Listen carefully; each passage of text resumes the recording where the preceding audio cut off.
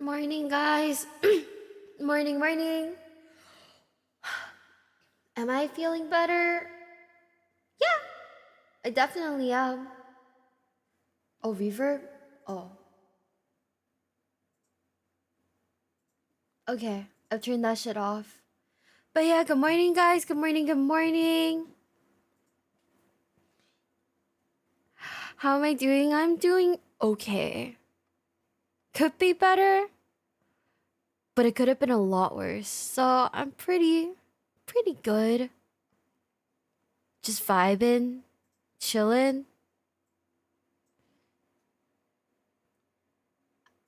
I probably sound tired. My voice is just kind of hoarse, honestly. My voice is just a little hoarse. That's the issue. It's okay. I'm fine. I just woke up. I'm okay. My voice is just a little fucked right now, but it's all good. It's all fine. I know. Horse is crazy. Girl, it's okay. We're fine. We're chilling. I have like a can of monster in the fridge. We're all good. I don't even know what happened. I feel like I got like falcon punched in the throat. Still waiting on my package from Maple. UPS is scamming me. Bro, UPS is like crazy. UPS is like so crazy. Monster is definitely the cure, okay? Don't at me. I went to school.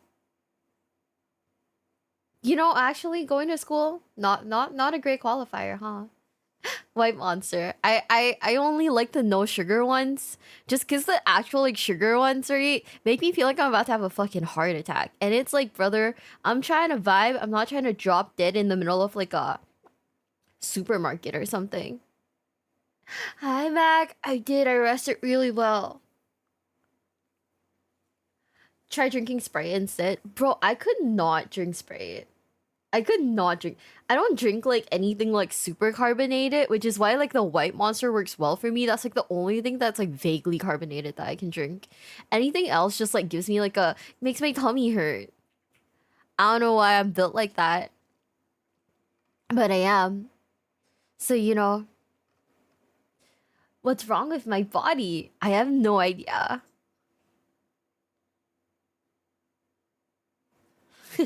Thank you, Lala. I want to make a Gojo joke. Now shut up, Mercury. Don't even fucking say it. Don't even say it. Dude, oh man, I was like reading the news right before stream, and did you and I saw something like super fucked up.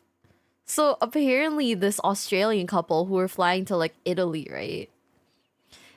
On their flight, so it's like a row of four, and it's the two of them and two empty seats.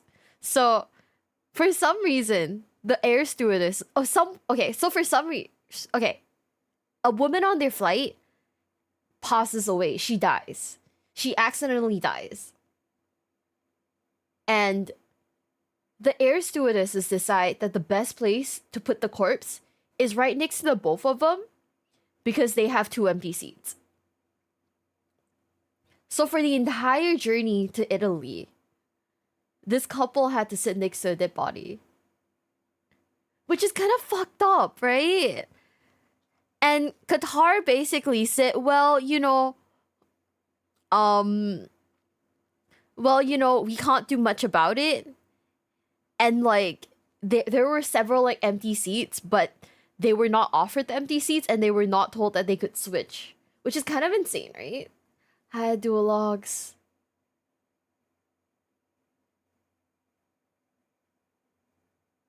What did he do? He calls me Piwa. That's what he did.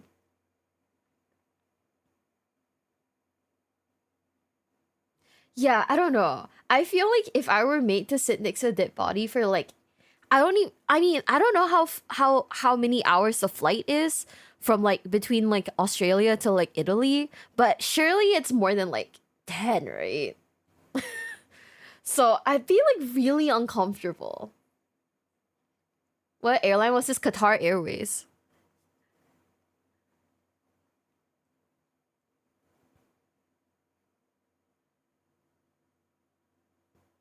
And the sad thing is that this was like on the flight to Italy, not on the flight from Italy. So immediately after they were, you know, you have to go enjoy your vacation, right? But also like on the way to your vacation, something kind of fucked up happened. Like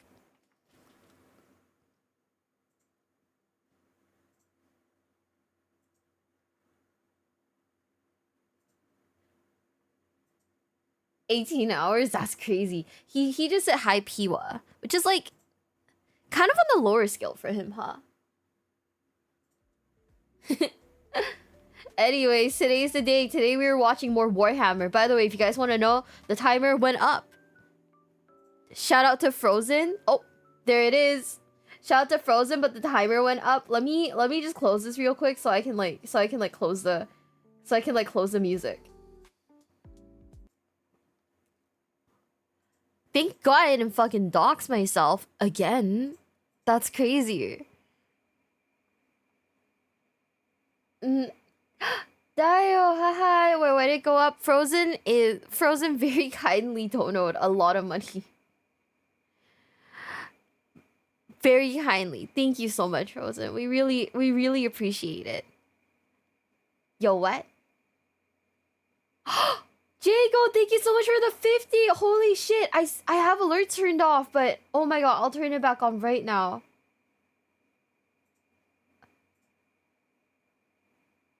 Thank you so much, Jago. Thank you for the 50. Oh shit. I was just about to tell you guys a story too. Jago, thank you so much. This is like the path to... This is like straight up the path to Offkai. I can't believe it, Django. Mercury got a sub. That's crazy. That's so funny. That's so crazy.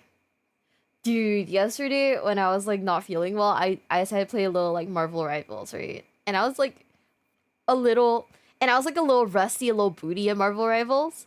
And this one guy just kept calling me, just kept saying motherfucker. Like he just kept calling me a motherfucker, right? And then like we lose the game. Diego, thanks for gifting us sub to Unholy Night. Thank you. And then we lose the game, right? And he goes, hi guys. Oh, Stim, thank you so much for the raid. Thank you. Oh my god, welcome in, Raiders. That's my wifey Stim. She's so hot, she's so cute. I was just telling chat how I was being like toxic in Marvel Rivals yesterday. Cause I was like tired but bored and I was just not having any bullshit from anyone. But thank you for the raid, Sim. Thank you. Today is the day, gents. Today is the day. We are going to... Oh, hold up. I'm gonna pause the chill BGM. We are chill, but not quite chill enough yet. Yeah, okay. So anyways, this guy in my game, I was playing kind of shit. I will admit to that. So he kept calling me motherfucker. He just kept calling me a motherfucker. I was like, okay, cool. You know, I'm playing kind of shit, so I'm just not gonna say anything, right? Until like the end game chat, he goes, "Wow, you're so bad. You should go KYS." And I was like, okay, but if I KYS, if I KMS, who's gonna fuck your mom? Right? You've been calling me a motherfucker this entire time. Surely you must know it's me all along.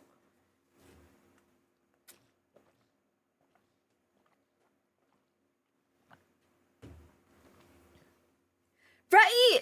Like, don't fucking shoot at me if you're like not ready, bitch. Like, you're dumb. You're so dumb.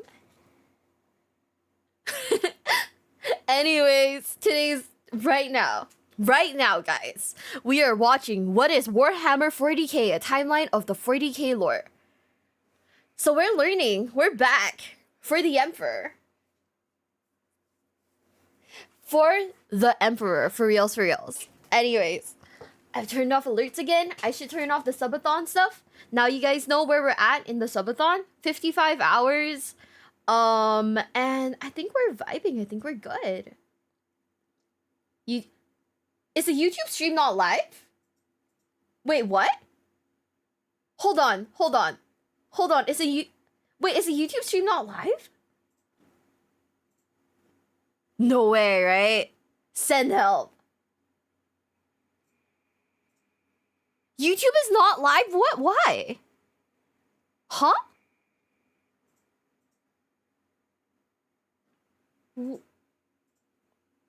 Wait. Yeah, start streaming.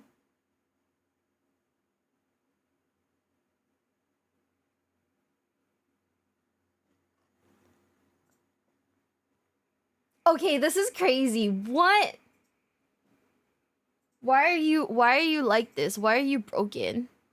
Are you as broken as I am? What is this? No way. No, stop, don't call me dumb. I'm trying to figure this out. Huh?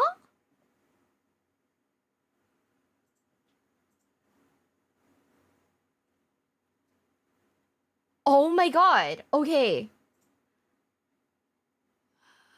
Hold up. Let me fix this real quick. Why is the wrong stream live?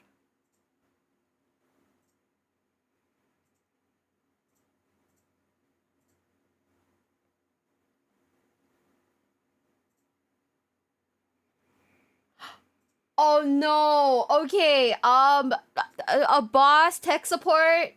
Boss, send help.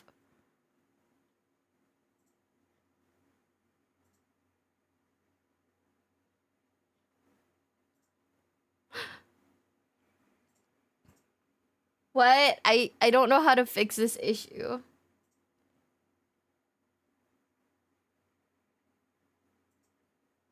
Change dashboard. How do I end this? How do I end this other stream? Oh no, I'm streaming the wrong stream. Oh, thank God. Okay, it's a stream finished. Fuck yeah.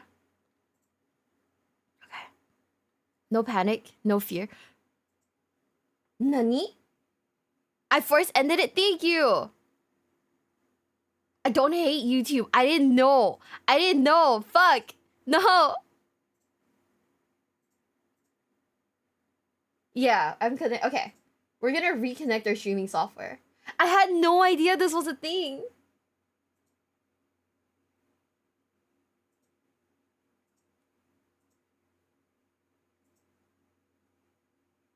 Oh my god. Now pick the correct one? I so did. Okay. YouTube gamers, are we live? It turns out we kind of went live on like the wrong stream. Who would have guessed? But anyways, today's the day. Yep, 440k. Today's the day. We're gonna be watching what is Warhammer 40k timeline or 40k lore. Are we ready? We are live. Oh my god, I can't believe we screwed up like that. I'm so sorry, gamers. I should have checked before I like start yapping. But then I started yapping and then I couldn't stop. So, you know, it's like honestly a skill issue on my part. For reals. Also, man, I'm embarrassed now. Hi, Myojin. By the way, Subathon timer is over here. I will be hiding it for like the duration of the reaction streams, but in between, if you want to see where we're at, just let me know. Not the 40k-ers, that's insane. Are you guys ready? 3, 2, 1.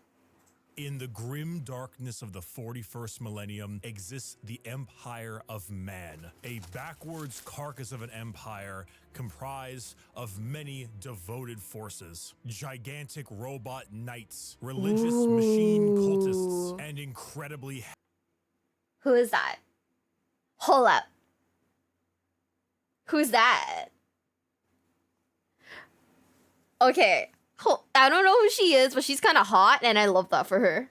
Heavily armored women, most likely with sweltering abs, and one You know? must know what those abs taste like. I believe. No, stop. No, stop. This was a Gamer Subs. Is this a Gamer Subs ad? What the fuck?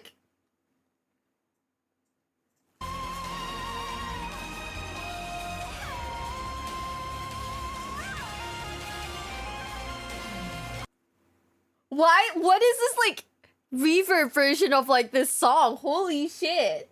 Is the volume better now, guys? I don't know, man.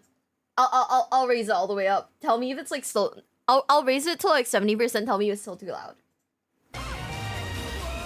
My Gamer Supps flavor is here. Sweet six-pack has arrived. A delicious and refreshing cherry.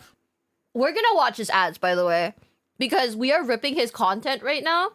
Therefore, the only respectful thing to do is to watch his ads. Pineapple blend. Play the sound. I forgot which game that's from. Yes, my Bricky's official Gamer Subs flavor is here. Sweet six-pack, not only in regular energy mode, but also in caffeine-free. I'm just saying, should I buy like his Gamer Sub stuff? Considering we are watching his content for free, and we are reacting to it for free, should I buy his like Gamer Sub stuff? I honestly feel like, oh shit, maybe I should.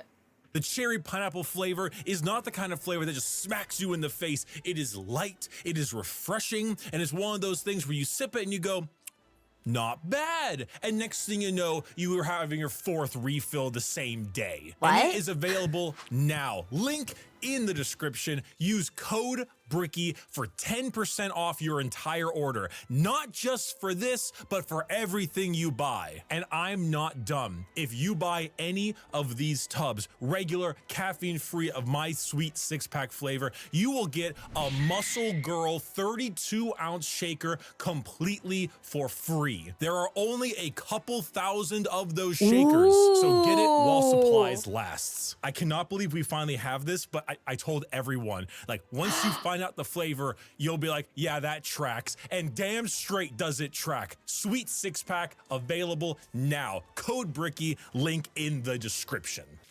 I'm just saying, we can just use this code to buy stuff, but also shipping to like Singapore is gonna be exorbitant, right? So how about this? What if I shipped it to the dual logs? That way I wouldn't have to pay like $1 billion in shipping, but also support Bricky at the same time. Is Gamer Subs isn't pre-workout. I don't know. I don't think it's not pre-workout. It's just more like what's it called? Like, just think of like the Prime like packets. You know how Prime comes in like small packets now, instead of you can buy it as like the bottle or the packets. It's basically the same thing.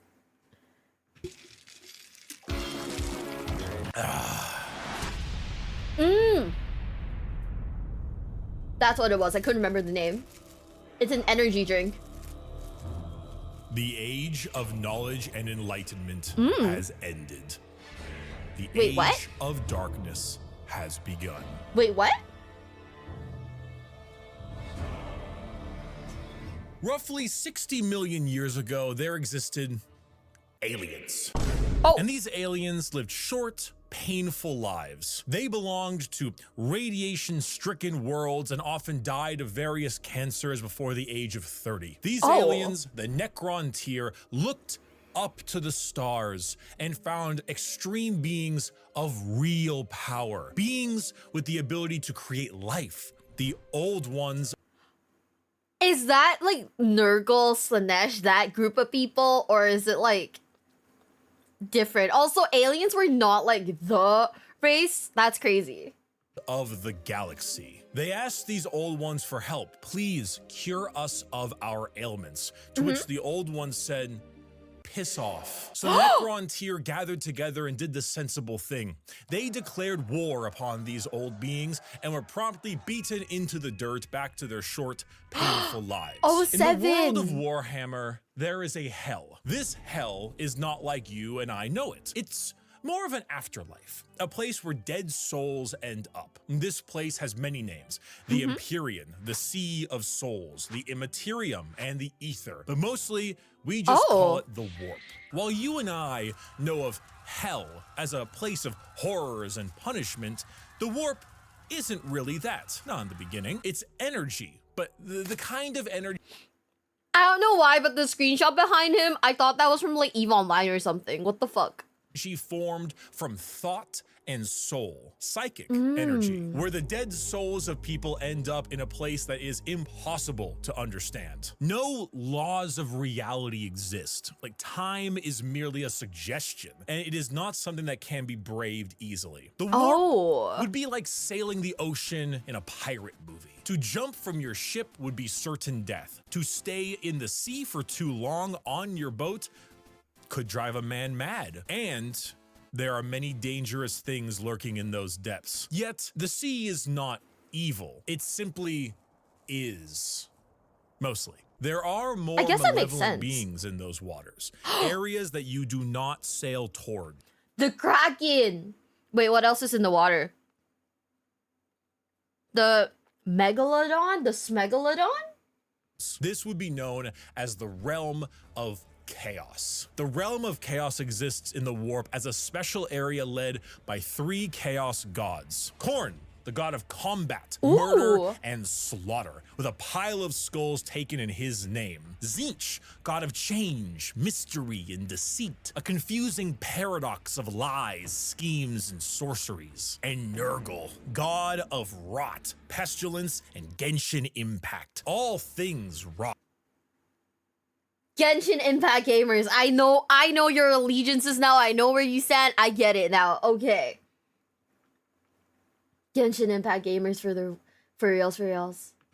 In the end, and Grandfather Nurgle is waiting for you with open arms. These gods ruled their respective realm in the Warp, sending their many followers against each other in the great game to be the most powerful of all the gods. So the Warp exists. Hell is real, parallel to our galaxy, with the Realm of Chaos and its gods fighting for control. But there are also gods of real space, gods of the normal world too. They're called Catan, and they eat stars. You think what? God stays in heaven because he too lives in fear of what he's created? These star gods saw the plight of our poor Necron tier and how the old ones cast them aside and said, you know what? You guys want immortality? Oh, we will make it happen. We are the gods of the tangible, of real space. We can give you a cure. So then they ate all their souls. What? Wait. So we have the bad gods and we have the even badder gods? Huh? And turned them into robotic automaton, feasting on their souls and leaving a hollow shell of an intelligence left that is technically immortal. With the power of an entire species' souls, they turned their new robotic slaves on the old ones and hunted them to extinction. The Necron tier, now the soulless, undying Necrons, got their wish at the price of their souls. But we can count the number of kind gods on an amputated hand. With time, the selfish star gods turned on each other, fighting one another for more chances at glory and power. With this, the leader of the Necrons, Zarek, the Silent King, the man who doomed his species when he accepted this deal, waited, planned, bide his time until he seized the perfect moment and turned his legions of undead citizens against the star gods. Gods cannot be killed, but they can be broken. So Zarek broke the star gods into thousands of pieces and locked them away in vaults, taking their free will away as they did to them, and sealed them away as basically Pokemon to be used as weapons in the future. No, stop. So basically he put them in the fucking PC? That's insane. That's a crazy way of putting it. Wait. Can you confirm they put the gods in the fucking Pokemon PC? Who's that Pokemon? It's Pikachu! It's the Void Dragon. Zarek then, with his perfect memory, exiled himself for his sins, flying out to the darkness between galaxies to atone for what he had done. This entire situation, the genocide of the old... Hold on. He has to atone? I don't know, man. I think he's a little justified, though. What do you... I honestly think he's a little justified. I don't think you really need to atone for shit. But, you know, hey. Old Ones and the rebellion of Zarek will go down in history as the War in Heaven. It is the most Stop. That's such a sick name. The War in Heaven? Guys. That's so sick. What the fuck?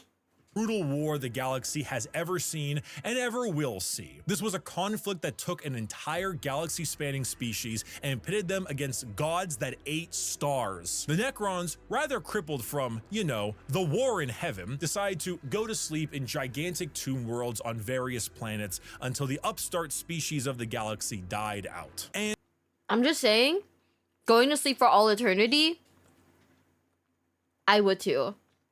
And so turns out when you have a war that lasts tens, hundreds of thousands of years and involves the genociding of multiple species, the old ones of the galaxy, and the consumption of souls from an entire race, the warp gets a little wacky. You what? know, if you had a kiddie pool and it was nice and calm, Korn is over there splashing about, so you don't really go in that direction. Nurgle has explosive diarrhea, so you don't really go in that direction either, but you can still kind of get in the pool. The pool's still fine. Turns out when you add a couple trillion souls to that kiddie pool, it'll make the waves a little more turbulent. And turns out a lot of them like to pick a side, Nurgle, Tzeentch, or Korn. So the once calmer warp, the once relaxing kiddie pool, has now been bloated. A million years of war will certainly make Korn, god of murder and slaughter, more powerful. A million years of war will probably make Tzeentch, god of deception and change, a little more powerful.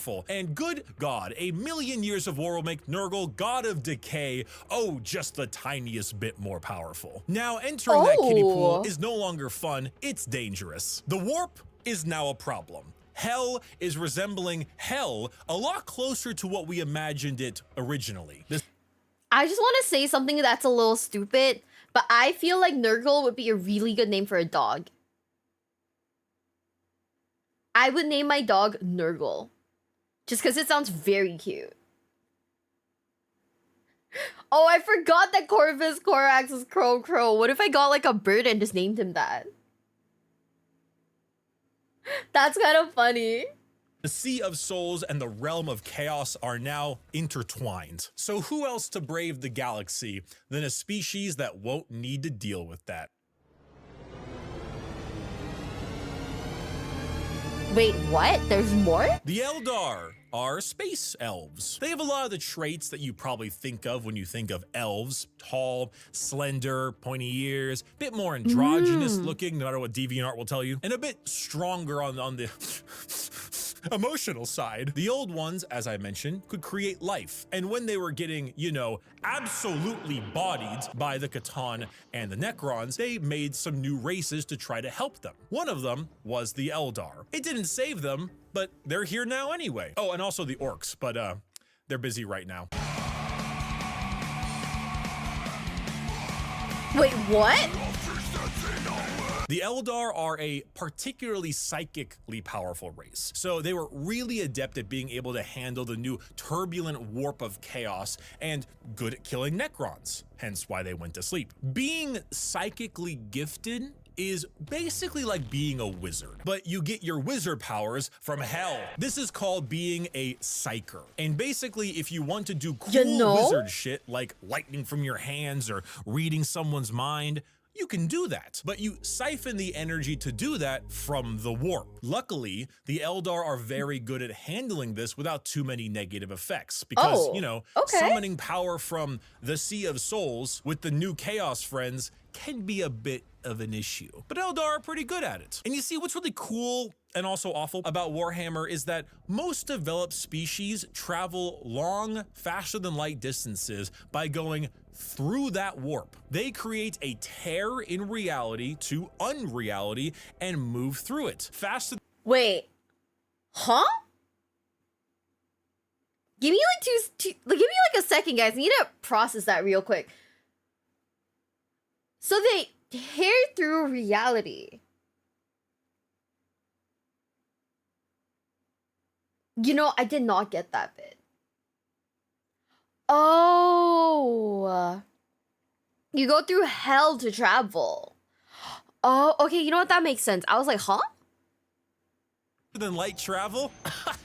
Cringe. We go through hell itself to deliver your packages. For those of you who play Minecraft, you know how the nether is like a pocket dimension? So moving 10 spaces in the nether is actually moving something like 1,000 in the real world. That's basically what warp travel is. Just much like in the nether, there are a lot of things that want to kill you. The Eldar found a way to do so in between realities. Not regular reality, not the warp, something else. A purgatory of sorts, a fabricated psychic realm that allowed them to travel without fearing the negative effects of the warp. The Eldar were the perfect fit for the new galaxy, and they took it with open arms and pointy ears. The empire of the Eldar spread everywhere, and it spread all the way until now, the 21st century.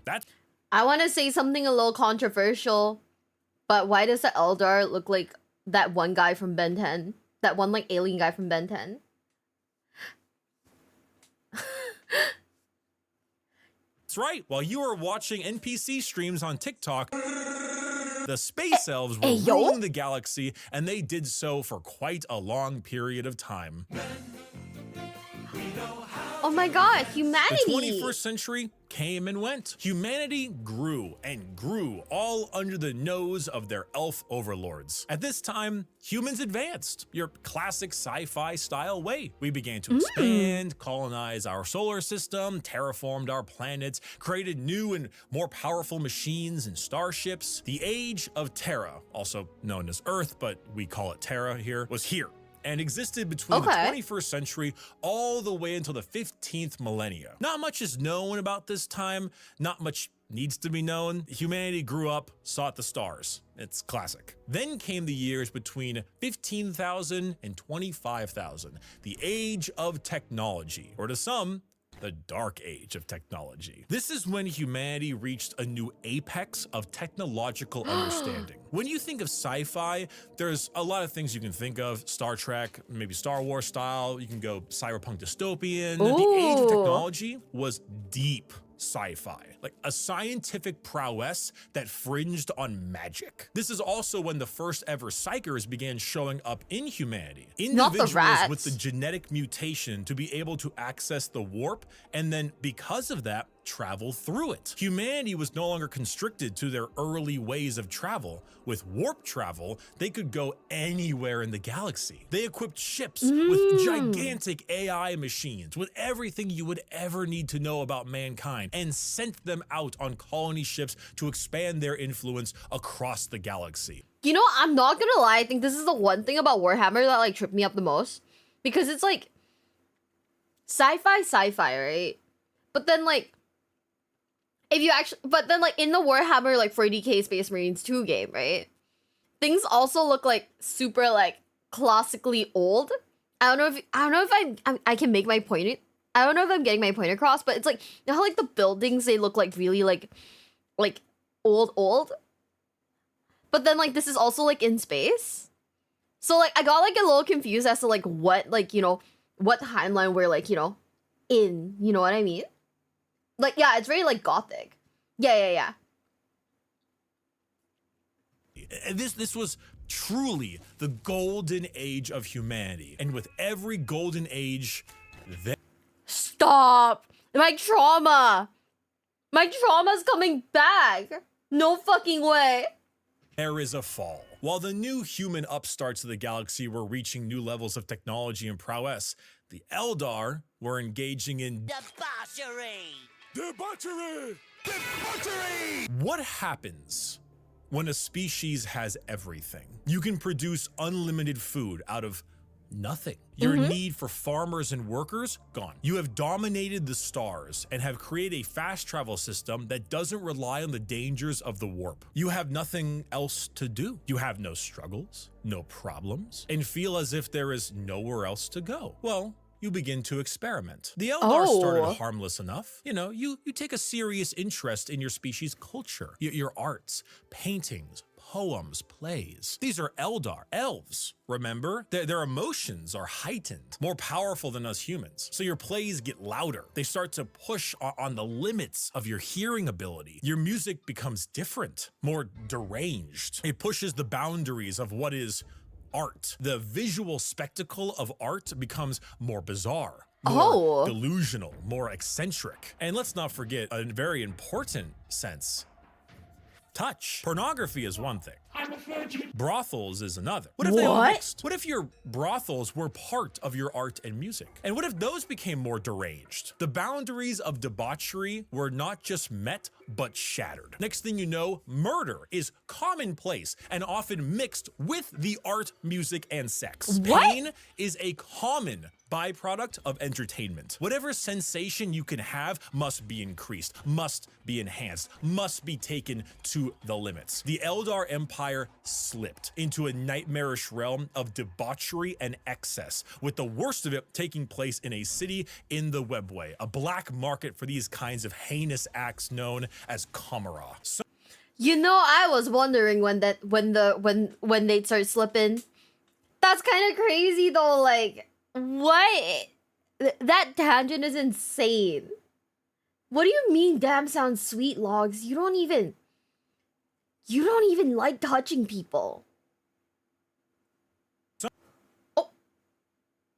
some Eldar saw the writing on the wall, saw what was happening to their species and how far they had slipped. So they boarded continent-sized starships called craft worlds and left their empire, seeking a more enlightened, calmer existence among their peers. Some, those in Kamara, pushed it to even greater heights, relishing the pain and torment they inflicted on those around them. All during this, the warp, the yin to the yang of the world, was fed by these emotions, by the psychic power of the Eldar, by the souls taken in these depraved acts on a galactic scale. And just like that, Eldar ended. Slaanesh, the fourth chaos god, was birthed into existence and consumed the souls of 90% of the Eldar population. That makes sense. Those that fled were spared the worst of it, and those in the Webway and Kamara were able to stave off the pull of Slaanesh so long as they continued to commit horrid acts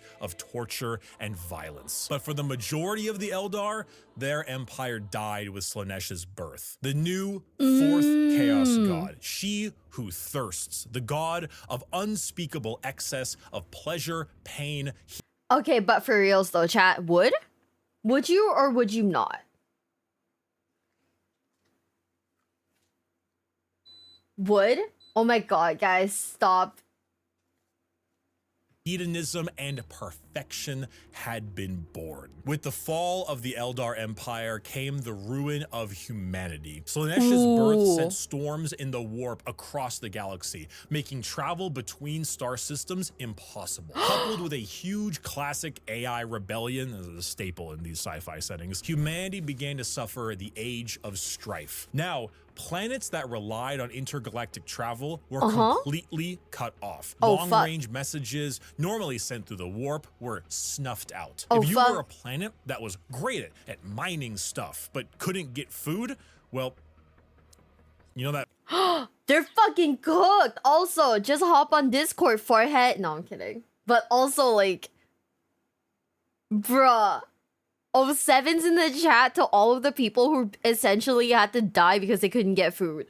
That movie about the rugby players in the mountains. Oh, and because of these insane warp storms and fluctuations, psychers began to appear among the human population a bit more often. Now, this initially had them hunted down as witches, because that's pretty common in this setting, but some deemed it right to protect them. Unfortunately for those people, psychers, because they open a gateway to the warp, don't really know how to use their powers well, and they kind of attract demons, who then force their way through the psyker as a conduit of sorts and begin to slaughter the population of the planet. The Age of Strife was a catastrophic period of time for humanity and set back their progress tenfold over the not one, not two, but 5,000 year period. During this time, the age of humanity that we know began to form. Worlds equipped with large mechs for agriculture began to equip them with weapons to defend from alien and demonic invaders. Over 5,000 years,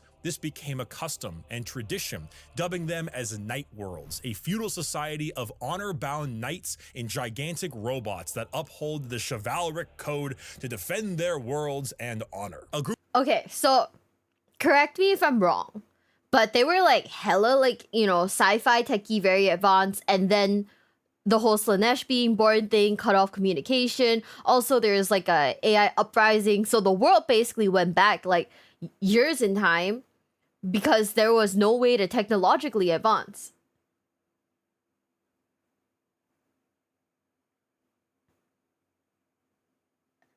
Yeah? That's why. That's why the style suddenly shifted so hard. I was like, I could not figure that bit out. Ah, okay. Group of individuals on Mars, after radioactively bombing their planet to become inhospitable to human life, ran their entire lives underground on the few life support systems keeping them alive. Those technicians who could work on the machines and keep them operational were revered, and over 5,000 years went from skilled members of society to full-blown priests. The cult Mechanicus, or tech priests of Mars, formed in the ashes of the red planet with a religious fervor and that's literally Leah. That is literally Leah. Doctrine on the cult of the machine god. And on Earth, or Terra, techno-barbarian tribes waged war across the planet in a Mad Max style of blood and gore. Until finally, a mysterious man who lived in the shadows of Terra for millennia finally revealed himself to the... It's our Oshi, guys. Everyone get ready. Everyone get ready. It's our guy. Populace. His name was the Emperor. He deemed himself the Emperor of mankind. Where did he come from? I don't know. Why is he 10 feet tall and the most powerful psyker of all of mankind? I don't know. Why is he basically immortal? I don't know. Where'd Cotton Eye Joe go? Who knows? But he's here, and he isn't happy with all of you ripping up Terra. So he began the Unification Wars, where he and a very early version of the famous Space Marines, the Thunder Warriors, reunited Terra under a single banner. With blood. Then, after taking over Earth, he reunited the Thunder Warriors into the fucking dirt. This is where we get the Imperium of Man, also known as the Imperium. The new faction headed by the Emperor of Mankind, with a treaty signed with the cult Mechanicus on Mars to spread out and reunite humanity after the catastrophic Age of Strife. But first, the Emperor is going to need some smaller versions of himself. 20 of them, 18 of them, I meant. Gene-crafted sons of the strongest human to ever live. All of them possess unparalleled strategic power, intelligence, formidable strength and size. A real powerful force to unite. How much do you think he has to pay in child support? 18 kids. 07's in the chat. RIP his wallet. Humanity and stop the chaos of the current galaxy. Speaking of chaos, you ever seen that image of that guy? It's like throwing the baby what the like fuck? a basketball. It's about what happened. The Chaos Gods intervened and grabbed the 18 Primarch gestation pods and yeeted them across the galaxy at a whim, everywhere they could possibly go. A galactic game of keep away. So the Emperor had to get them back. So begins the Great Crusade, a crusade across the stars to reunite not just humanity, but the Emperor with his fallen sons. The first to be found was Horus, one of the strongest and most noble sons. The Emperor carried with him a... That's the book guy, right? That's the book guy. Oh my god, let's fucking go. legion of newly crafted warriors with genetic material made from their Primarch father. These are the newly made Space Marines. For Horus, his were the Luna Wolves. And as the Emperor continued on his great crusade, he found more and more of his sons, reuniting them with their individual Space Marine legions. Leman Russ, the cunning hunter with the Space Wolves. Rogel Dorm, the Phalanx with the Imperial Fist. That's my favorite one. I think they're so funny, and I really like them. The Imperial Fists, where they're just like, I'm gonna build. I think that's so funny. I love it. Angron, the barbarian, the very angry with his world eaters. Fulgrim, the perfect with his emperor's children. And Jagatai Khan, the swift, the stoic, and his white scars. Those were just some of the 18, and one by one his lost Primarch sons were returned to him, and their Space Marine legions returned to them. The Great Crusade saw humanity once again reconquer the stars, returning worlds of humanity back to the Imperium and killing any and all who stood against their noble crusade. But in the years of the 31st millennia, treachery would break this all apart. We don't know what we did. This is truly... is Horus technically a boy failure? Is Horus a boy failure? I low-key feel like... maybe. Yeah? Kinda? You think? Boy failure. Horus, the Emperor's most beloved and favored sons, named War Master for the Crusade, succumbed to the power of chaos and daddy issues. All because of that bastard Erebus. Yo, fuck Erebus. Fuck Erebus. Also, Horus is just like me, for reals, daddy issues. Slowly, Horus would become corrupted, turning the Emperor's sons against him. This begins the most pivotal moment in our story, and the one that has like 50 books written about it, the Horus Heresy.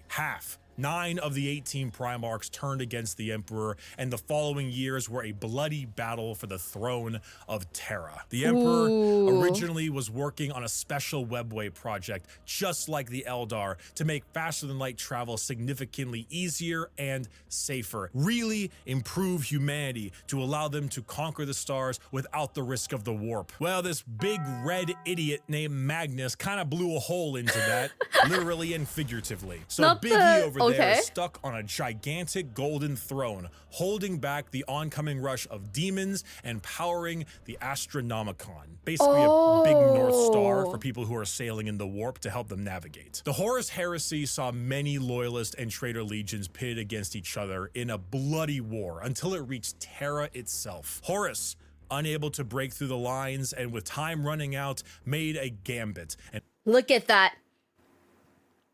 Look at that. Do you see who's that in the back? That's my fucking... those are my fucking boys. The fists. I'm just saying. I feel like they carried. I feel like they fucking carried. And opened his ship up to be boarded. The Emperor took this challenge, quickly allowing someone else to take control of the throne as he teleported his way onto Horus's flagship, the Vengeful Spirit. The Emperor, unable to truly kill his most beloved son, changed his mind right quick when Horus strangled the life out of his other son, Sanguinius. Oh, no! Oh, right! I'm sure you've seen this image at some point. The Emperor then said, I'm not gonna sugarcoat it, and proceeded to psychically blast Horus into complete oblivion, killing not only his body, but also his soul. Oh! Horribly wounded from this duel, the Emperor is returned to the Golden Throne in order to keep the demons at bay and power the Astronomicon, because without it, humanity would be flying blind. There he sits, slowly dying from his wounds and the strain of powering the Golden Throne. The only thing keeping him alive is feeding upon the souls of 1,000 Psykers every single day. This was 10,000 years ago. We are now in the 41st millennium, modern day. Warhammer 40,000. That's why it's called Warhammer 40,000? Okay. Oh, I get it now. I was like, what? There's a movie? There's a Warhammer movie?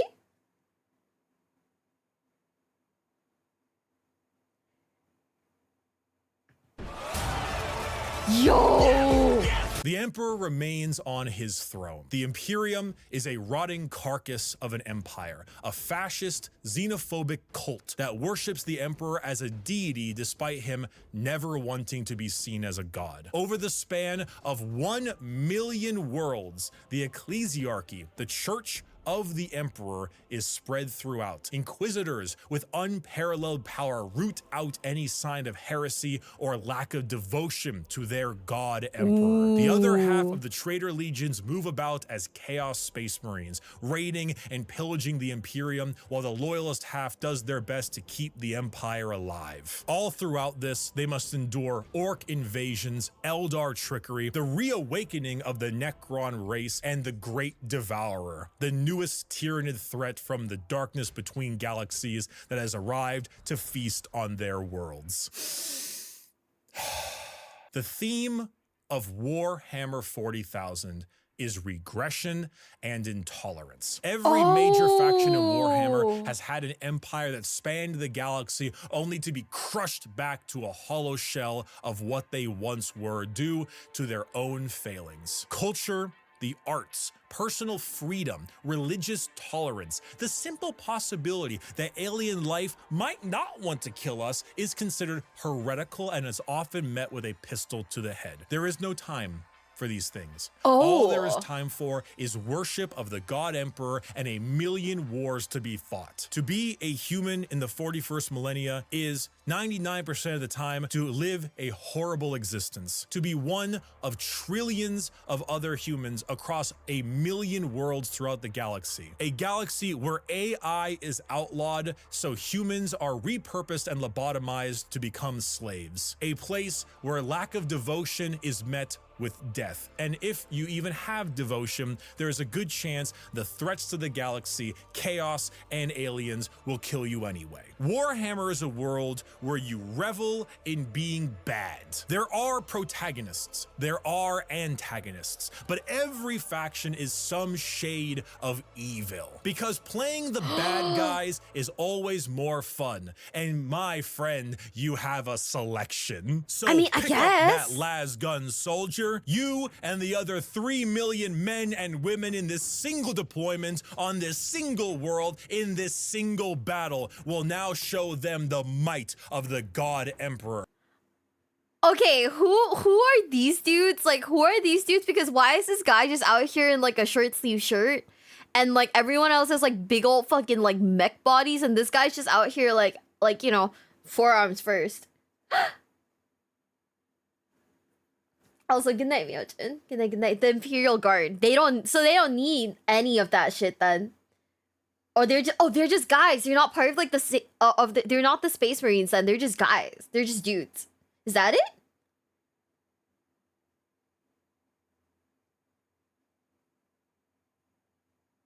Like, bro's out here with a fucking pistol. I am in awe. That weapon in your hands has killed 99% of the alien populations in this galaxy. Unfortunately for you, soldier, you're fighting the final 1%. May the Emperor be with us. Glory to the first man to die. For in the grim darkness of the far future, there is only war.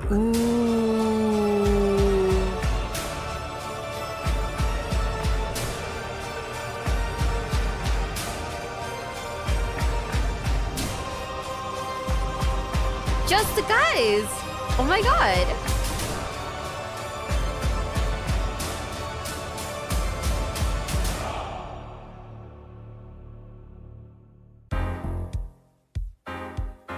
Dun, dun. Thank you, everyone. I hope I have helped teach you about Warhammer. If you are a brand new person and you want to get a bit more about the world, there are multiple books that do a great job at showing off how the entire universe operates. For the most part, Warhammer is a setting, and often stories are told in that setting with a Warhammer coat of paint. Gaunt's Ghosts is Band of Brothers, but Warhammer. It's honestly one of my #1 recommendations for new people. Assassinorum Kingmaker is an assassin novel involving those night worlds. This is Mission Impossible, but Warhammer. Bloodlines is Blade Runner, but Warhammer. And the list goes on and on. If I had to recommend a brand new novel for a first-time Warhammer enjoyer, these are the 4 I would recommend. Horus Rising, Caiaphas Cain, First and Only, Gaunt's Ghost, and Infinite and the Divine. They are all fantastic novels, and they will get you acquainted with the world without needing to know too much. Thank you all so much for watching this video. Get yourself a Gamer Subs flavor. I'm just saying, I think it's time for us to get a Gamer Subs flavor. Also, majority of humans never get to see Space Marines. They're really rare. Majority of wars are being led by Imperial Guard, regular men and women. I don't know why, but the game made it seem as though there's like a billion of them. But there's like very few of them. That's kind of crazy to me. I'll probably do like I'll probably like watch the audiobook or something. I must say the support on my This is an older Bricky video. It's like 4 years ago. But it's what's the best Warhammer 40k faction / army to start with, which like sounds like, you know, something that might be useful to us, right? If we ever want to get into the hobby.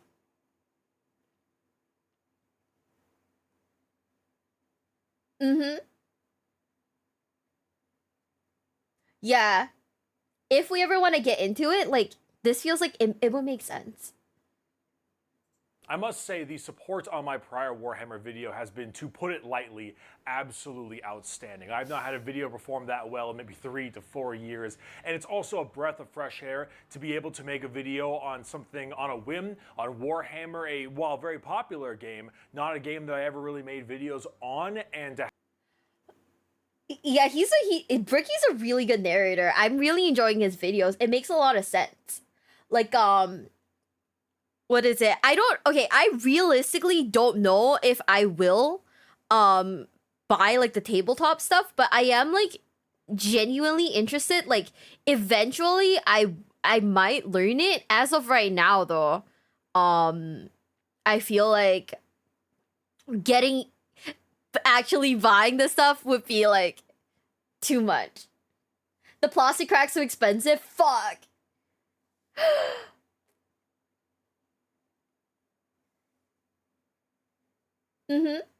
It's more expensive than Yu-Gi-Oh! Wait, what? Guys, do you guys think my wallet can handle it?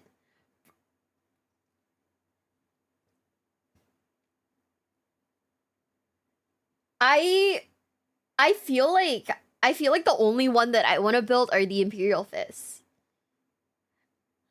No, okay, it's too expensive. Never mind. We'll just watch a video on it and we'll live vicariously. We will live vicariously through the people who actually spend their hard-earned money on this shit. I am a brokey. I am a brokey. Ugh. Ow.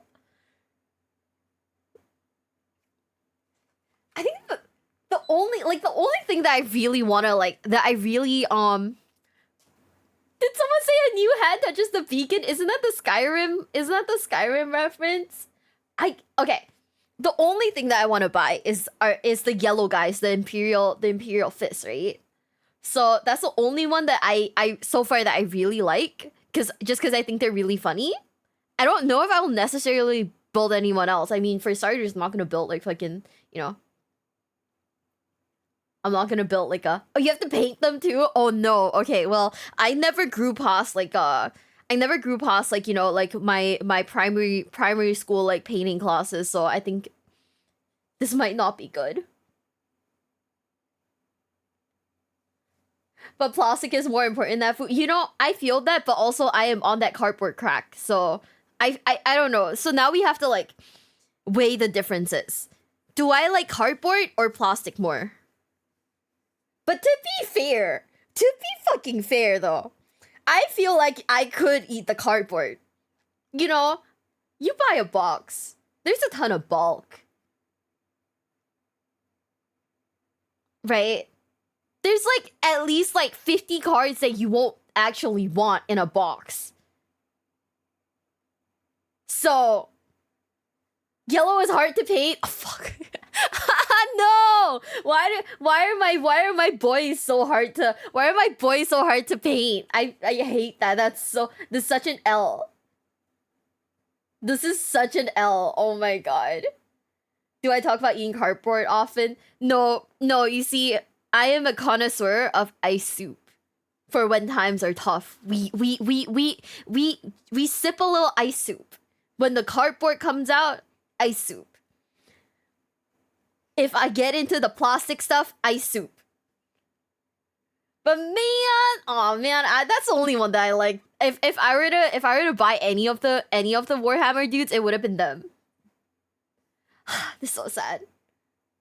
Have it perform as well as it does. You know, YouTube and the YouTube world doesn't like change very much, so it is incredibly heartwarming. But with that, it also came with a question that was always being asked to me ever since making that video. Hey Bricky, what army should I play? So for this, my next major Warhammer video, I'm going to answer that question. I'm going to go over all the different kinds of tell armies, me, Bricky. just like we went with the main video, except instead of lore, we're going to be going through the different various ways of collecting the army, as in not only price-wise, but how many models you're going to need. Yeah, tell me, how Bricky. old the model scopes are, and we're going to be going over the play styles of each army respectively. Are they melee? Are they shooting? Are they a little bit of both? Elite armies with only 20 models on the battlefield, or horde armies with 120 models on the battlefield? We're going to be just 120? Excuse me, what? What if I just wanted the little guy? What if I just wanted like a little guy? Just a dude. Oh my god.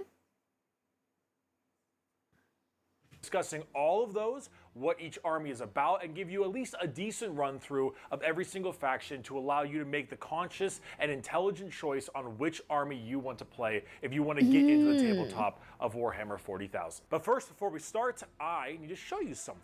So I own an absolute boatload of wall art all across my house I've received from cons. And so when I was contacted by Displate to sponsor this video, it was like an immediate yes. Anyway, I wanted to show you the ones I got because Displate is the sponsor for this video. The first one is a wonderful one from the Coen brothers, No Country for Old Men. No, stop. I watched this movie on the plane and the first scene where he does that thing with the gas tank, right? Like the lady sitting like next to me was like, could you not watch that right now? And I was like, I guess. This is probably my favorite movie of all time because I am a messed up human being and I like the dark, depressing shit. However, this one, I love it. It's very simplistic and it shows off the simplistic poster art that I tend to enjoy a lot. Now, past that, I actually got one for my mother because she is a huge Stephen King fan. So I got this fantastic Pennywise one. That is a choice. That is actually a choice. Hold on.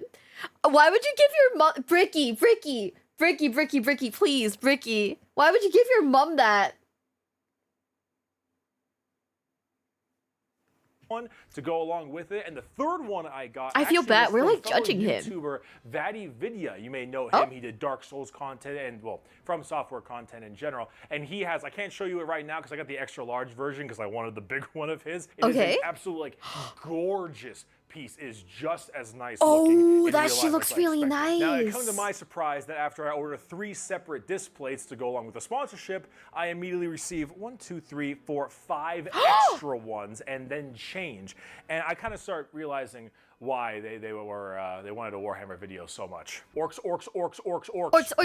Gotta have orcs. Sisters of Battle. We'll be talking plenty about them today. Angels of Death in all their glory. More Angels of Death. I want the orcs one. And a Drukhari. I don't know what this is. Is it an Archon? It might be an Archon. I don't play Drukhari, but obviously Dark Eldar. I know the spikes. I get the spikes. I love the fact that you can just slap it onto your wall with a magnet with no fuss, and especially for someone who was renting a place, and I know a lot of you have had those experiences with landlords where you try to hang up wall art, you put a nail into the wall, and they're like, ooh, is that a 2mm hole I see right there? That's $300 out of your security deposit, kid. So thank you very much for sponsoring this video. I would highly recommend checking them out. They make absolutely fantastic stuff. So check them out, they're in the description, and let us continue with the video, starting off with a couple terminology we should learn before we actually get super deep into it. First things first, there's a thing called Forge World. Forge World is actually a lore thing with the Okay. However, what it is actually a partner to Games Workshop. Forge World makes these kind of custom minis that are in the... It's $121. How big is it? It better be one of the big fuckers, not one of the little guys. If it's one of the little guys and you gotta buy like 10 of them, that's like $1,000. Codexes specifically, however, you can use them and field them in your games. They're just generally expensive, kind of a little bit weirder. They're a little bit more bizarre, and sometimes like fan-made creations and such. But Forge World is like a side company of Games Workshop that makes 40K. I might mention them a few times. I wanted to go ahead and tell you about that. They're not used a ton, but they are something that you can use. Next, I want to tell you about hitting numbers. So if I ever say something like, oh, this army hits on 3s or 4s or 5s, what I'm saying is if they hit on 3s, that means if you roll a d6 and you throw it out there, if you get a 3, 4, 5, or 6, anything 3 or higher, then you hit your shot. You've landed onto your target. If I say they hit on 4s, it's 4 and up, 5, 5 and up, etc. And finally, we have things called stratagems. I'm going to mention those a few times. Stratagems are like special abilities you can use after having a pool of command points that you get for building your army, and you can kind of dole those out, these special abilities, stratagems, as you wish. You ever played Command & Conquer, Red Alert 3, or perhaps Kane's Wrath? My personal favorite was always Kane's Wrath. You know those little abilities on the side of the map? It's like those. Let's start off with the #1 best army you should collect for a new player. Space Marines. Before we get into tactics, before we get into how they play, I want to remind you all of the most important rule, the golden rule of collecting Warhammer. Hell yeah. You will always have a better time with the army whose lore you like and design you prefer. You know, always that's so buy the true. Army you think are the coolest. I have a genuine question, guys. Is there a meta in Warhammer? Is there actually like a meta? Like, oh, this army is way better than the other armies? Yeah? Really? Damn.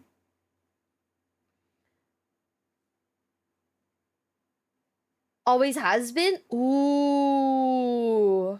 Yeah, that's what I was thinking. I was like, this is a really expensive hobby to have like metas. Cause like, I mean, I play MOBAs, right? I play MOBAs, I play fucking card games. There's always meta. There's always like meta defining stuff, right? But having to hate an army to suit the meta would be like insanely frustrating and like annoying, right?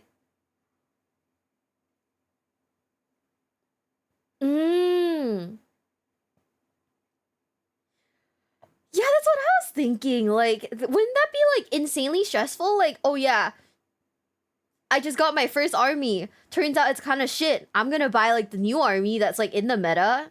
Finish painting all of them. By the way, the investment's like at least like a few thousand. And then like you take the L on that? Oh man. That's why you have the golden rule? Yeah. Honestly, I feel that though. Like every time someone asks me about like Yu-Gi-Oh! Or like what character from like League to play, I just go for like, I just tell them like pick the one that you like visually. You know, there's no sense in picking something that's a meta if you don't have like a significant interest in it. Just pick the one that makes you like happy. If you like undead Egyptian space robots that not have you. enslaved gods as weapons, buy the damn Necrons. I don't care if Necrons are S tier or F tier, buy the damn Necrons, okay? If you love Viking aesthetic and you love Space Marines, get the damn Space Wolves. I don't care if they're S tier or F tier, get the army that you love the lore and the design of first. Nothing sucks more than playing a meta army that some people might not even want to play you against because you're going super power gamer and having to paint and create an army that you don't like. Play the army you think is the coolest. That makes so much sense. Okay, Space Marines. So the poster boys of Warhammer are our first faction today, and I know when I said that the best army to collect, all the new players are like, oh god, not the Space Marines, the generic ones, and all the veteran players are gonna say, oh god, not more Space Marine players I gotta deal with, and the tournament players are already ready to hire a hitman to kill me.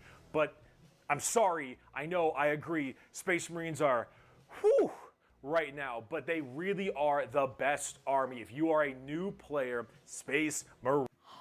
Oh my god, hang on. Wait, Mac, thanks for gifting 39 subs on Twitch. Thank you so much, Mac. Thank you, thank you, thank you. Thank you so much. Also, Anthony, thank you for the $10 super chat. Not men. That is a crazy thing to say. You know what's the thing? I fully do believe that like Warhammer is like the guys kind of game. Right? Welcome into the basement, bestie. Welcome in, guys. Welcome in. But yeah, holy shit. I completely get it now. Not memeing a tournament ready army is like 802k USD depending on army, but unlike Yu-Gi-Oh, the army can last you 5 to 20 years. You also have some money. Wait, okay. Warhammer people in the chat. Okay. Warhammer people in the chat. Real question. Real question. Wait, Jago, thanks for 20 gift subs. Thank you. I thought you guys were saving for Power Hour. I was gonna announce it soon, but I forgot.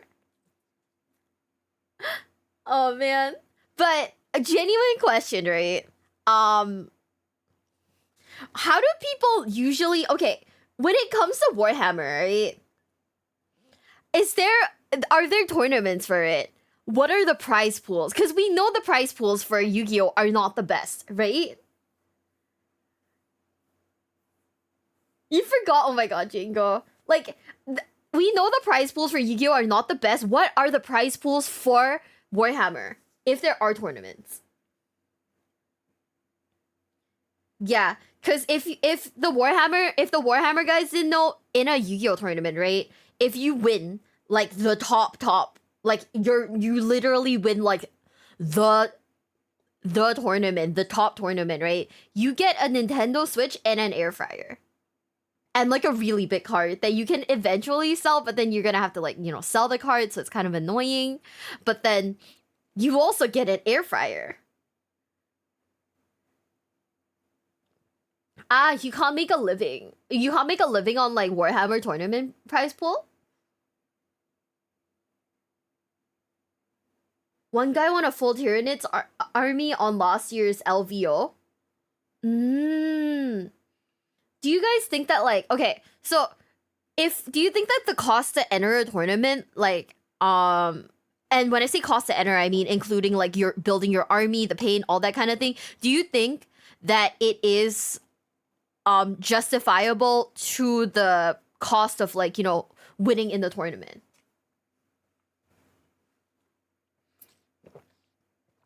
Play Necron with me, but I like the yellow guys. In my opinion, yeah. Also, I just have another question, right? So, if you play in like a tournament, does that mean you have to bring like all these like little guys with you? Like you have to bring like 100 of these little guys with you, or like 50 of these little guys with you? Oh, it's for brownie points then. Oh, okay. Yeah. Because I was thinking, like, you know how like there are tournaments where it's like Pokemon, where, you know, the deck is maybe like $60, but then the prize pool is like 200k. You bring your army? Wouldn't that be... Oh. I am a really clumsy person, and I feel like if I weren't careful, I might accidentally like squash one of my guys. That'd be really stressful. Ah, you know what? That makes a lot of sense. They have carrying kits. They do? No way. That's actually kind of... The fact that they're carrying kits is kind of funny. They're really monetizing like a lot of aspects of this. So it's like a Nintendo Switch case then with like the straps. That's what I was thinking. Like, if you crush like one of your little guys, that'd be like really sad. Like, you know, during like you're going to a tournament and you crush one of them and you're like, oh fuck, well. Yeah, I didn't know he made tournament videos. I'll put one on the playlist. I have one army that only has like 5 models. Does it win though? Like only 5? That's what glue is for. I feel like even with glue though, like, because I used to cosplay, right? And like we used to put like contact cement on like props and stuff like that, but that shit would still break eventually. That makes sense. That's what I was thinking, because I remember seeing like a picture of one of the armies, and there was this like one guy with the big old fucking wings, and I was like, wow, you know, that looks cool, but I would never take that out of the house because I feel like if I were to transport this anywhere, right, the wing might break off or something like that.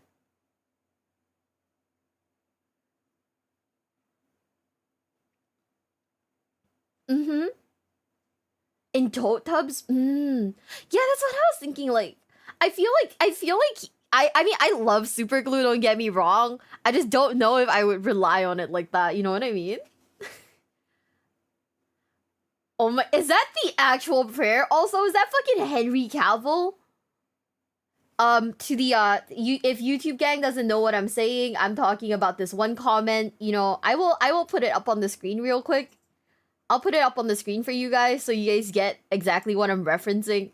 But yeah, I think the deep dive into the fact that there's actually lore behind all of this is very interesting. I am thoroughly enjoying this. Brookie is praying to whatever it is.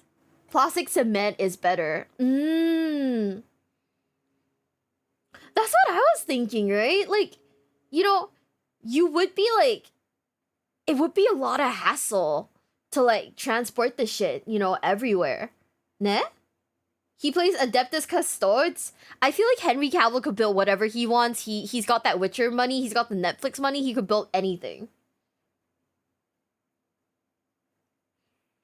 Yeah, it's so interesting. It's so deep. And now that we're getting a little bit into like the IRL bit of like Warhammer, right? The fact that there's like, you know, tournaments and everything, it's so interesting. Henry Cavill is the closest man in the Emperor's image is crazy. Is it really? He's an Adeptus Custodes. Okay, does he like actually play during like tournaments and stuff like that, or is he just like a I play at home with my besties kind of thing?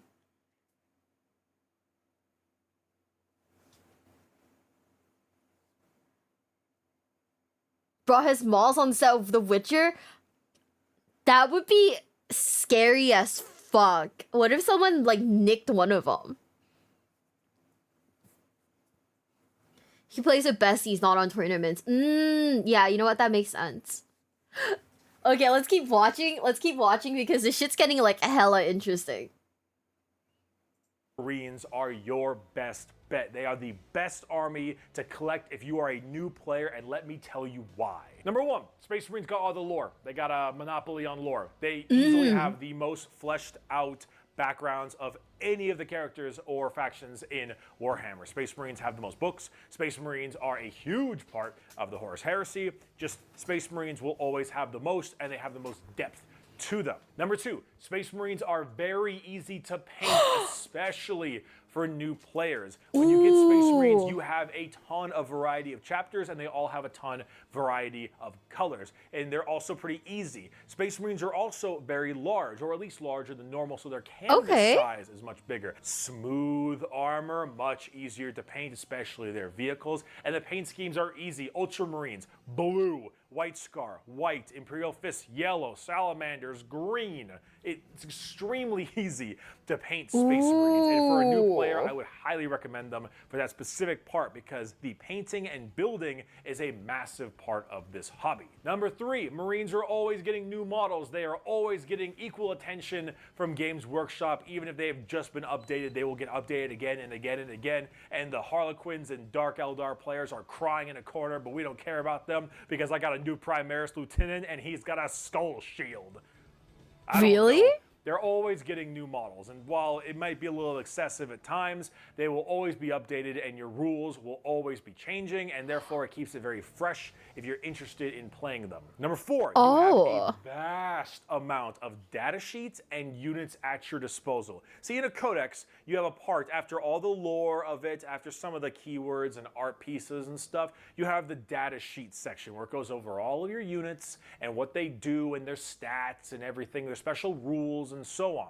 And when you get to that spot, however many units an army has depends on, well, how many pages of data sheets is it. Take the Adeptus Custodes. They have a very small amount of units, and their standard codex of data sheets is only 11 pages long. Sisters of Battle, however, a little more medium force. They have 19 pages of data sheets. The Imperial Guard, they have a much, much larger amount of data sheets because they're such a large army. They have 39 pages of data sheets. Space Marines, 56. Bro, stop. Be for reals. No way. Ain't no 56. 56? And I wanted to play these guys? Oh man. This is so sad. You know, when I play Yu-Gi-Oh, I barely ever remember what I just did, like what I just played in the previous round.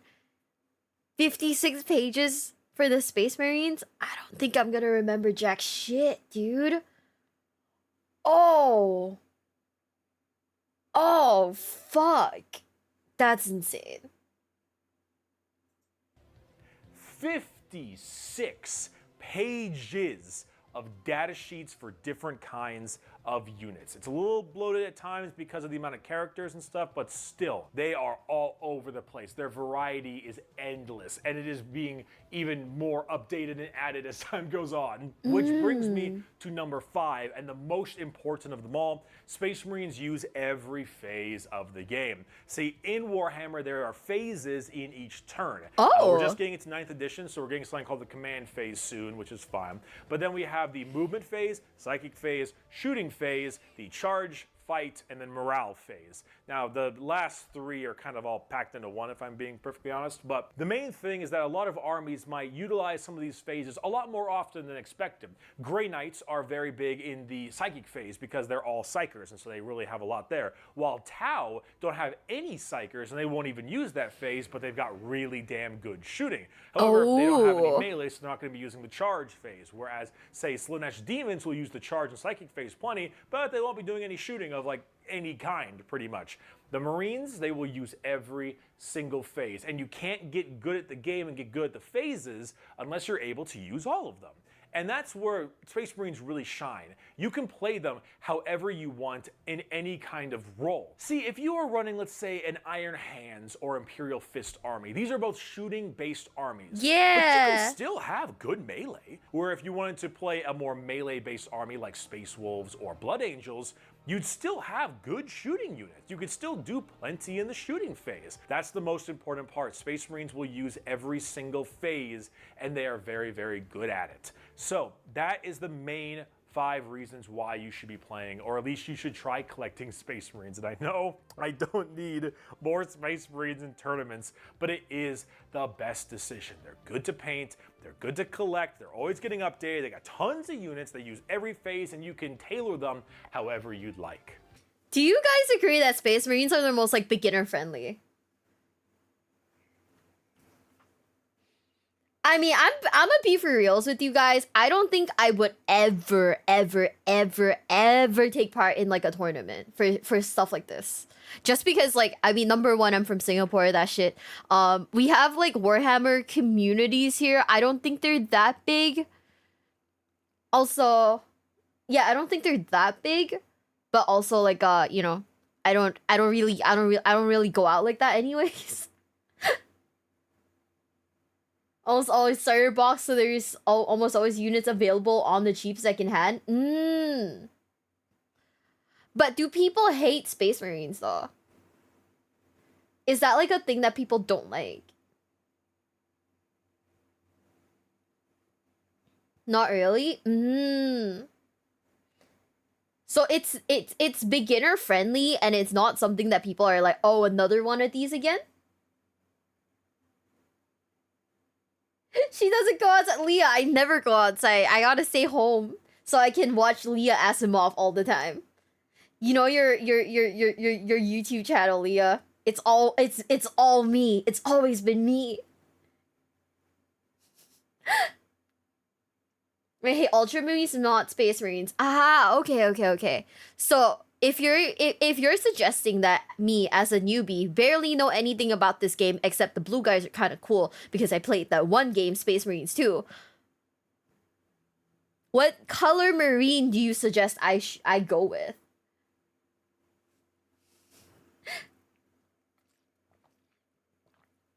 Who cares what you play? Just play what you like. Whatever color you want.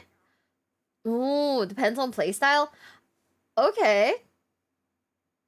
So it really just doesn't matter then. Your favorite? Oh man. Can they like drop like a pink Space Marine? Thank you. That's my favorite color. But honestly, I probably built the yellow ones if I could. Probably yellow. No, the yellow ones are my favorite. The red one because they go fast? I thought the white ones were the ones that go fast. Was it the red ones or the white ones that go fast?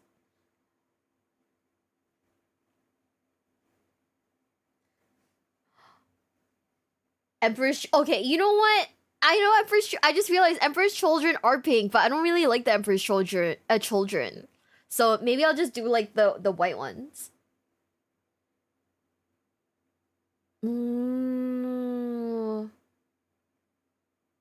Can't you just paint the pink? That, but like, if you want to play them in like an army, is there like a pink like army? I don't think so, right? What if I just bought like a singular like Space Marine and painted him pink for the vibes?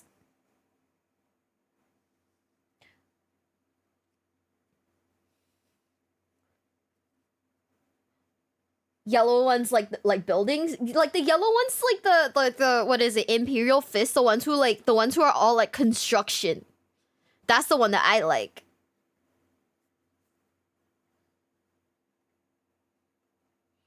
Oh, so you technically could make your own pink stuff. Wait, that is crazy. Make two of them, make them kiss. Holy shit. Wait, someone said when the community wasn't quite so friendly to the color pink, so much so someone painted a pink Necron Hello Kitty themed, and it got the color discontinued. What? Wait, did that actually happen? That's actually kind of insane. No way. Make your own homebrew chapter? Okay, so technically I can make pink ones and people wouldn't be mad at me then. Ah, okay, so it's not that bad then. So I can just pretty much be happy with like whatever color I want. Nah, there's a lot of pinks now. Ooh. What if I made like glitch stars colored ones? That'd be fun. Some people are sticklers. I kind of get it because like I do know that there are guys who want to keep the hobby like, you know, like as like, you know, guy as possible. It do be like that. But you know, who cares? But who actually cares? Pink Crusaders have the descendant from the MP. I love that. That's so cute. Oh my god, maybe I should buy one with like the baby starter kits and some paint. And then just like paint whatever makes me happy. Most of us are just happy to have new people play with. Bonus points if they smell nice. That's crazy. Oh my goodness. Hold on a sec. Wait, what? Oh no. Why is my live chat not working? Nate, thank you so much for the $50. You can also just not play the game, skip memorizing all his rules, and get a mall to paint look dope as fuck on your shells. Of course, there's pink Space Marines, there are pink Imperial Fist. You're the... Wait. Oh, I can't read the whole thing. Hold up. Let me just see if I can find the... If I can find it again. But holy shit, thank you so much. Also, yeah, it does make a ton of sense. It really does. But still, like... But still, like, what if he... I don't know. Maybe I'm just being pedantic about it. But, like, what if people get mad? You know, kind of vibes. It's probably fine, though. What are they gonna do? Exile me?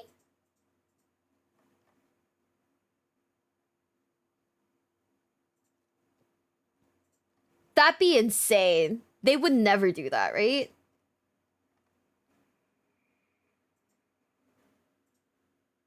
You're the one that's paying the models? Yeah. That makes sense. Yeah, you know what? We should get I might just get like some models then. I'll get a model, get some paint, paint them pink, paint them the girl, paint them after like my girls, and you know, that'd be fun.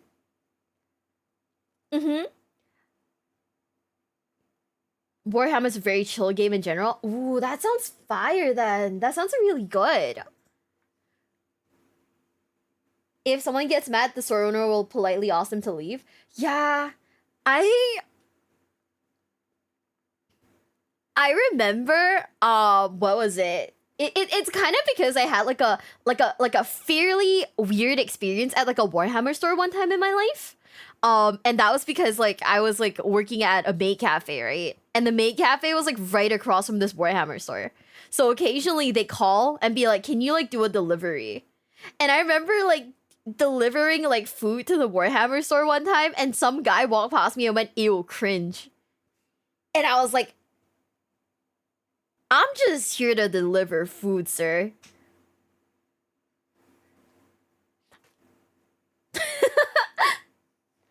But yeah, I was like, I'm just here to deliver food, sir. I don't know what you're talking about. Like, I'm just vibing. Plus, and this is kind of down the line, but eventually after playing them enough, you might understand which army you'd want to collect second. If you start collecting a little bit of Space Marines, you start realizing, oh wow, I really think I'd prefer having more models on the table, or I wish I had tougher models. Then you can go for Tyranids or then Adeptus Custodians. It helps you figure out your second army a lot better. If you're a new that player, makes sense. You want to get interested in it, just do this. Go online, get yourself either, or check eBay, because there's tons of offhand Marine stuff on eBay. Get yourself a pack of Intercessors or maybe a tactical squad. I'd say Intercessors because they're more modern, they're newer and more meta, and they're bigger for better paint canvases. Put them together with some glue, get some paint on them, try them out, and try getting into... Wait, do you guys actually use Tamiya boxcar like cement glue? That's funny. I love that shit. To the game that way. I think it'd be a pretty smart and a pretty solid idea to get someone new into the hobby, and Space Marines just really are one of the better choices right now. Okay, now that I'm done sucking as much Marine dick as Yvrain, let's move on to the rest of the armies. Is that some lore reference? What does that even mean? I love Tamiya boxcars. I think they're cute. I think they're fun. Oh man, that was like some lore reference for sure. And my personal favorite army at the current moment, the Imperial Guard, or the Estri Militare, is fucking the Imperial Guard. The Imperial Guard are my main army. They are what is known as a gunline horde army. Whereas Orcs and Tyranids have a horde army that has shooting but it's more melee based, the Guard is going to be running 60 to 100 infantry men, support walkers, artillery batteries. Oh, these are the dudes. They're just guys. These are the ones that are just guys. Right? Oh my god, it's a dude army. Let's go. I love them. Aircraft, drop troops, tanks, bigger tanks. The Guard is all about just blistering firepower. Now, however, the downside to this is that the Guard, while well-trained, are only 4-up well-trained. They hit on 4s, and they also do not have very good survivability. Guard stuff tends to be rather fragile. They very rarely have any special saves to keep them from taking any damage.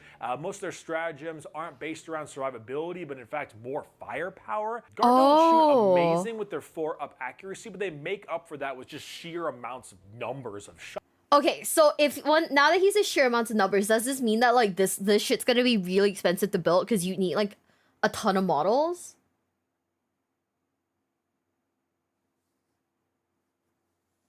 No, they're the Boomer Dad army? Oh, wait, I kind of love that. Horde armies are always expensive, yeah. You probably have to spend a ton of time painting it too, huh? Okay, so I'm gonna write this down. Don't build Imperial Guard. We cannot afford this. I will go into depth before I build one of these. Ooh. Shots. I don't care if my tank hits on 4s when I've got fucking 3 of them. If the Marines are like the Oh. pristine Swiss Army knife where they can do anything and they have a little tool for every situation, Guard are like a Swiss Army knife that's about 10 times as big and attached to a big wooden stick that you just beat the shit out of people with. Your units are squishy, they don't hit great, but you've got so many of them that you just take people out by drowning them in gunfire. As for Wait, okay, random segue, but like I saw like some people say that you can 3D print these things. Are they like legit to use at like local tournaments? 3D printing stuff? Is that like, do they actually let you? Because like Yu-Gi-Oh, they don't really let you use like proxies or anything. At tournaments, no. So if it's like you just want to play it at home, that's completely okay. Ah, okay. How would they know? How can they tell though? They'll sue you?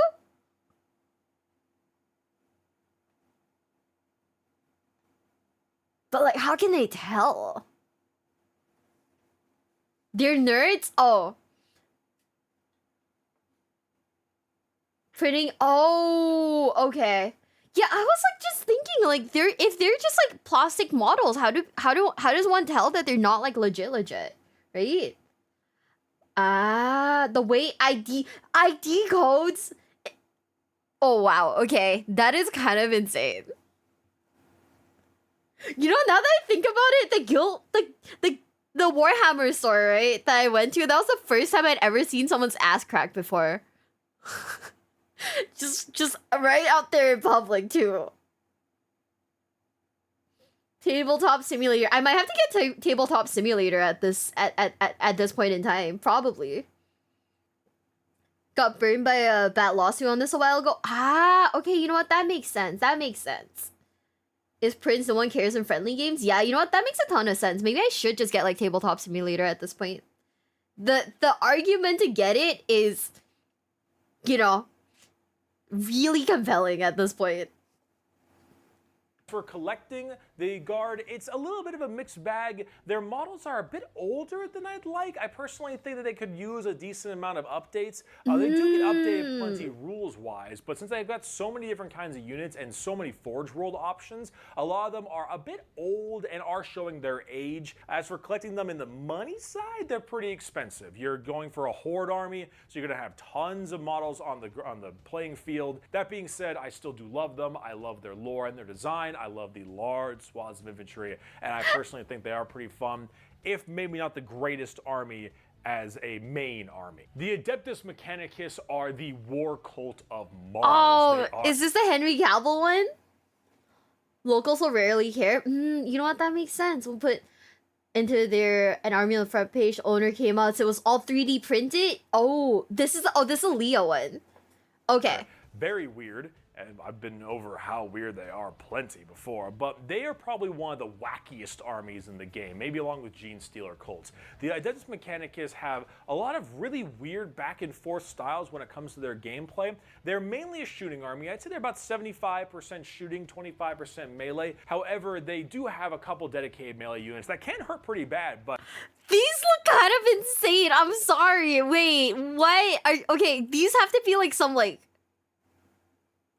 These are the shooting ones. Also, NJ Gamer, thank you so much for the $10 super chat. Thank you. Miwabel, the Emperor's a human. One time he poked me a lot wanting to know. He made me talk. Oh, just follow his orders. That's crazy. Thank you so much for the super chat. Also, Anthony, thank you for the $5 super chat. The official models are injection molded, so you can tell. Oh, that's why. You know what? That makes sense. Okay, that makes sense. Guys, I'm sorry. Is this like kind of a crazy look though? Is this like low-key a crazy look though? Like, nani?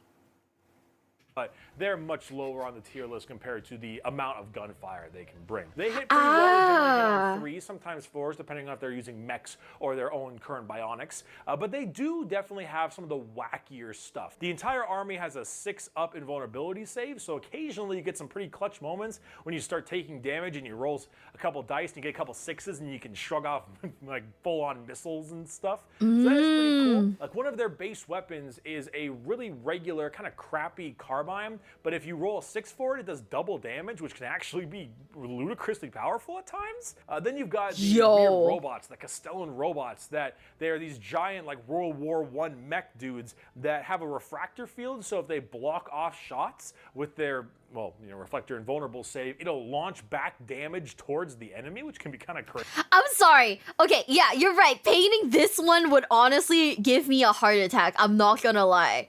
This is so intricately detailed. I could not. I genuinely could not. Holy shit. Crazy. They're very strange. They definitely are quite strange. Much more shooting over melee and definitely fun and has some great looking characters. Belisarius Call might be one of the best. No, stop. This guy looks insane too. Also, I would be genuinely concerned because this part looks like it could break off. The part in the back looks like it could break off. The wand thing itself also looks like it's really like fragile. How do people with kids play this game? Because I feel like this would have... I feel like Warhammer models would need to be like locked up in a room, because if a rogue kid like wanders in, takes on the model and breaks it, you'd be like... My heart would shatter into a billion pieces. You lock them in cases. Oh my god. Dude. Oh, you can commission people to paint you? Like Gundams then. That's not too bad. I don't know who this guy is. Like, I don't know who this guy is specifically, but he looks like he would be easily breakable, and that puts like a little bit of anxiety in me. I don't even play this game, and I'm anxious looking at this guy. Oh. Models in the entire game. Super cool looking too. A bitch to paint though. Oh my god. And that does lead me to the collecting of the AdMech part itself. They're actually getting a lot more newer updates lately. They're actually one of the newest armies as well. Oh. They came out only a couple years ago. All their stuff is in plastic and it looks really damn good. I personally think that they have some of the best aesthetics. That's sick. Whatever that is. I don't know what that is. I mean, it's like a plane or something, but that's sick. What the fuck? If I ever get into Warhammer, guys, I'm never having kids. In the entire game, the only problem is that painting them is going to be a real bitch. I would recommend trying to do some of the simpler stuff, like maybe the Dune Crawler, before you get into things like Call or a Tech Priest Dominus, because wow, is painting that going to be really damn hard. Cost-wise, they are getting a bunch of new units, which is great, but generally when you get new units, they're very expensive, and whenever... No, they get little robot horses? Stop, I love that. That is so cute. No, it's over for me, guys. I think it's over for me. When new stuff comes out, it tends to be a bit expensive. The army isn't a horde, but it's also not an elite army, so they're probably in the mid-ground when it comes to price range. However, I would recommend them to people who like some kind of wacky antics and some weird abilities and weaponry, because AdMech has been getting better and better as time goes on, and they're pretty dang cool to collect. So mid-tier price, maybe a little bit more expensive, but their scopes look great and they're very new, and I would highly recommend them. Next up, you've got the Adepta Sororitas, or also known as the Sisters of Battle, my second favorite army. This is the one that you guys like. They are really coming up to overtaking the Imperial Guard.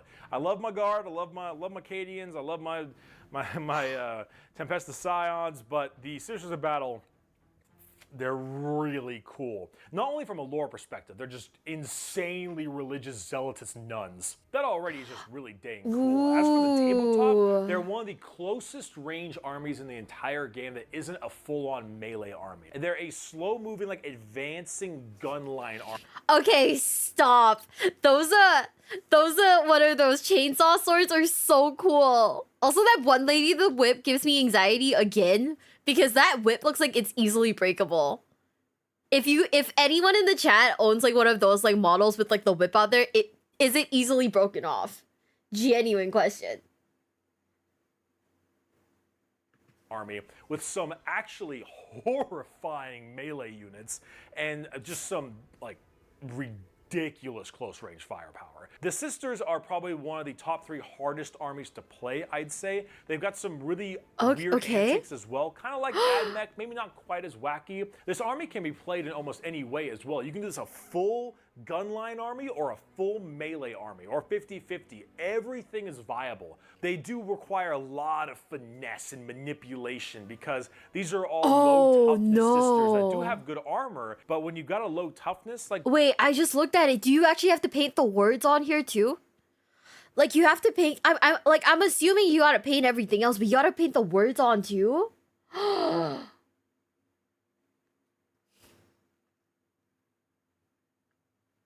God, thank God I'm a brokey. Have I heard about Saint Celestine? I don't know who that is. Oh, okay. Thank God I'm a brokey, guys. They do, and they're not necessarily the most powerful when it comes to the actual punching. They can actually be shot off pretty quickly, so you need to be really smart on how you maneuver them because you've got a super short-range, kind of squishy army at times. That can be a little bit challenging to get through. That being said, people are sleeping on the power of Sisters. Let me be the first one to say it. You are all sleeping on how strong this army is. Okay, whatever this thing is in the back also looks like it can be easily broken. And with how intricately detailed it is and how much like time you realistically have to spend painting this thing, I'd be heart fucking broken. Holy shit. This army, if played well by a smart person, will crush you. As for the actual collecting of the models, Sisters are the most recent army, at least as the time of making this video, who have had a complete army overhaul. For a while, there were no plastic sister models whatsoever, but the entire army, besides I think one unit, got a full overhaul of models. Everything is brand spanking new, and they probably have the best looking models in the entire game, in my opinion. They look incredible. That crazy gothic, kind of Catholic nun look. I mean, come on. Their tank is a pipe organ missile launcher. It's a pipe organ. No, wait, really? Yo. The sheer amount of anxiety that I would have having to carry this, or like if having to like carry this around with me would be like insane. That is really cool though. That is really fucking cool. No way. You can change the plastic stuff out with a brass rod to protect. Really? This is so cool. This is really nice. Okay. I think the more I think about it more, I'm like, okay, I think I've decided what I want to do in terms of like Warhammer, and that is I will buy some of the Space Marine models just to like, you know, paint and display. But I think the meat of it would be me getting like Audible, reading like audiobooking the books, and probably buying like the old like Warhammer games to play. Cause like actually playing the actual like game aspect of it seems, I don't know, it seems a little stressful, I'm not gonna lie. Right? Yeah, it feels very involved. I'm not saying I don't have the drive to do it. I'm just saying I don't know if I've got the time to do it. Or like the energy to run like Yu-Gi-Oh, Vanguard, Warhammer. Organ missile launcher. Sisters are one of the coolest looking armies in the entire game. That's so sick though. What the fuck? That's the one downside, is that because this entire army is brand new, it is brand new with a brand new price tag. So I personally love them. They might soon become my favorite army. I can't quite tell yet. They look great. They're a little expensive to collect. They have lots of different kinds of abilities, both melee and shooting. No psychic phase, but they do have some shenanigans to stop other people from using the psychic phase. They're pretty cool, but they are really hard to play, and they take a lot of practice. So kind of up to you. I would say not a very good starting army, but they are pretty neat. All right, Grey Knights. I heard you like the psychic phase. If you like the psychic phase, this is the psychic phase for you. Grey Knights are Space Marines X2. They're super mega duper elite Space Marines that are all psychers. They're nuts. Grey Knights are insane. They are very, very elite. I hate that at this point in my life, every time every time I pause, it's because I've seen a model that I want to look at a little bit more because this shit looks like it'd be tough to paint. Look at this one big guy. Every time I pause, it's just because I've seen like a model that I know is gonna be insanely like complicated. So I'm assuming, right? Because I've never actually seen like Warhammer like box. I mean, I've seen box kits, but I've never seen like the inside of it. So I'm assuming that like it's kind of like a gunpla where like everything is like where you have to build it yourself, right? This would take so much time. Like I knew a guy who built gunpla for like a living, right? And he would like spray paint each piece before like putting them together. I'm sorry, they're called the baby carriers. Your games like Left 4 Dead, I recommend Dark Tide. I've seen the reason why I'm into Warhammer is because I've seen like one of my friends, like boyfriends, play Warhammer Space Marines too. And I was like, yo, this game looks kind of sick. Like I wanna get into it. And then the more I like watched my friend's boyfriend play it, right? Because I mean, you know, it's not weird. We're in a Discord call together. We were just all chilling, hanging out. It's not that weird. But they started talking more about the lore. And then I was like Googling it out of interest, and I was like, wait, this is actually kind of interesting. But also like oh no, I get it now. Wait, hold up. Is that a guy that's just strapped to a mech? Are those his little feet? Then the rest of it's just mech?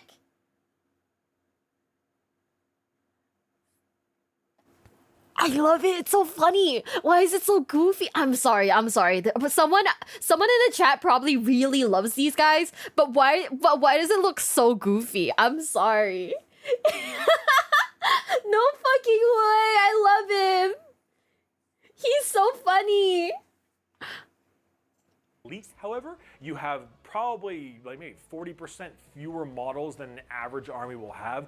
All of your dudes, however, are scary in their own right. They all hit very well on threes minimum. They all have great armor. Since they're all psychers, they're really good at dealing with other psychers. They also have great shooting and very strong melee. All of your guys have extremely powerful melee weapons. The only downside of Grey Knights is that any anti-psyker... Yo, no. Look at the words. Oh my god. You're really gonna have to like paint the hell out of this thing, huh? Have a sense of humor? Okay. It's so funny. It's actually so interesting and it's so funny. I love it. I saw Bricky I Click. Yeah, we're reacting to like Bricky videos right now where we're watching like what is the best Warhammer 40k faction or army to start with in terms of like building the like real stuff. This is very interesting. Oh, these are engraved. Okay, yeah, the models are really pretty. Like the models look really nice. I would be stressed out like, you know, building this stuff. But it looks really, really good. I don't know how they did it so cleanly, by the way. Like, the words are a different color than, like, the base. I feel like I would accidentally, like, get like, you know, the paint color on the back. But it looks really good. Holy shit. Shenanigans can really harm them, and you are running an elite army with very few models. When you run very few models, that means every time you're rolling and you roll those ones, it hurts that much more. Grey Knights, though, they have this awesome kind of old school knight round table aesthetic with them all carrying things like halberds and falchions. They've got holy text and they carry books around and flags, but they do get to use every phase as well. Lots of psychic, and then they're shooting and a ton of melee as well. Mainly psychic and melee. In terms of buying them, they're not too bad actually. They're probably one of the cheaper armies as well because when you're running an elite army, not as many models on the team. No, do you have to paint the flag too? Is the flag something that you'd have to paint on your own? Really? Oh wow. Is it like a, you know, those like paint by numbers kind of situation, or do you actually just have to like decide on the color and paint it yourself? Because that is insane. No, I haven't seen that one yet, Novikov. We're just watching. Okay. Basically, I have a react, like a playlist on YouTube where I just like react to stuff that I think it looks interesting about Warhammer 40k. Ah, okay. So nothing would stop me from painting whatever on there, even if I were to paint something really dumb. Oh, it's a yeah, that's what I was saying. It's like a decal. Can you like buy this? But also like look at the detail. Like there's like ripples in the flag. Like that looks insane. Ah. Then pick up your brush. Yeah, that makes sense. That makes sense. I'm just here thinking like, wow, you know, a lot of detail goes into this. Like I think I appreciate Warhammer a little bit more now because of the amount of detail that goes into like the models. Like the game itself, like, you know, that shit looks cool, that shit looks fire. The models though are really fucking sick. Holy shit. Yeah, like realistically, could I just put like, I don't know, fucking yaoi art of like I don't know, the Emperor and someone else? I can just do whatever I want. The image, oh, the image is made into a plastic. You know what? That makes sense. That makes sense. Guys, I'm not gonna do like fucking yaoi art of like the Emperor or whatever. You know, I'm just saying, you know, whatever. No, we're not gonna do an Ahegawa banner either. That's crazy. But okay, so realistically, that could happen though, right? Because why would I do that? That's kind of insane. 40K is Game Workshop, sci-fi game. Age of Sigmar is a fantasy game. Models in there are really creative if you want to see more later. Ooh. Now that would be heresy. What if it was just, oh man, you know what? No, it's okay. Why not? Because I'm not, because I don't know, I'm not insane. So it's a lot easier to fill out your entire army by only purchasing many or fewer boxes than normal. Okay. As for their sculpts, I don't know exactly how new they are. I wouldn't call them very new. I call them like middle ground when it comes to But they look so cool. They're not super old, but they're not necessarily super new either. That being said, if they are, say, medium old or whatever, they do look great. I love the way the plastic models look. I think they look fantastic, and I would recommend trying them out if you like a Psyker-heavy Space Marine thing. You play Space Marines and you're like, wow, I like the Psychic phase. Grey Knights. No competition. Infantry is for losers. It's big mech boy time. Big mech boy time. There's a light sculpting. There's a keeper of secrets of a noticeable third leg. That's crazy. Like Bricky having character of a dog get hit. Honestly, Ahegawa banner would be so funny. What if it was just Cat Girl? What if it was like Cat Girl the Emperor or like Cat Girl fucking Horus? If I'm being honest, though, the Imperial Knights, I wouldn't recommend them. I'm just going to come out and say it. I don't think Imperial Knights are a very good army for a new player. They are one of the cheapest armies you can buy because while each knight in its own right is very expensive, you only need 3 or 4 to fill out an entire game's worth. And compared that to a full army, they're actually not too bad, like price-wise. The problem with these is that as cool as they are, they want to use the Psyche phase. They have plenty of shooting, though, plenty of shooting. And they can have some really great melee. But when you're playing Imperial Knights, you're not really playing 40K. A great friend of mine said, if you're playing Imperial Knights, you're playing chess. But you have about 6 queens against a normal enemy chess player. If the enemy chess player is smart, they could easily beat your 6 queens. I'm sure it'll be pretty simple for them to use their full arsenal to beat you. But if the enemy chess player is a noob, for instance, then there's a good chance that they're not going to be able to win, and you'll just kind of noob stomp them. And that's what knights are. Knights are generally noob stompers, or more like just a middle tier army. They're not good for new players because they don't really teach you the game, and it's not the way the game is really, I don't know how to say it, meant to be played, so to speak. I got nothing against knight players. If you're a knight player, it's totally fine. If you run a knight valiant, you have nothing but my respect. All right, get that knight valiant, 2-up armor, 4-up invul, traitor's pyre. Bro, this looks like a lot to paint also. Oh my goodness. Okay, the big models look really intense. Oh, you can't have both. Just have traitor's pyre, the coolest weapon in the game. All right, but honestly, just for a new player, never mind, that one looks sick. I recommend knights. They are cool. They're great painting projects, however. I just want to say it. That flag hanging down between his legs.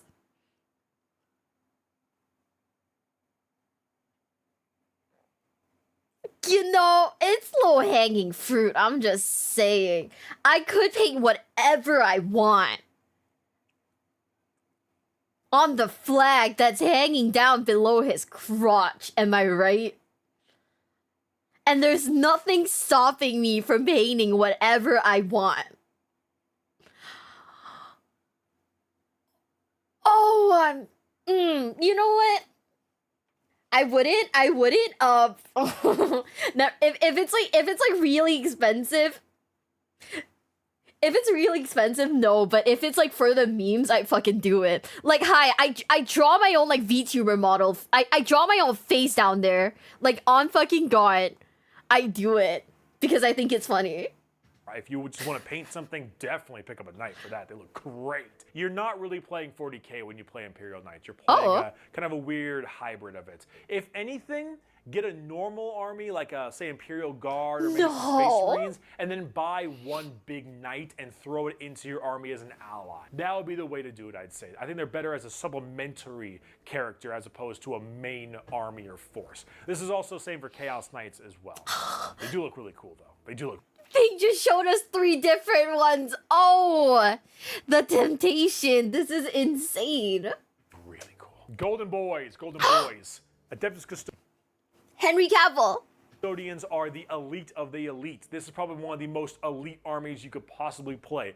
These guys are nuts. They hit on 2s or higher in shooting and melee. They have triple the health of a normal Space Marine. They have a better armor save than a normal Space Marine. They all have invulnerable refractor fields around them, which most armies do not have. They're tougher than Marines. They get to reroll 1s in the shooting and melee phase when a certain captain is near them, which means they're hitting on 2s, rerolling 1s. You absolutely murder people in melee. You've got some okay shooting. Your shooting is hit or miss, but your melee is insane, and you use about 20 models. They are literally the definition of Chad Thundercock, okay? Chad Thundercock, if that was a human being, it would be a custodian, okay? Stop, that's crazy. Is that you only have 15, 20, 25 models in your entire army. It is absolutely crazy how powerful these guys are, but they do pay the price for it. That being said, when it comes to collecting them, they are one of the cheapest armies you can buy. Because they're so elite, you don't need as many things to purchase, you don't need as many models to have on the field, so buying Custodians is much cheaper than your average army. It's an elite army, and also they're much easier to paint in my opinion because they're so big, because they're like 2 feet taller than a Space Marine, lots of a big canvas for your painting, and they're almost all gold. Gold isn't that hard to paint, I wouldn't say. So they're good for painting, they're not very expensive. I would say they're not bad at beginner army, if I'm being honest. They're pretty cool, they have a nice kind of power fantasy to them, but as an elite army, every one you roll, it's gonna really hurt. So that's something you should be worried about or warned about. Yeah, like hella Pillarman vibes, huh? Also, this thing looks crazy. Like this a staff wand thingy. If it breaks, 07's in the chat because a piece of me would die.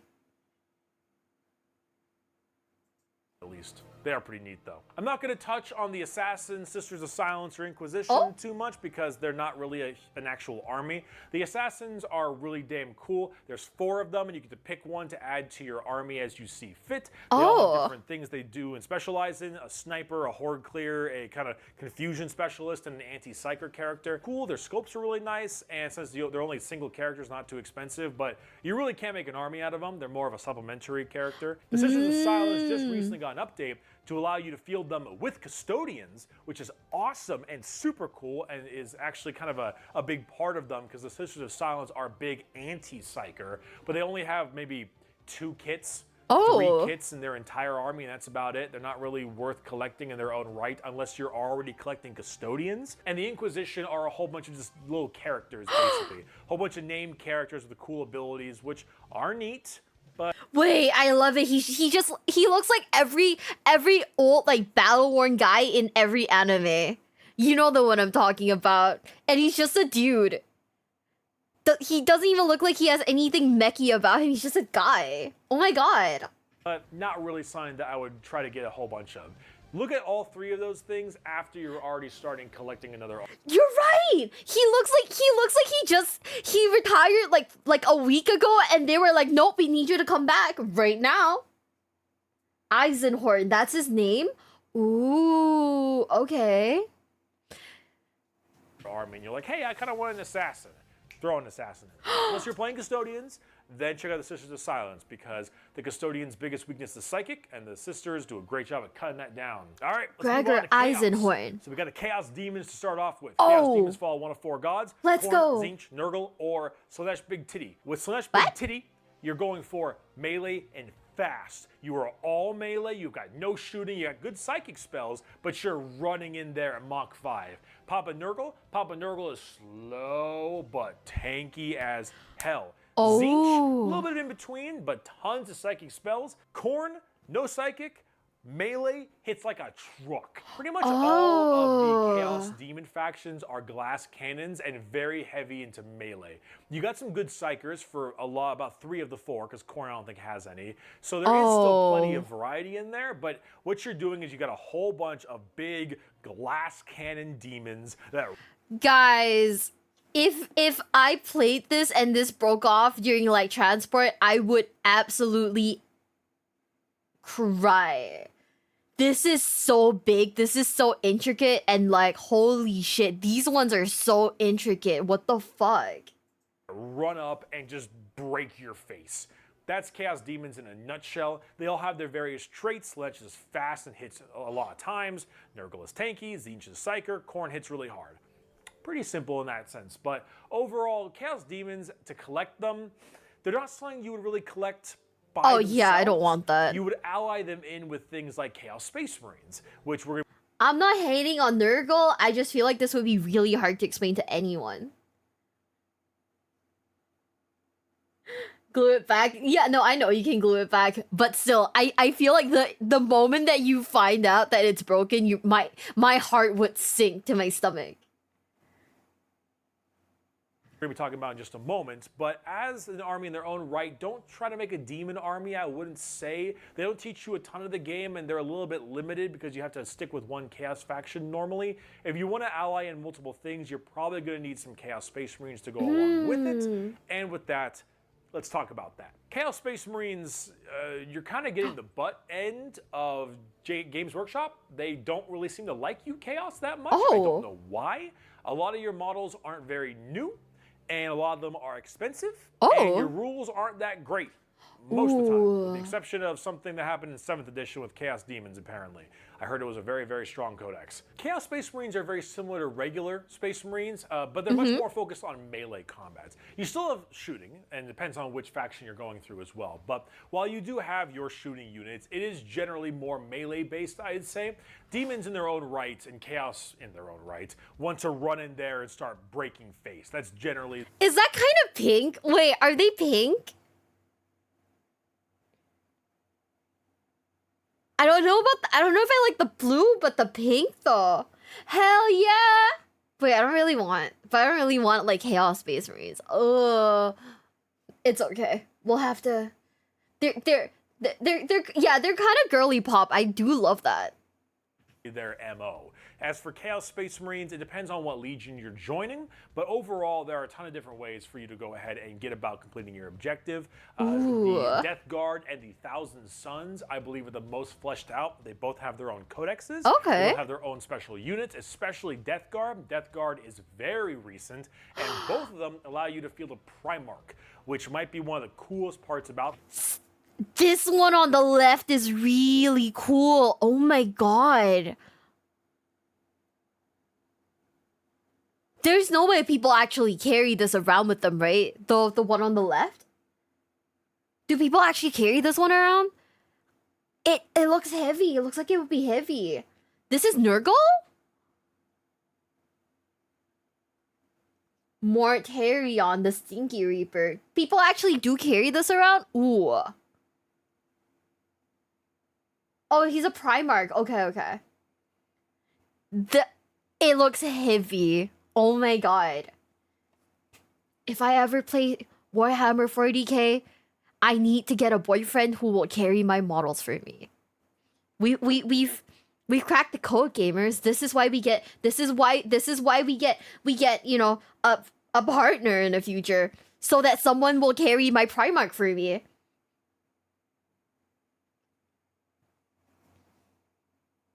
Them, you can run Mortarion. Stop! You're right. This is the Tusk nipple guy.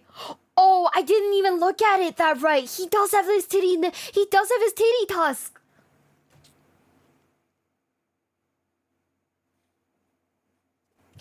Okay, guys. I wasn't familiar with his game. Now I am. Now I get it. Or Magnus the Red. Both gigantic, beautiful models that are just awesome showpieces to have. They get shot a lot, but once they get into combat, oh man, do they cause problems. As stated before, you should be building what you like, of course. What you enjoy is the most important part of it. But as for Chaos, it's really, you gotta like melee combat, and you gotta like different kinds of allying, probably. I'd say demons aren't, or not demons, but Chaos in general isn't a great that one to looks start off cool. with as a new player, because you need to understand the intricacies of how to do army building and knowing what you're running a little bit more prevalently. And so I'd wait on doing anything Chaos related, at least until they get a solid update, or someone teaches you, or you get a little more into the hobby. With the exception of Death. Wait, I'm gonna go look up. What's his name again? Fulgrim, right? Fulgrim Primarch, the model. Let's go look at it real quick. Is it cool? I don't know if I want it. I don't know. I don't like snakes. Oh, hold up. Let me just open image in new tab. Yeah, guys, I don't know. I don't know if I like snakes that much. Okay. It looks cool though. It looks really fucking fire. Oh, isn't this the one who like got corrupted by like Slanesh or something?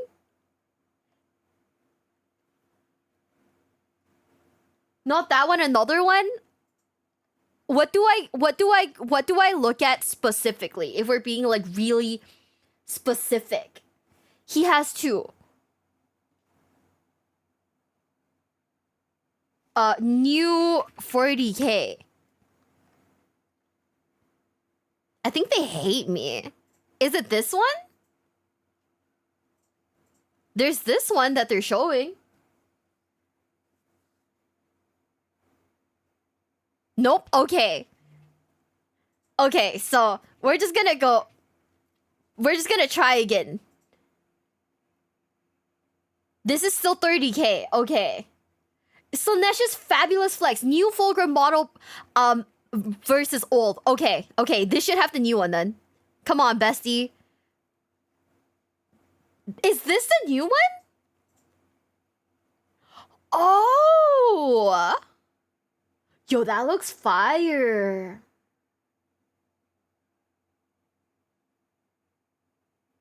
Oh, that looks so cool.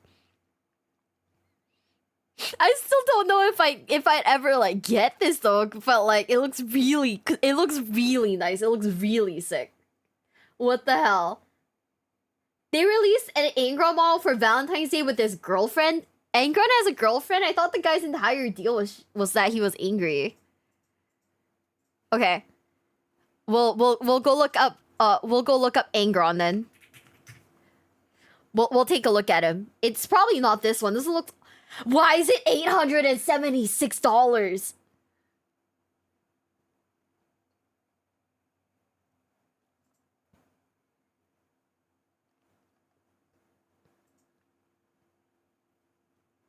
Is it this one? But also, why is it $800? That's crazy. It's this. It looks cool. It looks really cool. Why? Okay. Is there like a lore reason why he looks more like a demon? I thought like all of the pictures of him in like the Bricky videos were like, you know, regular human face, just looking like hella angry. But like, why is he like a? Why does his wings have? You're right. Why are the biceps on his wings? Bro is so angry that he worked out. Jesus. It's lore. Ah, okay. This was a Valentine's Day release? Well, I mean, I guess if your boyfriend likes, you know, Warhammer, you get this for him. But like, Oh. Oh, okay. You know, that makes sense. That makes sense. I like it though. I think it looks really cool. I'm not gonna lie. Wait, is liking Warhammer 40k a green flag? Because if you really think about it, if a person is into like Warhammer 40k enough to do like, you know, the like, you know, painting, all these like details, is that like low-key a green flag? Doesn't that mean they have like a really good amount of like patience?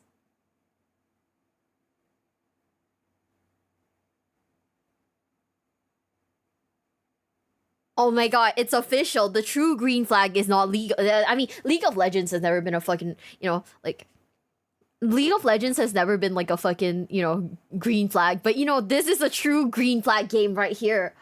It means he has money. You know? But they spend too much money on it. You know? That makes sense. Do they still oh my god, that's true! Wait, does the Warhammer community have, like, an issue with people, like, being stinky? Because you know how, like... I mean, you know, not to shit on Yu-Gi-Oh! But, like, the Yu-Gi-Oh! Players kind of do have a reputation of being, like, a little stinky.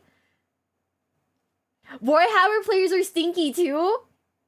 07's in the chat. 07's in the chat. I think every hobby low-key people are kind of stinky, huh? Oh no. League green flag. I don't know why I said that. We all know League is not a green flag. Liking 40k means you either have lots of money or in crippling debt, so take your chances. Oh. So is Warhammer a beige flag then? Because you can find the rich guys who shower, or you can find the guys who are in crippling debt from playing Warhammer who don't shower. There's a 4chan story that wasn't confirmed? Oh. That's crazy. Oh my god. Okay. It's 50-50? Okay. It's okay, guys. We are hella beige. It's just a beige flag. It's not as bad as Magic. I just remember that one cringy Magic video that we watched of like the cheaters that play the like most famous cheaters in Magic the Gathering, and it was so cringe. It was so bad. I was like, ooh, I don't know about that. To ward off the stink. I mean, I think that like the fact that more people don't like shower, like, you know, and in like card shops / like Warhammer stores, or I don't know, what are those stores called? You know, the combination like Warhammer card game stores. I don't know what those are called, but the number of people who don't shower confuse me, because it's like you go out, you touch grass, you leave your house. You know, why don't you shower? Hobby shops, yes, that is what they're called. Hobby shops, yeah. Yeah, I don't understand. Like, you know, is it like a society kind of thing? Like, I hate society? I don't get it. Local game stores, yeah, that's the term. Death Guard. I think Death Guard is in a good place for a new player because Death Guard is pretty cool. But besides that, they're a little tough. Okay, let's talk about some Xenos, starting off with the Space Elves, the Eldar. So the Eldar are definitely a more glass cannon-y kind of style group. They are the first Xenos So this is Eldar before the corruption. race we're talking about, and there are a couple versions. There's also the Drukhari and the Harlequins. However, the Eldar, they are strike hard, strike fast, and get out of there immediately. So wait, this is after? So is this like, okay.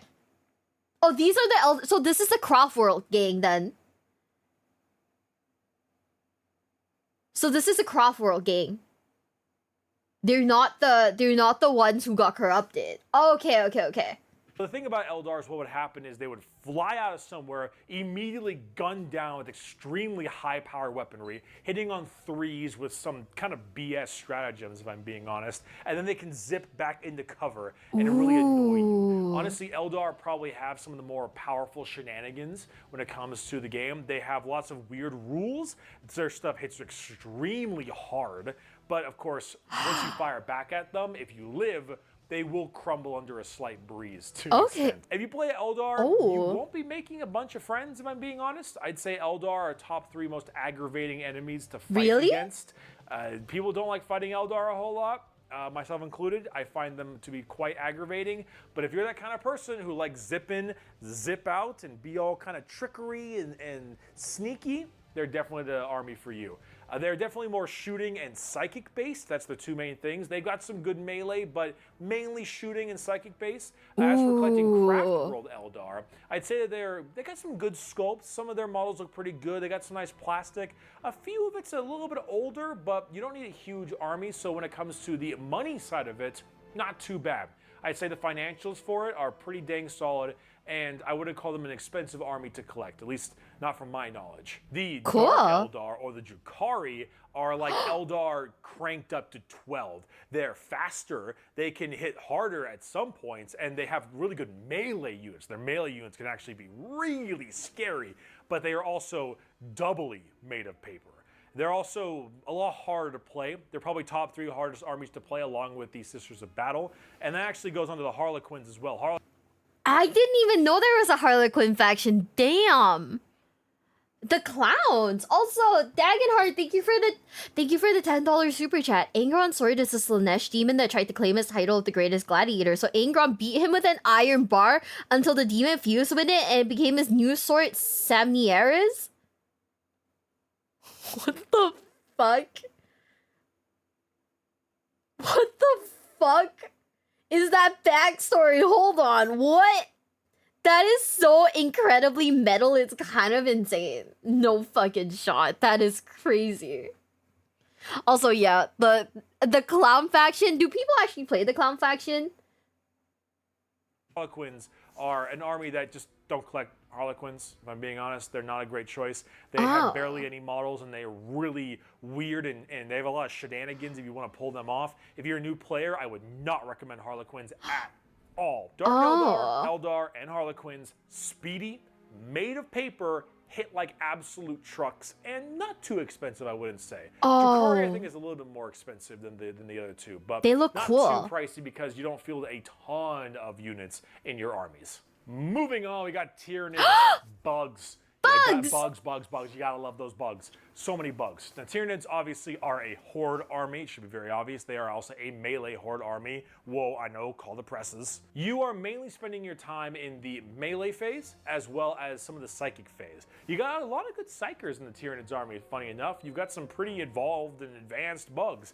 And your melee phase is as it seems. You have really gigantic, gargantuan creatures that eat everything alive, or you've got 40,000 little boys that eat everything alive. You do actually have some somewhat good shooting too with your Exocrine and your Hive Guard. You can Wait, this one looks really intricate. This looks really cool, but also like really hard to paint. What the heck?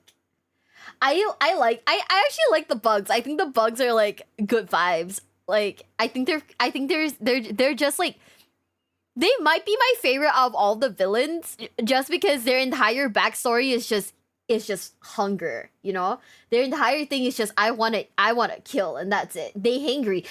And it's so simple. It's like everyone else has deep motivations, and it's just hee, I'm a bug and I'm hungry. That makes so much sense. I love them. I think they're great. put out some pretty decent shots. They are definitely the kind of army you run if you want big swaths of just these angry little running bug dudes that just swarm on your enemy. It's literally called the Tyranid Swarm. As for price-wise, though, I'd say they're actually very, very expensive to collect. What? Their scopes are... Some are a little bit older, but not all of them. They're a little bit in between when it comes to the actual date release for their scopes. I'd say they are a bit older. Okay, this guy kind of looks like Cho'Gath, but, you know, with, like, the snake tail. Oh, you know what? Okay, that makes sense. Yeah, because it's a horde army. That's why you need a ton of them. Okay. I just want to get one of them so I can paint him, like, Hello Kitty colors, you know? Though they are expensive. They're expensive, and you're running a horde army, so that's definitely one of the top more expensive armies to collect because come on, tons of bugs, tons of models, and older scopes. Can be a little bit of a challenge. I mean, Genestealer Cults. You want to play bugs, but you want to play human bugs with scrotum heads. What? Genestealer Cults are a very new addition. very, very new. And they run in this almost as weird as AdMech style army. They're very fast, they hit really hard, and they like dip underground, they crawl from underground, they hit you with very powerful short-range weaponry and super strong melee attack, and then they kind of run away and they like zip, hit and run tactics. That's probably the best way to do it. Hit and run tactics, they come out of the ground. This one too, then. They do a bunch of damage, they run away, they got some weird psychic spells here and there, they run these like makeshift Mad Max trucks and stuff. They definitely have a unique play style. They deploy strangely, they like to zip around the place kind of strangely, and they definitely are one of the more unique armies there are. Okay. Do I recommend collecting them? No. They kind of fulfill a niche, but they're not that like overarchingly special, I'd say. I don't know the word. The lore is exactly, fucked up. They are a very specific play style for a very specific player. If you're running Tyranids, you might consider doing Genestealer cults, but at that point, you already kind of know what you're doing, so I don't think I recommend this to a new player. Genestealer cults and Tyranids both a little bit rough to recommend to a new person because they are very expensive, both of them. And while the models for Genestealer cults are definitely a lot newer and that's much nicer, they need practice. They are definitely a harder army, and I would recommend waiting on those if you're a new player. Ooh, orcs! Orcs. Orcs. Now, orcs. I would say orcs are great if you like the Horde army and you like having RNG dictate your life. So orcs hit on 5s, as I mentioned in my last video. However, if you roll a 6, you get to make another attack with the weapon. Everything from the little pistol to the giant rocket launcher. No, that sounds like it'd be hell. If you're a generally unlucky person, this sounds like it would fuck you up. I love orcs though. Fuck. Man. Fuck. I like orcs. You can have a rocket launcher that fires 3 times, and if you get lucky enough, you can have it fire 5 times. But the main thing that you're probably going to be jumping with orcs for is the giant green tide, because their melee ability is pretty humongous. They have very weird gunfire. They got their weird weapons and their strange rules, the daka rules. All these extra shots, and they can even have some pretty dang good shooting with things like shock attack guns and daka jets and stuff. If orcs hit on 5s and shooting, they hit on like 3s in melee. Orcs love to beat the hell out of each other. So it's very obvious that once they get into melee, they'll just start pounding on you because they are really good at hitting stuff. In fact, I might be speaking a little bit too hyperbolically when I say RNG controls your life with orcs. Or RNG controls your shooting, but your melee is actually pretty dang good. They've got a special ability called Here We Go, which allows them to re-roll their charge dice, which is a very rare thing and extremely powerful buff. Getting into melee has never been easier. No, that sounds so cute. What the heck? Collecting orcs, expensive. Probably the most expensive Horde army there is. Probably more expensive than Tyranids or Guard or anything in between. They have scopes that are sometimes new, sometimes very old. You can have cool new models like Gazkul Thraka, but then you got a whole bunch of really damn old orc models because orcs have been around. I'm just gonna say it. If this thing is painted Hello Kitty style, this would be so fucking cute. Oh! It's so, I like orcs so much. I like them so much. Oh man. Okay, never mind. Around forever. Their codex in their own right is pretty neat, and there's some pretty good models in there, but orcs just, they're showing their age, and you need a shitload of them. And they are very expensive for that reason. So they're expensive to collect, and you need a ton to collect a good-sized army. But playing them, if you like melee with some really fun shenanigans and a bit of RNG, I can see why someone would like orcs, because they're orcs. Come on, they're great.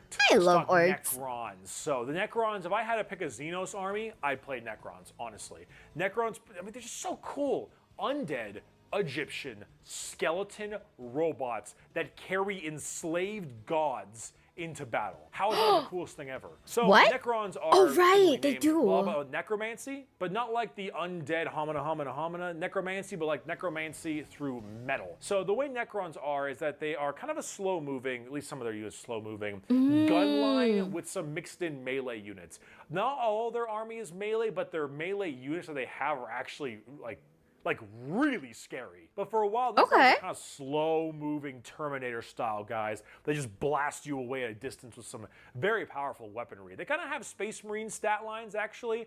They run about as many models as Space Marines. They got similar stat lines and similar weaponry. I say that they're actually quite similar to Space Marines in the terms of how they play. But they actually do have a lot of weird shenanigans that make Necrons their own. For instance, the main thing that you might want to pick Necrons for is their reanimation protocols. Special ability that, let's say you got 10 units of your base Necron unit, warriors, for instance. You got 10 Necron warriors, your basic troop choice. Your opponent kills like, let's say 7. Kills 7 of them, you got 3 of them left. Their turn ends, your turn starts. You then roll a dice for every dead model. So 7 models, 7 dice. And for every 5 or higher, you automatically get one of your models to just stand right back up. Your Necrons go like Your vehicles regenerate health as time goes on. You have special abilities to maybe make your Necrons come back on a 4-up instead of a 5. You can reroll your 1s for it. It's all about getting your units to come back up and being like, if you're fighting Necrons, you better kill it. Because if you leave it wounded, it's going to repair itself, and that's not a very good thing. That's the idea of Necrons. They got good shooting, they got good melee, and honestly, now is a good time to be a Necron player. They are getting a massive update right now. This is right before 9th when this video is coming out, and they are getting huge new model ranges, a ton of just new units in general, massive updates, rule updates. Necrons are getting big additions, and I think it's going to be super cool. This one in the back, whatever this is, looks so cool. Like, I don't know how it's being held up like that, but it looks insanely sick. This, like, temple thing, also very cool. Like, a lot of this is really, it looks really interesting. I really like it. Also, I don't know if this is gonna, like, show my age, but low-key, why does this look like Bionicle? If you know what Bionicle is. Great. Now is a good time to be a Necron player. The new stuff might be a little expensive to collect because it is new stuff. That being said, they're not an elite army, but I guess they can be played an elite army if they wanted to, but they don't have a few models, they don't have too many models, they're nice in between, and now is a damn good time for it. Last but not least, we have the Tau Empire. The Tau Empire is for people who want to gun their opponent down. This is the one that for the longest time, I thought this was like some form of like Star Wars. For a really long time, I thought this was like some form of like Star Wars. With the most sci-fi, hardcore Gundam giant mech stuff you can think of. You want to have your entire enemy obliterated off the board through just the unrelenting volley of railgun shots and rail rifles and fusion blasters. You will look up and you will see missiles, giant homing missiles, blot out the sky as it rains down on your army because the Tau player's got 40,000 missile pods on all of his characters. Yo, what the fuck? He's got flying drones to fire laser sights to mark them, to have better accuracy, to block shots, and you know, your big battle suit will be rolling up and then a drone will come in and block a missile from it. The Tau are definitely more of an Eastern-inspired, definitely a Gundam kind of look to them. Yeah. And they are just ludicrously powerful. Is that why you called it? You guys were saying weebs in the chat because they look like Gundams? I actually do see it. Now that you've mentioned it, I do see it. So this is the army for the weebs then. Ah, okay. So you're not the good guys. If you're a Tau player, you're not a good guy. They speak like Japanese in lore. Oh. Okay. So you're like Japanese inspired fish people. Shooting phase. And they also have tons of special abilities to stop your opponent from getting to you in the charge phase. The Tau has no melee. Their melee is straight garbage. When a Tau infantry start punching, it means they've lost. And you might think to yourself, wow, Berkey, this sounds great and aggravating. Yep, that's about right. The Tau get a lot of shit. Some of it warranted, some of it not so warranted. The models in their own right definitely don't fit very well with 40k. They're much more of a sci-fi Gundam style thing compared to a gothic, grimdark sci-fi fantasy. But I do like them. However, I do think they do look pretty cool in their own right. It's just kind of weird in this universe. But when you've got an entire army whose whole job is to blast you away from incredible ranges across the map, and every time you even try to retaliate, they either gun you down when you try to charge, or they block your shots with drones, it can be pretty aggravating. That being said, there are really cool new ways to play Tau, like close range attacks with Cold Star battle suits in the Farsight Enclaves, which, by the way, if you ever use a Cold Star battle suit, or a Cold Star commander, I suppose, or a Yavara, you have my respect. So you do have different options when it comes to Tau instead of just sit back and fire, but you definitely don't got much melee. You definitely don't got much melee. You suck at melee. But if you just want to gun people down and the only phase you care about is the shooting phase, you don't care about psyche, you don't care about melee, you just want to blast people, Tau is definitely for you. As it comes for collecting them, their scopes are pretty good. They're not entirely super new, but they do look great. They have a whole bunch of different kinds of mechs, big and small. They got drones, big and small. They got infantry. I actually think that, yeah, I do see the Gundam, like the Gundam in it, because looking at it right now, I feel less intimidated to buy one of these and paint than I do the other the Adeptus stuff, right? This one feels a little less intimidating, honestly.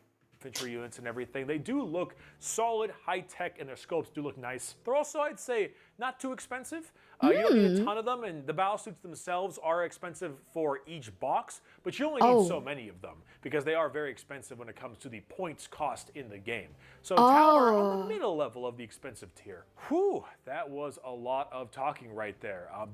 Covers it though. That is every army in 40K for you trying to figure out which army you want to play. I will reiterate, Space Marines, they are the best. I know it kind of sucks for some of us, but trust me, they are the best. I would highly recommend if you're trying to get into it, get a box of Intercessors, check out the rules, paint them up maybe. 9th edition is coming very, very soon. It looks extremely promising, and I think now is probably the best time to be jumping into this hobby. I want more people to be a part of this community, to be a part of this fandom. I think it is exciting. I think it has a little something for everyone, and I don't. Okay, guys. If you hear crying in the back, that's my wallet. Also, the next video that we are gonna be watching is every 40K faction's best and worst models. This is by Paul is bad at stuff. But also, give me a second. I will be right back. It's been 2.5 hours. I've been drinking water. We haven't really, gone to the bathroom or anything. So I will be right back. And I'll see you guys, okay? Oh my god, one of my VTuber Oshi just followed me. Hi, Kana. But I'll be right back. I really gotta pee. I love you guys. I'll be right back, though. Okay? Okay. I'm here. Just be right back. Yeah, go piss, girl. Damn right. I'll put some music on in the back so you guys don't feel lonely.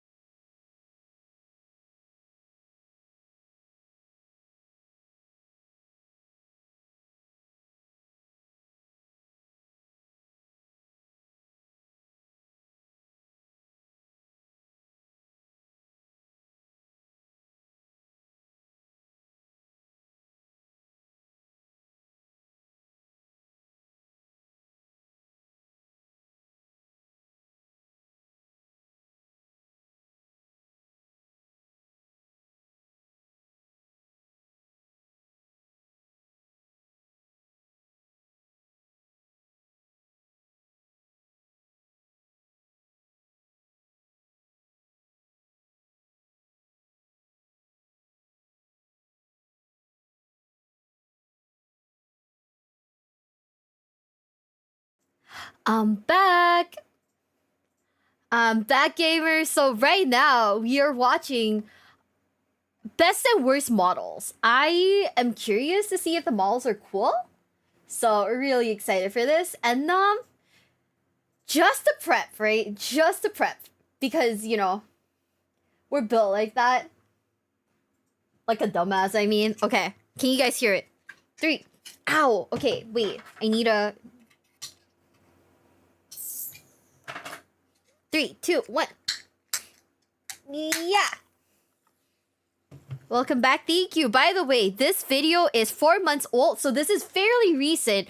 Unless they've come out with new models in like the last 4 months. You know, I don't know about that. But this guy is going to tell us what is the best and worst models of each faction. And I'm quite excited because I am very interested in the models.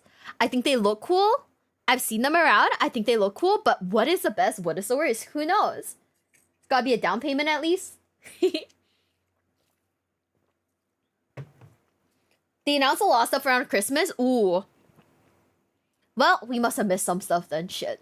Okay, are you guys ready? 3, 2, 1. There's a musical number? Probably. If you let me know what it's called. Okay. If you let me know what it's called. I know there's a bunch of recommendations, right? So how about this? Do I have any of my mods on YouTube?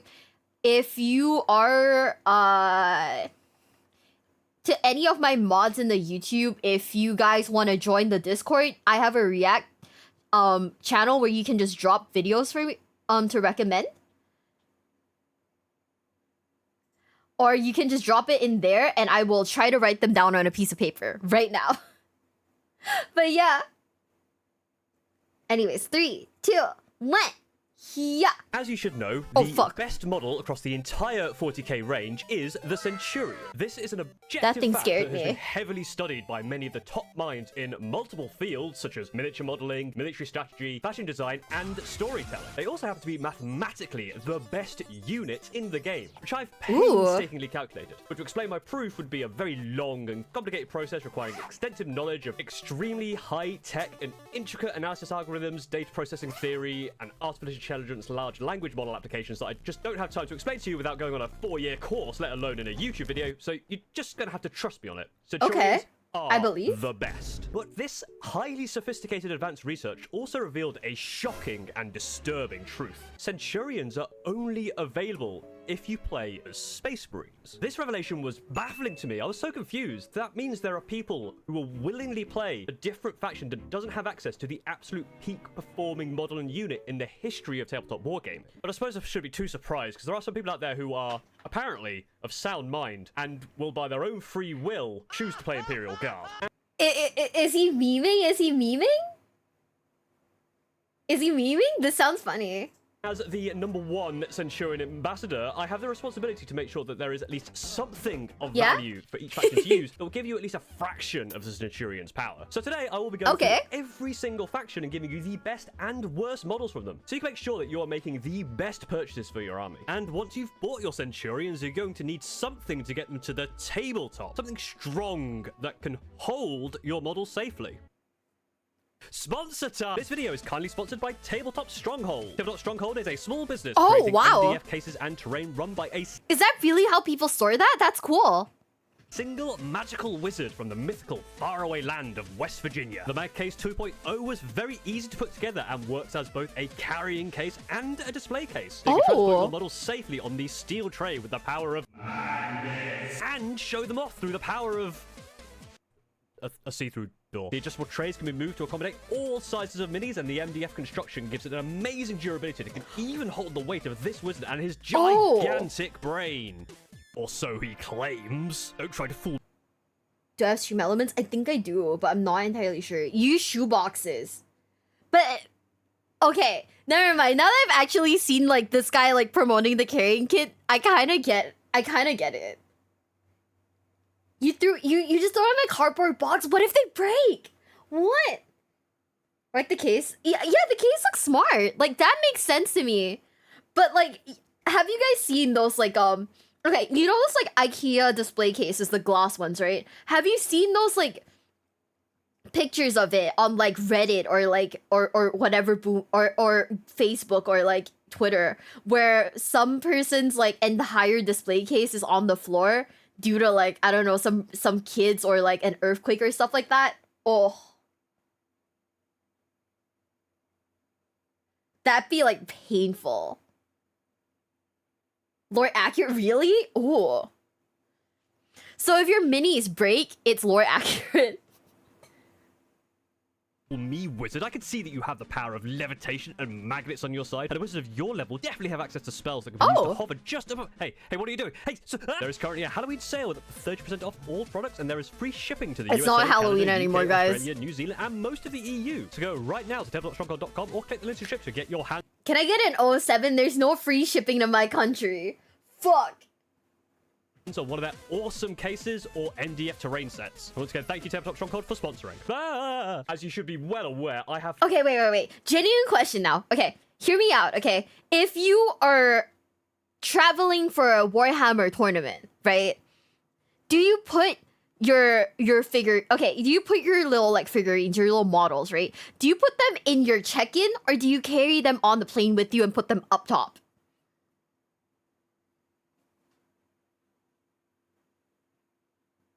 This is a video from like 4 months ago, so 2024, like maybe the ass, like the start of like November, maybe the ass end of like October. Take them with you if you can. I have a travel case. I was just thinking about it, right?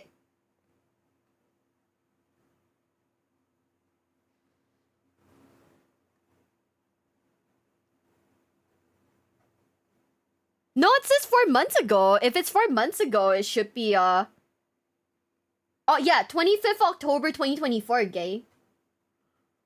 Wait, that's 4 months ago?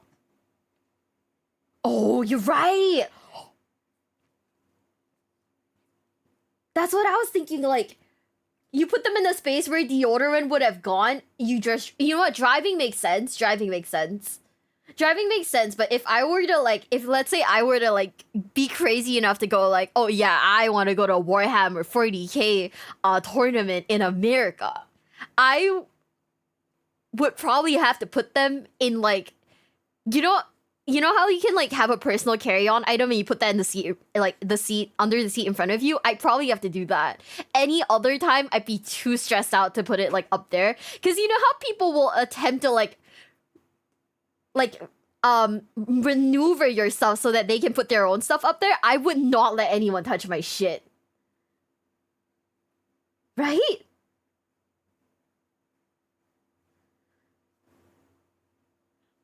Absolutely fantastic taste and cold hard facts to back up my choices. But I invite you to share your opinions in the comments and let me know what you would choose. Of course, if you disagree with my assessment, your opinion is wrong, and I'll be sure to ridicule you for your insolence. Oh my god. Before we get underway, a couple of quick rules. This is based on a number of factors: the rules, the model itself, how closely it rates to perfection, or whatever other justification I might come up with. This will only be for non-character model units, because I think that makes this a bit more interesting. Okay. Have characters which are amazing centerpieces, and that would make some of the choices obvious. And I wanted to be able to explore each faction's range in a bit more detail. And finally, no duplicates in instances where a faction shares a model. So if I pick one, I can't pick it again, and I will try to avoid them if I can. Now, we do start off very, very strong with the Adeptus Sororitas, because their best model, by far, is the Nundums. I can never remember the name of the actual unit. I think it's Paragon Warsuit. I could look it up. I should look it up. He calls them Nundums?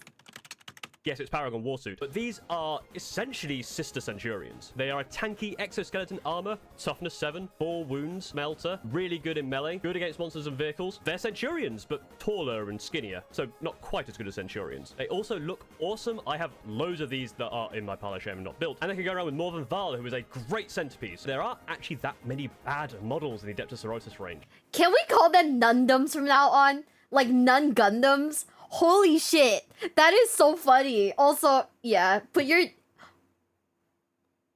Primarch in like a baby carrier so I can, oh my god, I can pretend like this is my child.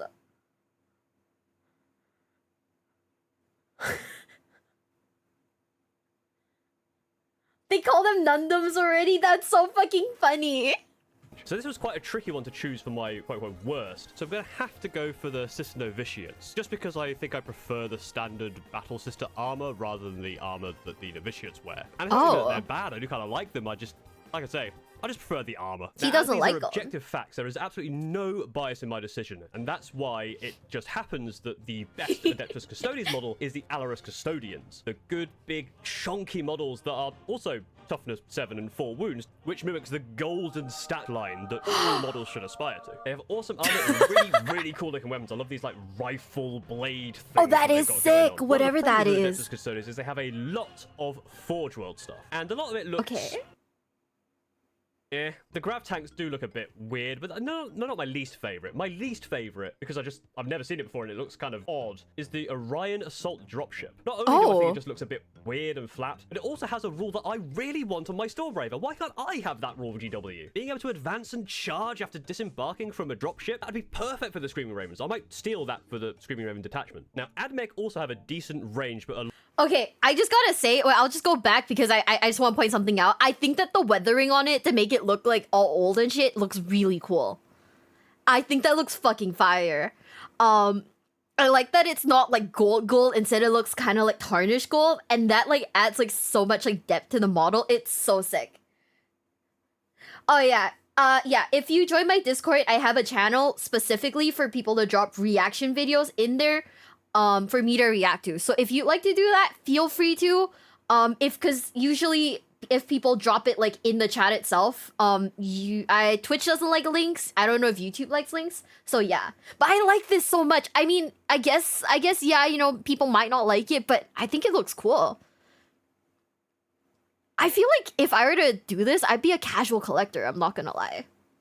a lot of this stuff looks very complicated to paint, and it was very tricky to actually find the thing I preferred the best and preferred the worst. The best models, I think, are the Cerberus models. The dudes riding these dog horse robots. Yes! Not only do I think the robot mounts are really, really cool, I love the weaponry of the AdMech, especially like the 6-shooter and these kind of old-style looking rifles. I just think they look really... I want these dog guys so bad. I think they're so cool. They're so goofy looking. I love these guys. They look so good.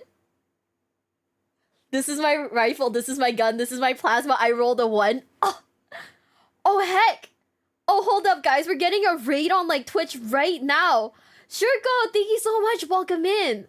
Welcome in. If you guys don't know who I am, I'm Mila Bell from Glitch Stars. And currently, right now, we are reacting to Warhammer 40k stuff. Because, like, what is the best and the worst model of each, like, Warhammer 40k faction?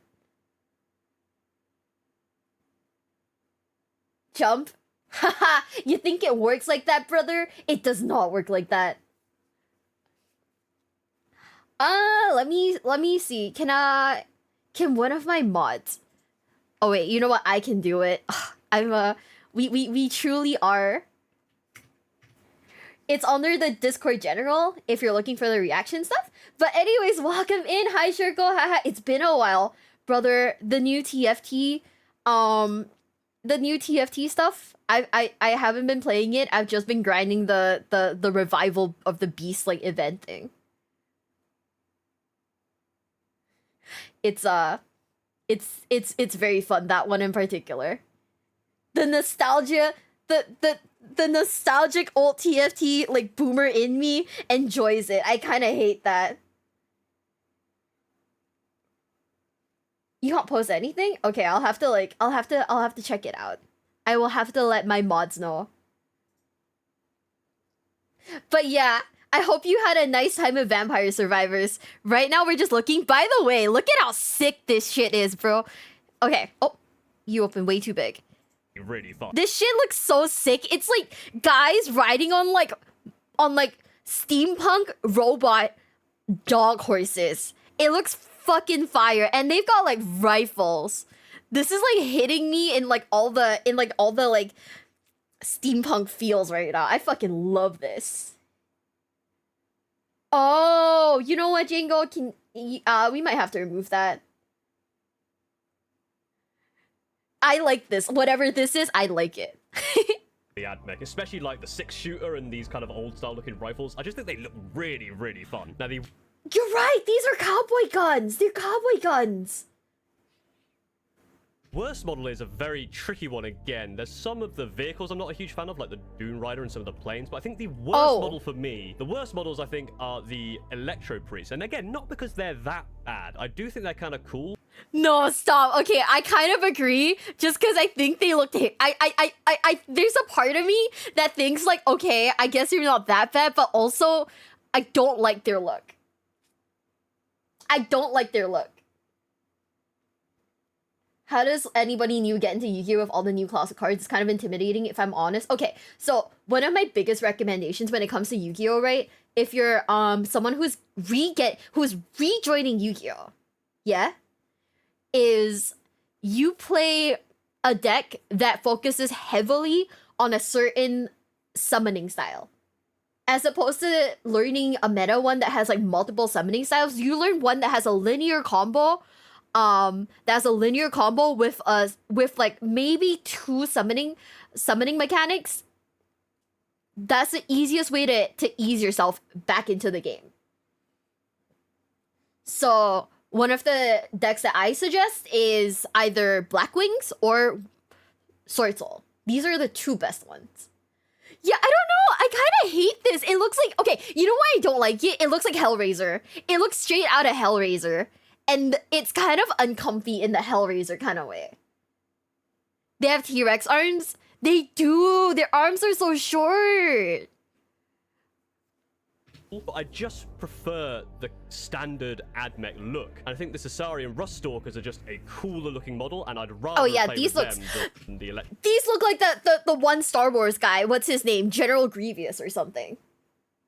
Play Trickstars if you hate yourself.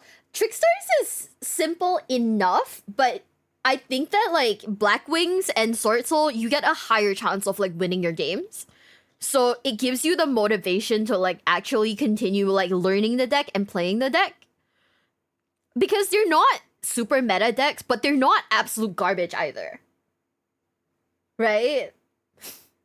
Like they're relative, like the thing about it is that I don't want to go back into Yu-Gi-Oh, play a deck that I like, but it absolutely sucks and I just get sacked like for 10 games straight. That makes me want to hate the game. I would rather play a deck that like looks good, is relatively decent, and I win like 70% of my matches, as opposed to getting like the shit kicked out of me every 5 matches or so. That'd be like, oh, in the feels. But yeah, they kind of look like General Grievous, right? They do have that kind of vibe, right? Cyber Dragons is good. Cyber Dragons is actually like relatively not the worst, I'd say. Like if you want to climb to like the highest rank with Cyber Dragons, it might not work out well for you, but if you're, doing it because you like it, you're gonna, climb relatively high. It won't let me post. Yeah, so it's currently like disabled. I need to like get someone on it. Fel, if you're in the chat, could you help me out? Because this thing needs its perms changed and I don't know how to do it right now. Let me see.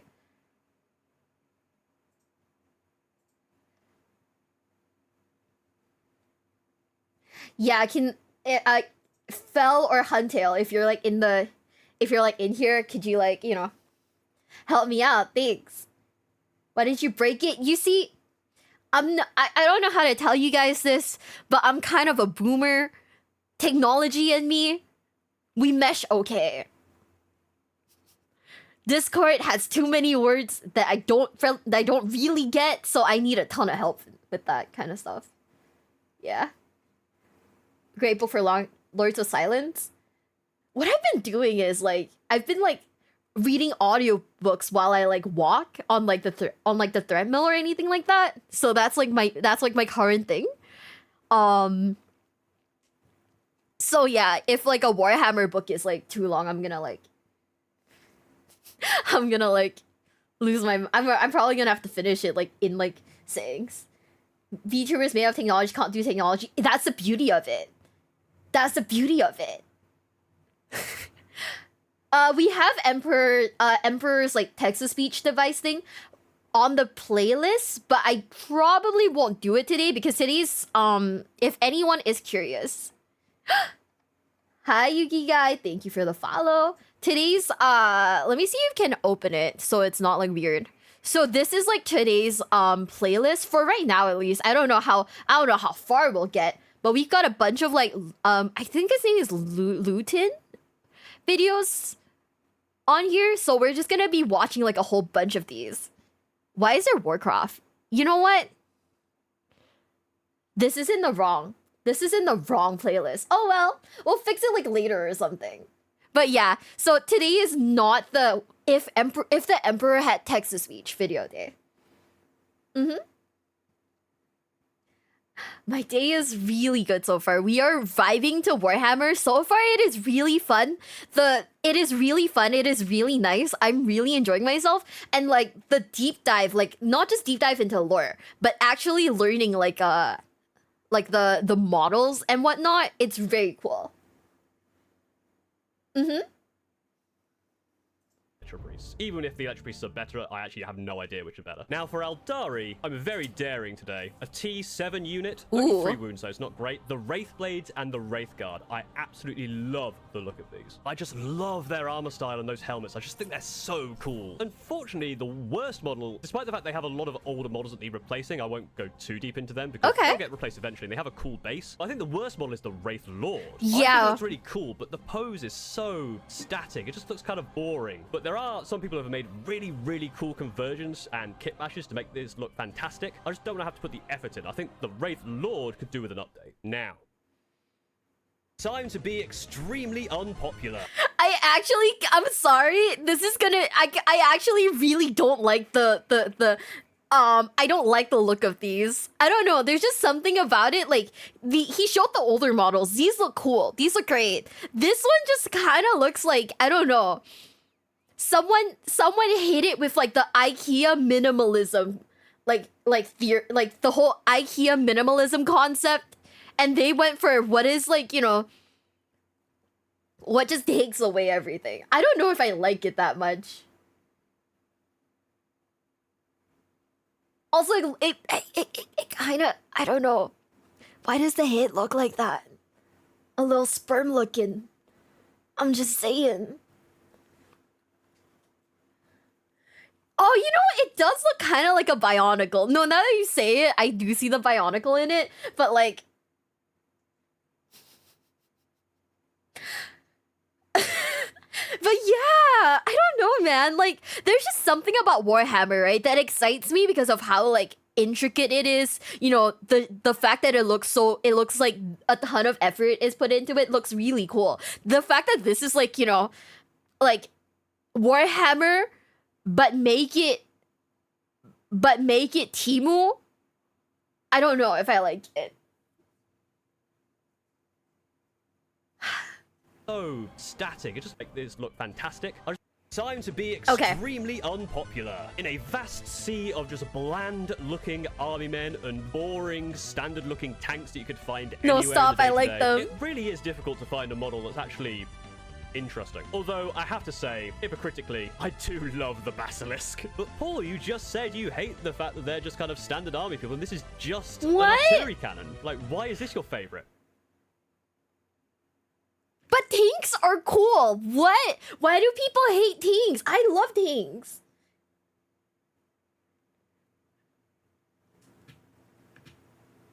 That's a brave thing to say to me when you're in Basilisk range. I just like the big gun. It's the biggest gun, and therefore it is the best. Even if playing it's a nightmare because it makes my Centurions move at 2 inches per turn. I remember as a kid, like, seeing... Stop, this is cool. People don't like it? That's crazy. That's insane. It's so cool. Okay. I just feel like this could not be a male fantasy game without like the soldier fantasy aspect of it. They're a little boxing generic, I guess, but also like these are like the Imperial Guard are basically like the dudes, right? They're just guys, they're not Space Marines, right? I wouldn't expect anything like super fantastic from them other than like, you know, the standard like G.I. Joe looking, you know. Yeah, it's very World War I, World War II. I like them a lot. I think like in terms of like in terms of like the most like average like guys, like the boomer dads, it makes sense that they're tanks. I like them. I think they're so cool. Oh my god. Do I have the tank autism? You know? Do you want to know something crazy? There's like a VTuber convention that's happening on like a US like warship, and I thought for a really long time about applying to go to one of those just because I thought that the warships would be really fucking cool. Oh my god. Do I have the tism? Am I a boomer dad who collects World War II things?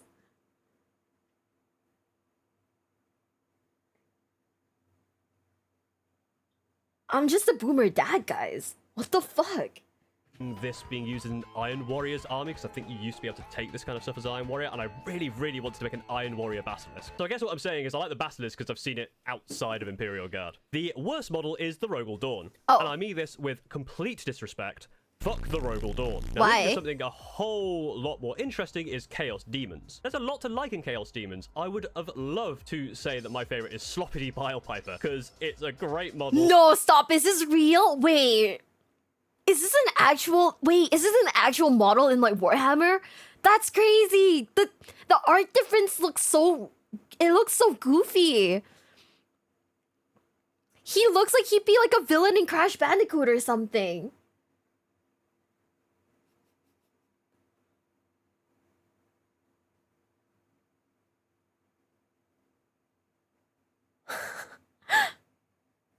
He's just a silly little guy. I guess he is a silly little guy, except that, you know, his bagpipe's basically a human heart. But... wait, the Rogel Dorn is missing his bottom? Wait, I'm gonna go back a little bit. Hold up. I kind of get it, because, like, there's just something that's kind of basic looking about it. I don't know. It's kind of cool, but also why are there so many guns? I don't know. I do get why he doesn't like it as much, but also, you know, I can't quite put my finger on it. It's okay. We'll just go back to looking at this goofy little guy.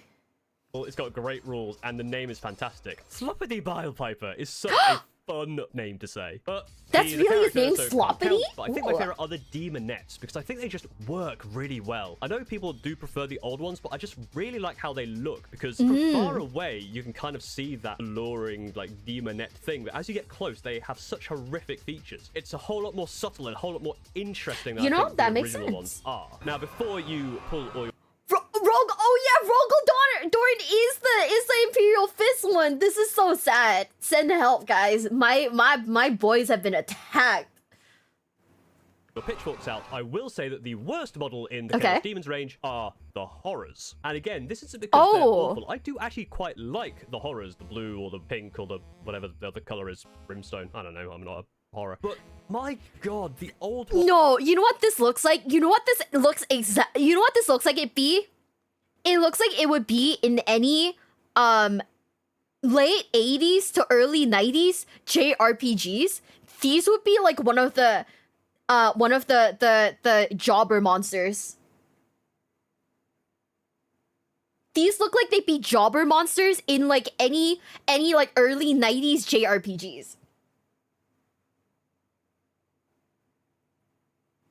I guess they kind of fit into like the Warhammer universe. I just wouldn't think that they'd be like strong or anything. I'd just be like, oh yeah, this is like 10 EXP easy. Are they actually jobber monsters? Oh, they're old models. Dragon Quest looking ass. Exactly. Yo, they do look like Yu-Gi-Oh cards. Ones are just so peak, and I don't know why they changed away from that design. The old ones are so amazing. Just look at these guys. They're so... like crawling out each other's mouths and stuff. They're just an amazing design for a demon. Such good body horror. And then they replaced them with some things that are K, but do not hold a candle to these old models. Now, Chaos Knights, I realized most of the range are characters, so I will have to make an exception here for characters. I think my favorite is the Abominant. I just really like the helmet. I love the Oh bird. my god, having to paint the birds would be insane. How small are these birds? Is there an echo? Oh, there is. I'm so sorry, guys. Yeah. I didn't realize there was an echo. My bad. I forgot to turn off the other. No. There was an echo. Now there isn't anymore. Trust. I've turned that shit off. Yeah, the whole model is big, but like the birds look so small. I think I like lose my mind trying to paint that shit. Birds, because I like birds. And I Birds just are kind cool. of like its style. My least No. favorite, I don't know, No, style. they also have the crotch flag. Birds and crotch flag. Oh my god. Not too small. I painted them. Are they good though? Like, I mean, are they easy to paint? Cause like they look tiny. The crotch flag. I love my crotch flag. My least favorite, I don't know, the War Dog with all the melters on it because Oh. it hurts and I don't like playing against them. Chaos Space Marines have a really good range of things. I would have loved to say the Lord Discordant Oh, was my shit. favorite, but it is a character, but it just looks so amazing. That love is the cool. mount, and it just looks cool. I think my favorites are either the Obliterators or the Warp Talons.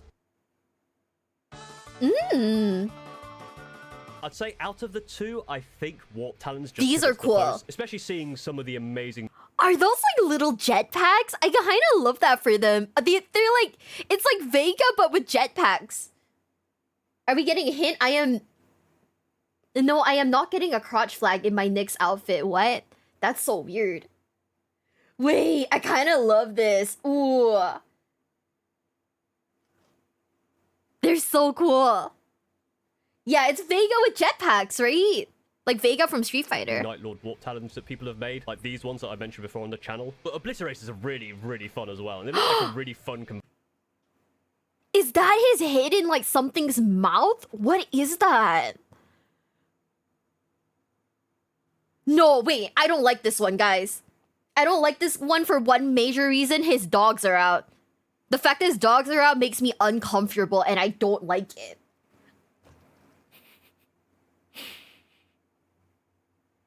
No, this is so... it's a hit of a Marine within a demon. No, someone get him some shoes. That is crazy. He morphs weapons out of it. Paint the toes. I feel like the least you could do is give him like... If his dogs are gonna be out, then the least you could do is give him like a toenail, like toenail paint, you know? Girl, your dogs are out in the intermission ski. Okay. But to be fair, though, I didn't show you guys, like, the toes, right? You know, just the foot, not the toes. His dogs are out, man. Oh. Conversion to do, because there's a lot of cool stuff you can do with their mutation-y things. Now, I generally try to avoid old models for being the worst because they are old and it's kind of obvious, but for this one, I feel like there isn't really another choice. The Chaos Bikers are just outdated at this point. There's not really much else to say here. I just think they are... Yeah. They look old, they look out of place, and I think they just need an update. Now, Yeah. Death Guard, I've always said, is one of the armies which is the most cohesive. I think Games Workshop have done a fantastic job at bringing the Death Guard to life. And in fact, in Age of Sigmar, the Maggotkin of Nurgle are also very similarly excellently cohesive and excellently designed across the range. I love all of their Terminators. I was very close to choosing the Death Shroud, but I do think that the Mephitic Blightholder is my favorite just because of his goofy face. I really that's like so this model. cute. It's also a Wait. Okay. This is gonna be wild, but he kind of reminds me of like, I don't know, there's something about the face that looks kind of M&M-y. Like, you know how like they put like faces on M&Ms? I kind of love this one for that. Taller is my favorite just because of his goofy face. He's really just like a this model. guy. It's also a chunky, tanky thing with melters, so of course I'm going to really like it. But I just really like that one eye and the chompy face. I just think they look really fun. And the worst model for me is kind of whatever. It's just the Poxwalkers. They look fine. They're not my tempo. It's not the kind of thing if I was to Wait, I want to look at it. Oh. Yeah, no, compared to the other ones that he showed, this one just looks like Skinny Tank from Left 4 Dead 2. I don't know if I like it as much. Yeah, I do see what he means. This one is not the vibe. Yeah. The forbidden green M&M, right?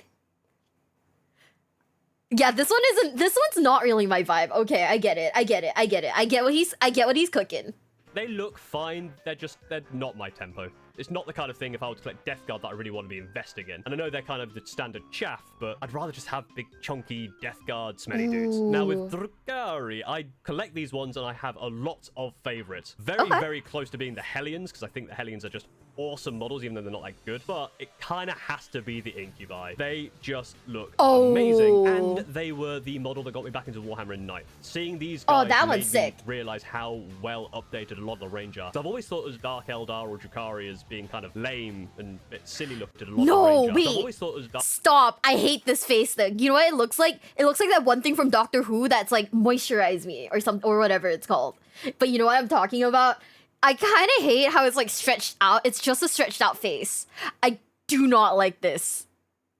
Dark Eldar or Drukhari as being kind of lame and a bit silly looking, but seeing how they updated and made the This one is look cool. this good really got me back into the game, and I just love their weapons, their style, their armor, the fact that they just rip everything to shreds, and being able to use those helmets in various places for Archons and Succubi, it's so good. I love the Incubi. And the worst, there's actually quite a large choice for the worst, seeing as half the range doesn't bloody exist because it's made of resin. But I do think the worst is grotesque, so I just think they look kind of bad. GC the Colts as well. No, I don't like really it. good range. I want to choose the Kellamorph. I love a rooty tooty point and shooty multi-arm dude. It's a cowboy. Oh, I kind of love that. That was a face that's not his. Oh. You know, I don't know if that makes it any better. The fact that like my guy's fit just has a random stretched out face that doesn't even belong to him. I don't know if that makes anything better, but you know, I don't know. Yeah, I kind of love that guy though. Him and his little like his little cowboy fit. I'm obsessed. I'm fucking obsessed, dude. That's so cool. To choose the Kellamorph. I love a rooty tooty point and shooty multi-arm dude. It's so cool, and just look at him. Not just dual wielding, triple wielding. Hell yeah. Let me try that again. Not just dual wielding, triple wielding. That I still can't say it. Anyway, he holds many guns. Birdie is a character, so I'm gonna either say the Aberrants, because I love the guy with the sign, or the Jackals, because I really like that dirt bike, that really rustic dirt bike look. I think the Jackals just tip it to the post. The worst models, I think, are actually the hybrid Metamorphs or the Acolyte hybrids. I think they're the same box. Oh, I And love might that be like wrong Ripper about gun this, thing. but I had a look through the range and saw on the Combat Patrol that they might have very few options, because on the Combat Patrol, both sets of 5 look exactly the same. Games Workshop did try and pull a sneaky by moving some around and rotating them slightly, but they are exactly the same model. Yeah, what the heck? Think they might have just done 5 and just photoshopped them in. And looking at the sprue, there looks like there's a lot of options, but obviously this makes 2 different... It is like a Gundam kit then. It is just... Is this just... Okay. Is Warhammer just... Is it just Western Gunpla? I never seen this before. Like I you know, we've been watching Warhammer videos, but I never actually seen how people built them. Is this just Western Gunpla?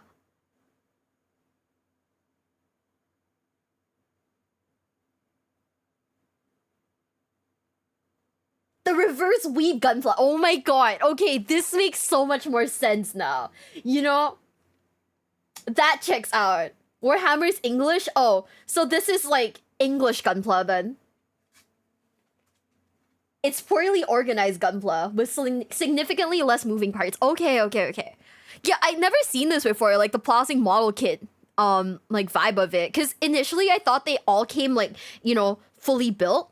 Like I thought they came like fully like, you know, in the model itself and you just have to like paint it. But you actually have to build it. Okay, that makes sense. Ah, you know, that makes a ton of sense. It's Yu-Gi-Oh, but instead of cards, it's like Gunpla that you gotta paint. The British Gunpla. Okay, I kind of fuck with this now. I get it now. Now I understand. Bro, okay, look at this one part over here.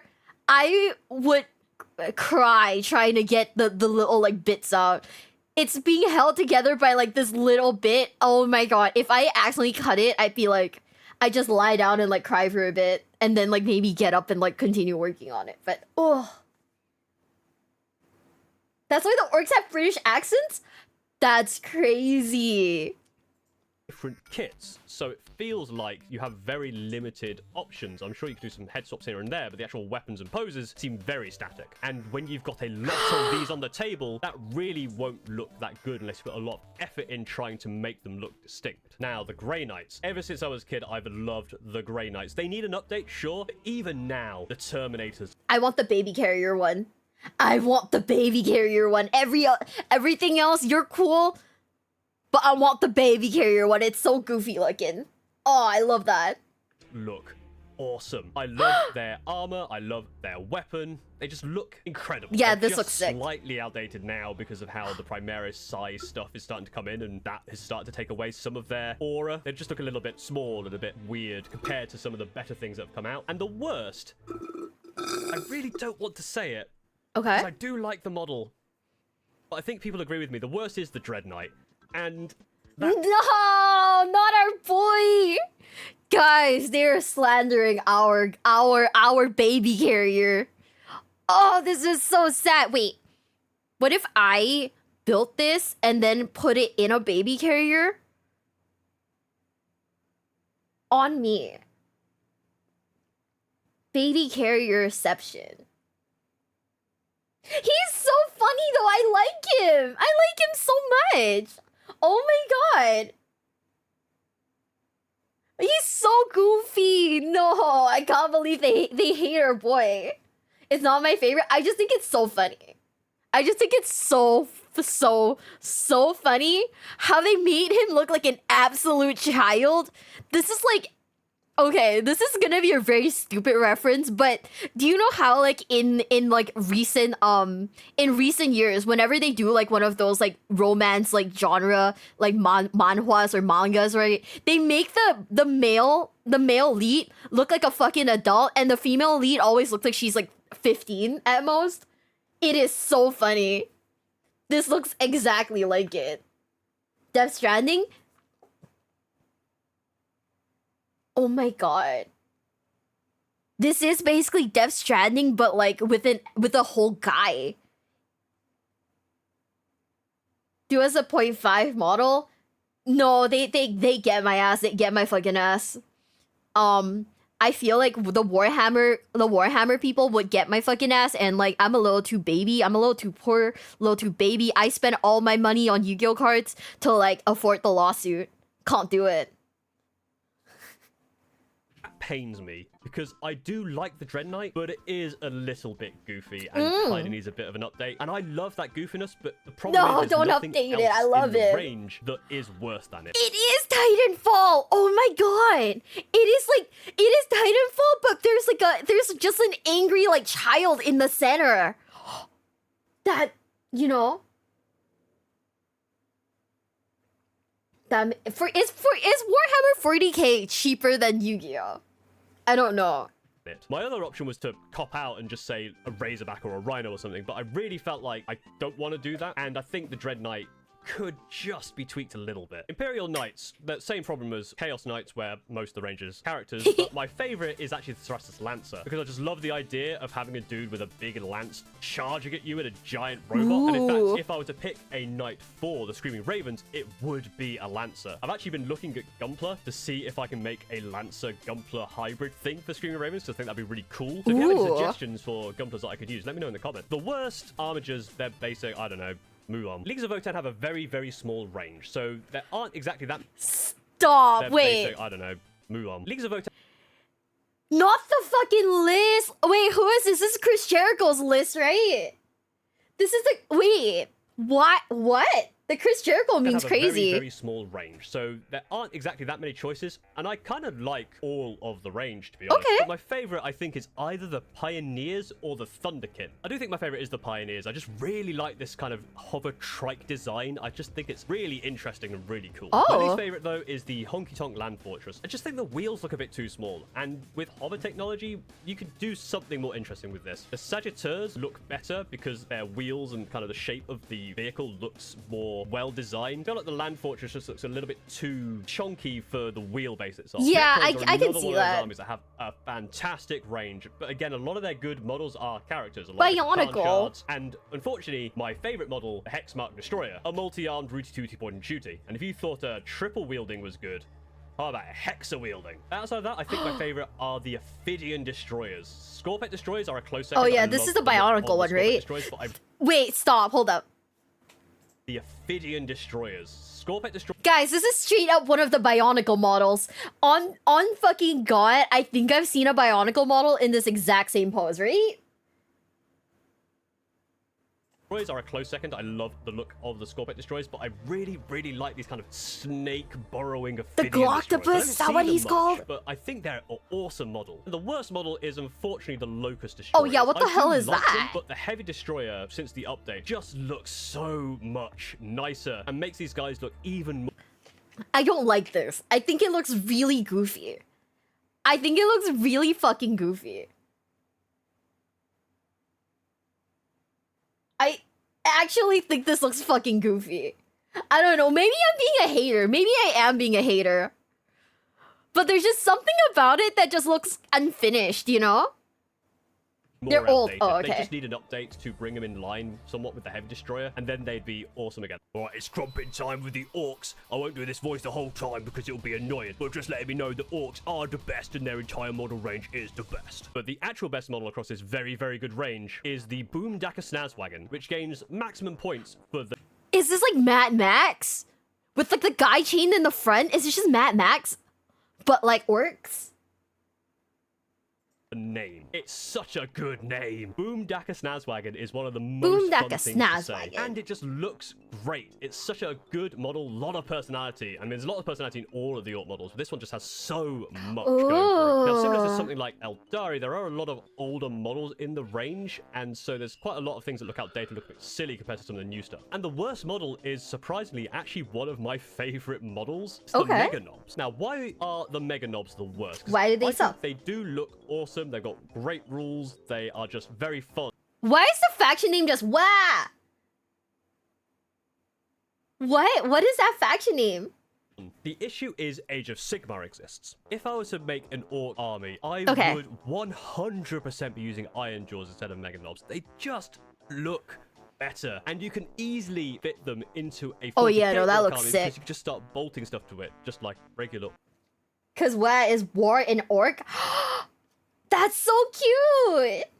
Orcs, where you can just take your entire bit box and a pot of glue and just yeet it at your entire army and probably make a good looking Orc army. Space Marines, very simple. The Centurion. What's not to love about the Centurion? Yeah!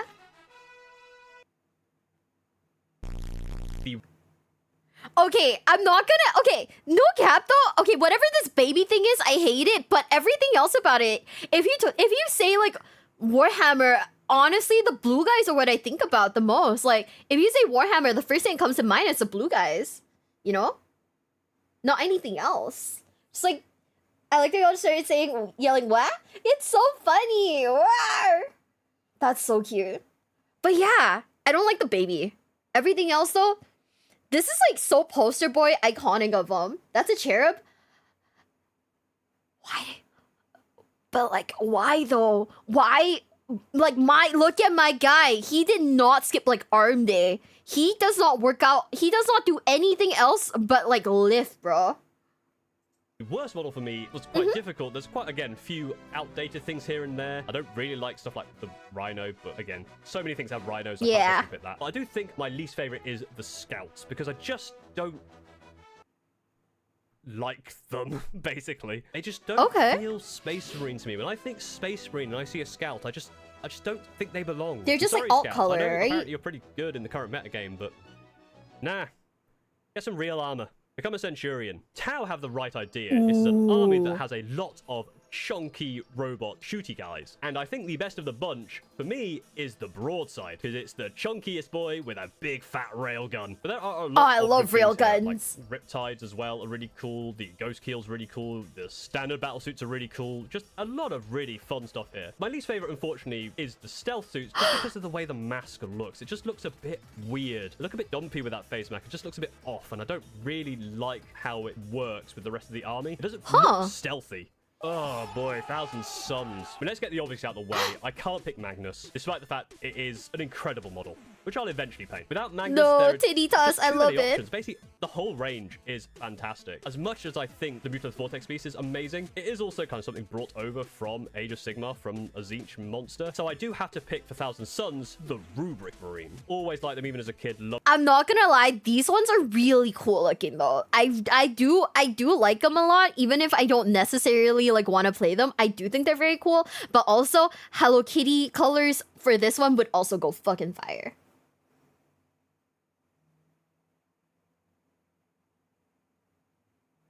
Have fun, guys. Everyone who's leaving right now. Have a nice day at work, class, school, whatever you guys are going off for, but have fun. And I'll see you guys later. Ooh, we don't love Tau? Yeah, I kind of figured like some of the people in the chat were like, oh, fuck the Tau. And I was like, ooh, they're awful to paint. Oh, 7. Yeah, they look like honestly, they kind of look like they'd be hell to paint. I'm not gonna lie. No, don't make them big, but like, why? Okay, you'll go insane trying to paint them? Oh, okay, you know what? That makes sense. That makes sense, yeah. I still think like we're gonna start off with the baby like Space Marines, but we'll pick like a nice shade for them, like a really cute color. But also thank you everyone for all of your follows today. I haven't been able to shout them out because we are gonna be turning this into a video, so I had to turn alerts off. But thank you so much for all of the follows. Thank you if you're following on YouTube, on Twitch. I greatly appreciate it. Thank you so much. Love their design, and they just give the Thousand Suns their it is so cool look, their entire vibe. This awesome looking model. They are a horrible pain in the ass to paint, but they do look fantastic. Now, the worst model in Thousand Suns is an absolute cop-out. It's the Rhino. I don't really like the Rhino in any of them, and it was so difficult not to pick the Rhino for any of these other ones. I guess they're kind of boxy. Because I needed it for this one. I guess they're kind of too boxy to like... I mean, I don't know. You know what's the thing? I think there is like some charm to it, but I don't know if I don't like it. You know what I mean? It is very like tank-like. I do get it. I do think it is kind of cool. Yeah, it's just a classic box tank, right? The spikes make it worse. The spikes on the top, yeah, they're a little extra, but I feel like a lot of Warhammer is very extra, don't you think? Magnus did all things wrong. Oh my god, why do we hate Magnus? Yeah, I do kind of feel like a lot about Warhammer is very extra, don't you think? So it's like, I don't know if I don't like the fact that it looks extra. It makes sense to me. But yeah. It doesn't fit the box. Yeah, I kind of get that also. Like, if you cut off the spikes on the top, it would still look fine. I don't know. Yeah, if okay, I'm not gonna lie. I think like the thing about like Warhammer so far, the things that disappoint me the most are the really like plain looking like models. The ones that like look super detailed, they make sense to me. It checks out, right? But the ones that look really plain are the ones that, where I'm kind of like, you know, you don't really give like the Warhammer vibes. My boomer dad tank autism is growing stronger. Fuck! I'm never beating the boomer dad allegations, huh? This is... Damn. This is so sad. If it's chaos, it has spikes to octane. You know, yeah, that makes sense. I do like it though. I like how like classic it looks. I like the weathering on it. I think it looks really cool. It looks fucking fire. It's a cop-out. Sue me. I don't care. The worst is the rhino. It's just a rhino. Who cares about rhinos? They're boring. They look dumb. Tyranids is another one of those armies with just a lot of very good models. And it's also a very cohesive looking army. But my favorite out of all of them is the Lictor. Not only is it a great model on the table in terms of rules, also just looks awesome. And I love how this thing is on its own and just can tear everything around it to shreds. I read it in one of the books that I read. That is cool. One of the Euro Adventurous ones, where a Lictor is just hanging around one of the cities, and it's an awesome monster boss thing to have. This awesome villainous monster that is there in the shadows. I absolutely love the vibe of the Lictor. But the worst model was a surprise to me, because if you just look at the stats, you'd think this would be the best model. It's T7. It's 4 wounds. It has really good shooting with some anti-vehicle stuff. But the Hive Guard just look weird. They're too smooth. That's my problem with them. They just look too smooth. And they just look a bit off compared to all of the Wait, I kind of see it. And finally, World Eaters. They fall into a very similar thing, kind of between something like 1,000 Suns and League of Votann. Very small range, but all of their range is very, very good and very, very cohesive, and they really fit into that World Eaters corn stuff. The best is the Berserkers, very similar with 1,000 Suns, the best with the rubrics. The Berserkers, I love the way it looks, and I just love their helmet design, I love their poses, I love what they stand for. You can really make them look great by just chucking Blood for the Blood God on them. Really cool models. Like with 1,000 Suns, we're ignoring the fact that Angron exists, because Angron is... He's so cool, though. Angron's a fantastic model. When GW do centerpieces, good lord, do they do centerpieces. But the worst model, even, again, this is one I do kind of like, but it's the 8-bound. They just aren't as cool as the other Terminator. You know, now I honestly, yeah, it might be unfair for him to put like older models on, but like the older models, like the faces especially, look so goofy compared to like the newer ones. It makes sense, but I really do like this model though. Like the touch of like having the Space Marine like what is it, the helmet thing on the back, it looks really sick. But yeah, I do get it's not that old. Oh. Your boys. Oh god, Dagenhart's dying in the chat right now. These are brand new ones? Wait. Okay, then whoever did them did a disservice, because that face though, that face looks kind of funny. No, stop. I thought it was old because of how the face was molded, but yo, I'm sorry. I can't. That face is funny. I love the detail though. I really do think it's cool. It's very cool looking. If like, you know, you put like a paper bag over his head. GW can't paint faces. So it's not that like, it's not that the balls aren't cool. It's just that GW can't paint faces. 07's in the chat, guys. This is sad. This is so sad and fucked up. Yes, they just look a little bit off. There's something not quite right about them. They're meant to be Terminators. I guess they're not like Red Butchers or anything. I really like their weapons, but again, there's just something just not as cool. You know? With this face in particular, I think it's a little better. With this face, it also looks fine. But without the mask, I think it looks funny. What do you guys think? As what something in more of a Terminator form factor would look like. There, that is the best and worst model from every single faction. What about Agents of Imperium? What about Agents of Imperium? GW didn't care, neither do I. Hopefully this will be useful in helping you choose your next purchase, making sure you spend your money in the right place. But if you think that somehow, in some way, my fantastic and clearly correct opinion is wrong, I'm sure you could argue in the comments and look in the comments for some different opinions. But if you're still unsure about what you should be buying, what you should be playing, if you're a new player looking into getting into the game, my best advice to you is just go buy some Centurions.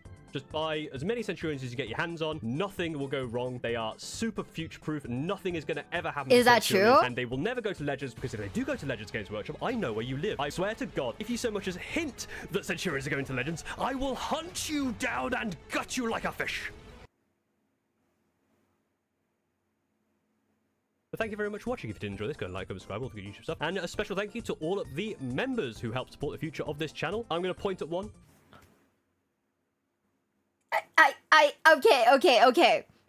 Okay. Just because he said all that, we're gonna subscribe.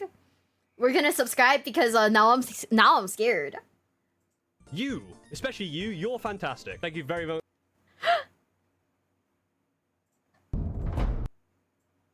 Okay, so guys, yeah, I gave him a sub out of like fear, guys.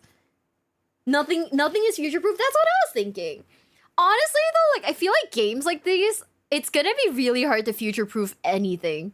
Just cause like the meta has to be constantly like evolving for people to keep like a healthy like player interest in it, right? Yeah, we're going with how do you say his name? Lutin? Do we pronounce the E? I don't know. But we're gonna watch the Imperium's 10 worst jobs in Warhammer lore.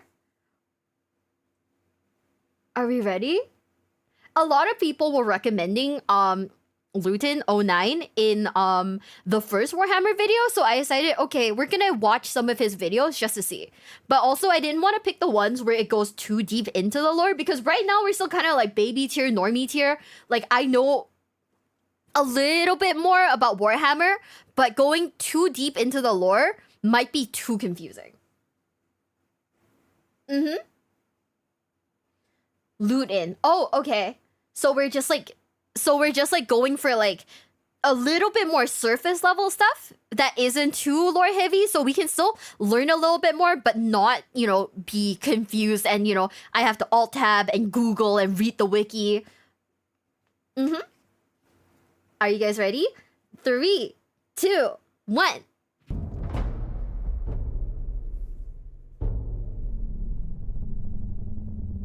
In the grim darkness of the far future, there is only war.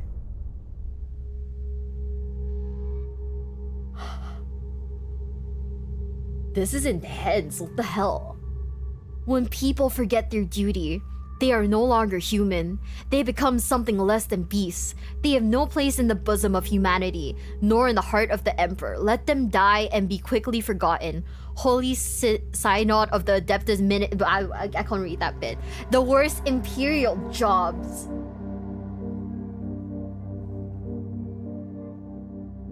When we look at the lives of those serving the Imperium, we must also understand that it is assumed that all of their service is at the... This picture straight up, okay, this picture straight up looks like a...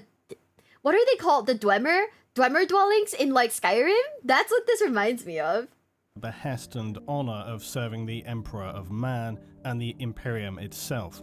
Now, while the official line from the Administratum would be that to give yourself in whatever means are required for the betterment of the Imperium is a noble cause, just and above all else a required task, it's worth remembering that these people are still humans serving in the Imperium, not superhuman Astartes or fanatical religious zealots, not cultish machine worshippers or drug-crazed hive gang members, just your average person trying to stay alive and do the best that they can.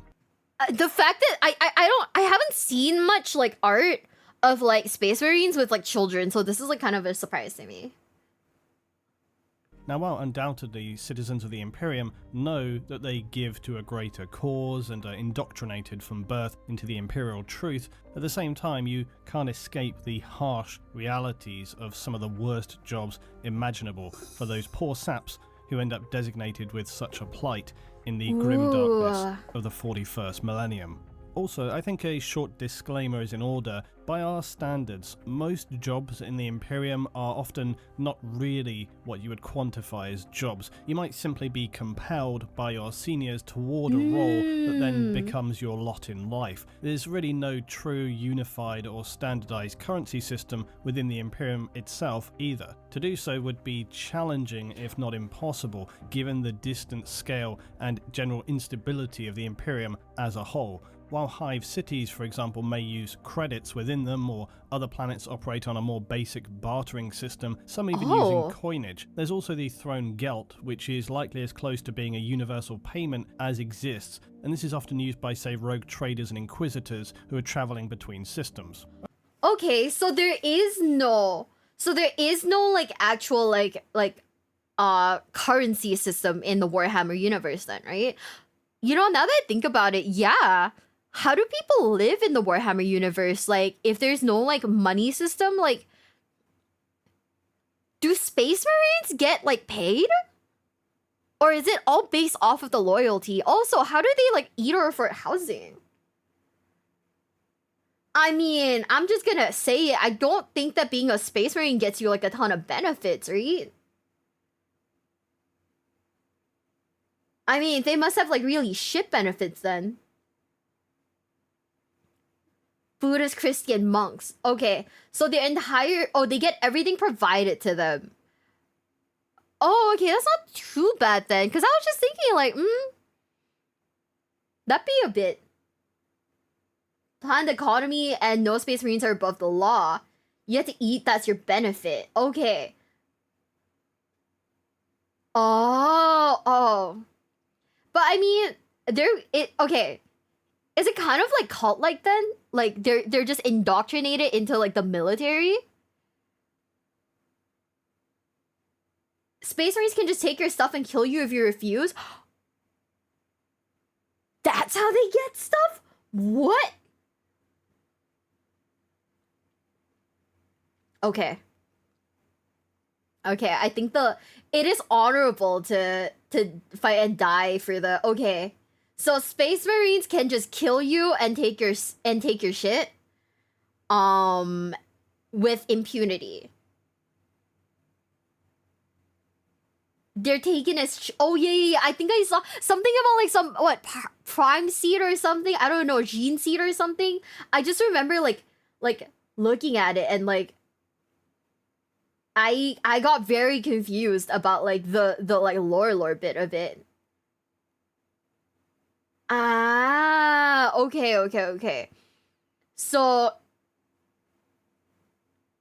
Okay, so I guess in terms of stuff like that, they're just, like, the soldiers who are allowed to, like... Okay.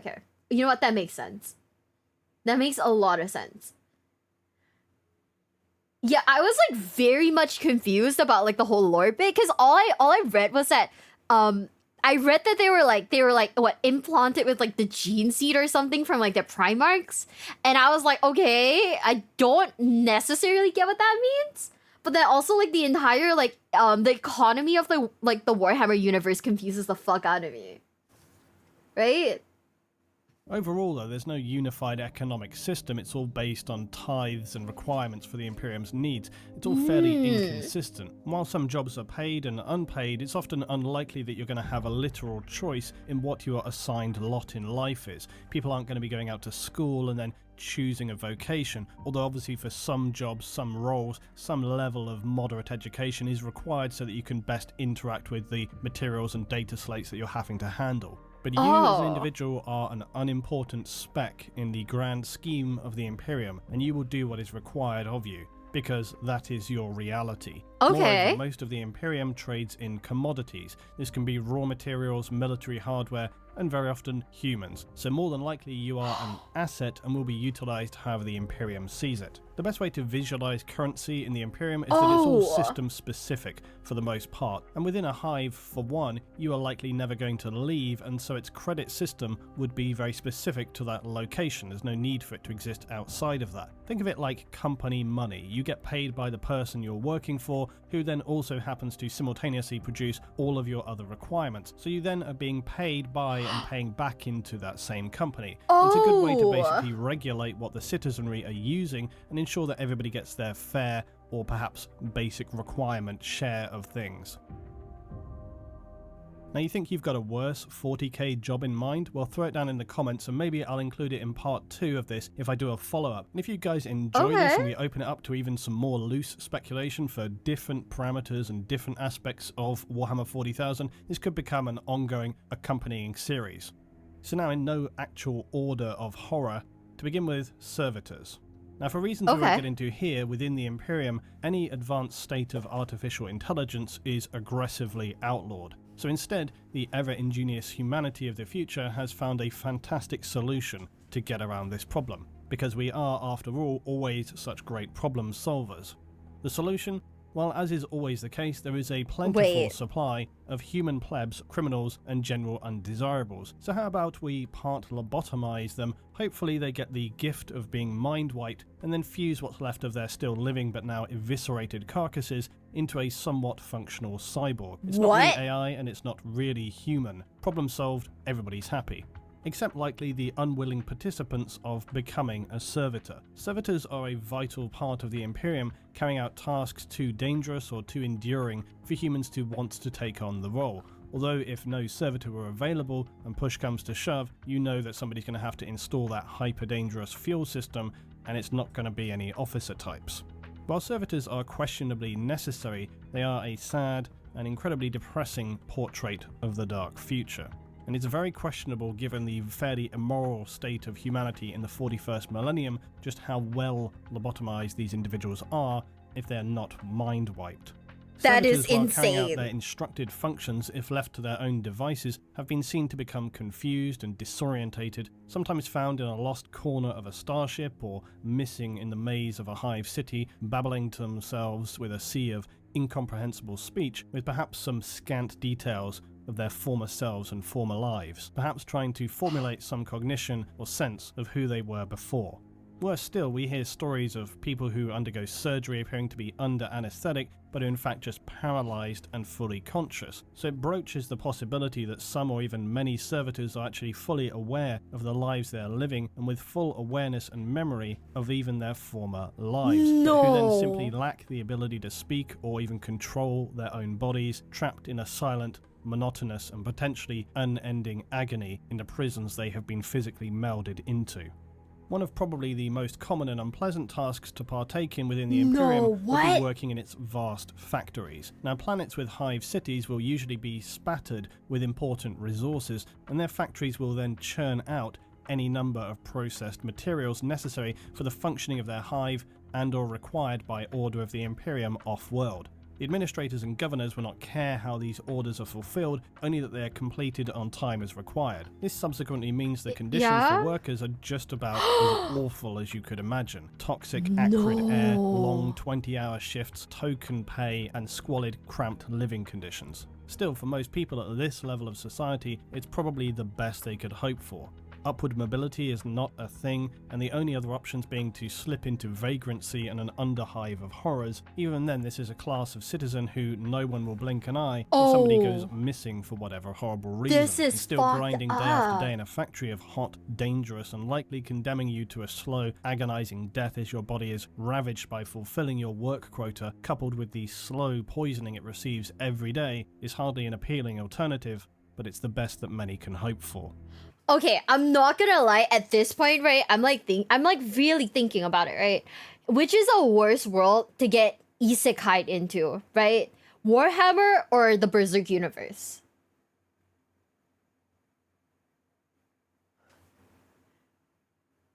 Warhammer, you guys think? I think both would be so bad, but Warhammer feels like if you're a normie, you're absolutely fucking wrecked. You're shit out of luck.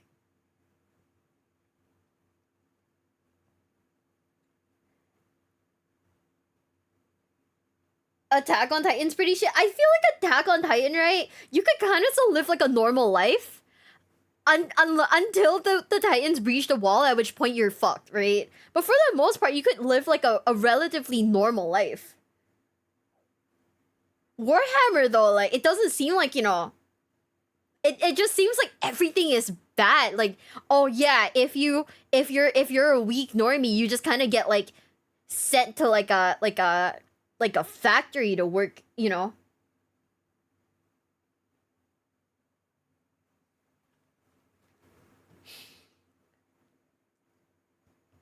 Yeah, I don't know. Yeah, everything in Warhammer kind of sucks. Like, I don't mean like the story or the game itself. I just think that like if you were to actually live in this world, everything would really suck. Unless like, I mean, even if you're like a space marine or something, you're still at at least like a 80% risk of like, you know, dying, right?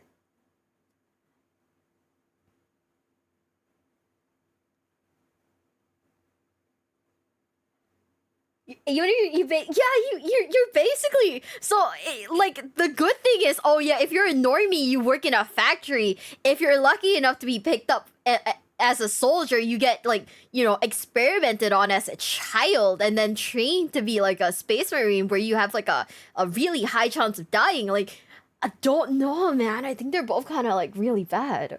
Ooh.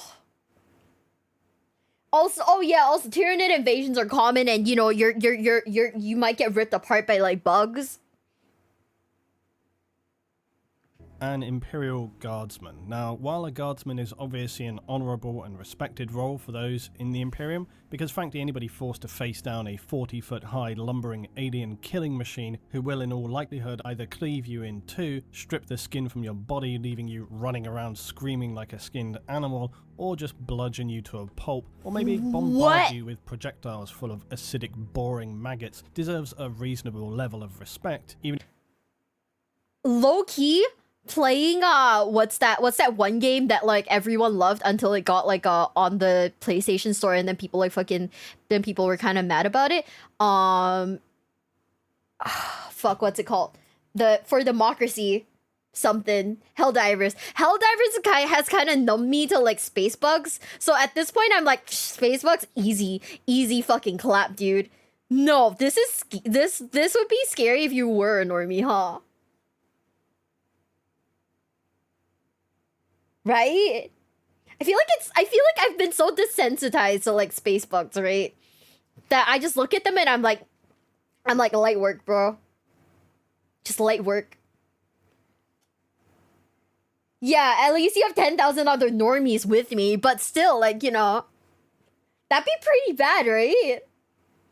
even if that service was in fact non-consensual. As with many military roles in the Imperium, guardsmen serve with a duality of horrific warfare experience coupled with unceasing immortal honor. Because of the extreme casualty rates, most guardsmen are equipped with simply a lasgun, because why give them more than that when they're not going to be around to use it? Oh my fucking god. Being a weapon often referred to as a flashlight because of its extremely poor effectiveness against the severe threats faced by the Imperium. Other That's heavy so weaponry fucked for up. its soldiers are available, as well as some devastatingly powerful tanks, ordnance and air support, but for your average man on the ground, bad luck, you get the I'm never gonna play the Imperial Guard. It's so... I don't want my boys to die. I don't want my normies to die. Fuck! No! This is so sad. Stop! Oh my god. Okay, I will never play the Imperial Guard just because I don't want them to die. Now I feel sad. Now I feel incredibly sad. No. This is so sad. Fuck. lasgun. While Imperial propaganda will tell the glory of serving in the Imperium, the reality is fairly disconnected from this stirring and glorifying rhetoric. The phrase battle of attrition comes quickly to mind for many guardsmen who will not receive much if any personal body armor, unlike their superhuman Astartes saviors. No. Nope, you're going into battle with the shirt on your back, and as an individual, no one is going to be stopping to help you when you lose a limb or worse. And the word expendable will be very much on your commander's lips. Now, if it isn't bad enough that you're facing a nightmarish host of Xenos, your commissar will be standing right behind you, ready to kill you or your newfound friends on the slightest hint of your hesitation, or perhaps simply to just motivate those around you. Unless you have qualified for a specialist division or an elite force within the Guard, you're more than likely going to become Operation Human Shield. And if by some miracle you manage to survive the horrific conditions of battling alien horrors with little more than a gun that shoots light, having watched many around you die in the most unbearable of circumstances, and then still have your sanity intact, not to mention hopefully not having your body be completely broken, there's nothing to say that an orbiting Astartes or Inquisition may not simply decide that things are not going quite as well as they'd expected, and decide that in fact an orbital bombardment might best serve the fast resolution of the situation. And your service is appreciated, Guardsmen. If you feel like you're having a bad day and... Stop! So if they decide that the war isn't going fast enough, they just fucking nuke everything, including you? No. What? We're never playing the Imperial Guard, guys. I'm gonna keep my boys safe. What the fuck? That is so fucked up. I mean, I guess, yeah, you know, they're cannon fodder, but like... No, this is so sad. Oh no. Yeah, I mean, if I were a normie with like a fucking like with like a baby gun, like what? And then you I have to go against like fucking like Nurgle or like Corrin or whatever, I'd be like,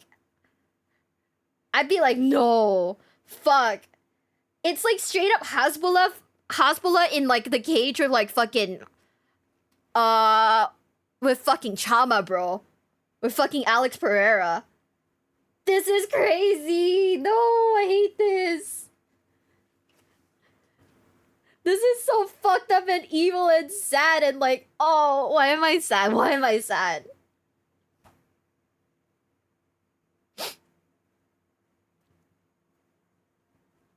Fonsa, thanks for the $10 super chat. Just so you understand how worthless human life is in 40k. Each hive city holds about 5 billion people. Each planet has at least 3 to 4 hive cities. The Imperium is a million world. They're just like nuking like billions of people. That's insane.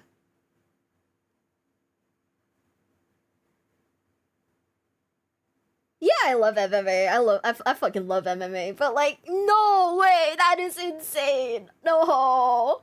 Stop. This is so hurtful. Want to voice your concerns to those around you, this is not advisable. Commissars will be standing by to silence you for potentially damaging unit morale. But like so many aspects of the Imperium, the most hollow element is the fact that in serving your family, your planet, and your Imperium, you will not be remembered and will be 100% left behind if the situation warrants it. You will not be receiving a flashy service or your family informed of your demise. You are but one of millions upon millions of soldiers, and while some planets are focused around specialist skills and military training, many more are unwitting or even unwillingly drafted. You will not receive special genetic engineering. You get your gun, your orders, and a direction to advance. Now get on with it, Guardsman, before your own officer shoots you for failure to follow command.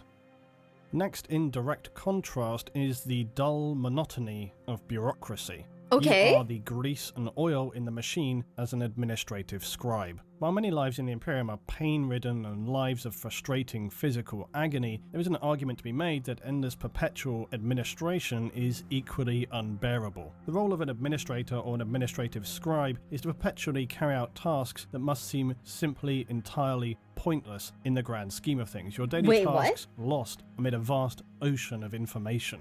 Your whole being lost in reams and reams of paper trails, and even the purpose and intent of your tasks are potentially lost to meaning, or possibly even no longer required, having been long forgotten about. Billions of clerks, scribes, and general admin staff work tirelessly to manage the Imperium at every tier. Compared to others, this may seem like a sweet job to land yourself, but imagine having to do the same thing every day, without end, without opportunity, and without meaning. In many Do you think they know what a balance sheet is?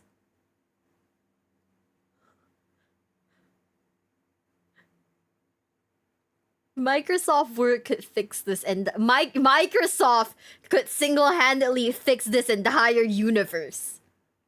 In many respects, it's the closest thing to hell for many. Pointless tasks with no thanks or appreciation, no sense of really contributing anything to the greater whole, cold, harsh working conditions, still subject to the same brutal rules and regulations that dictate all Imperial life. I'm just saying that just sounds like working in an office.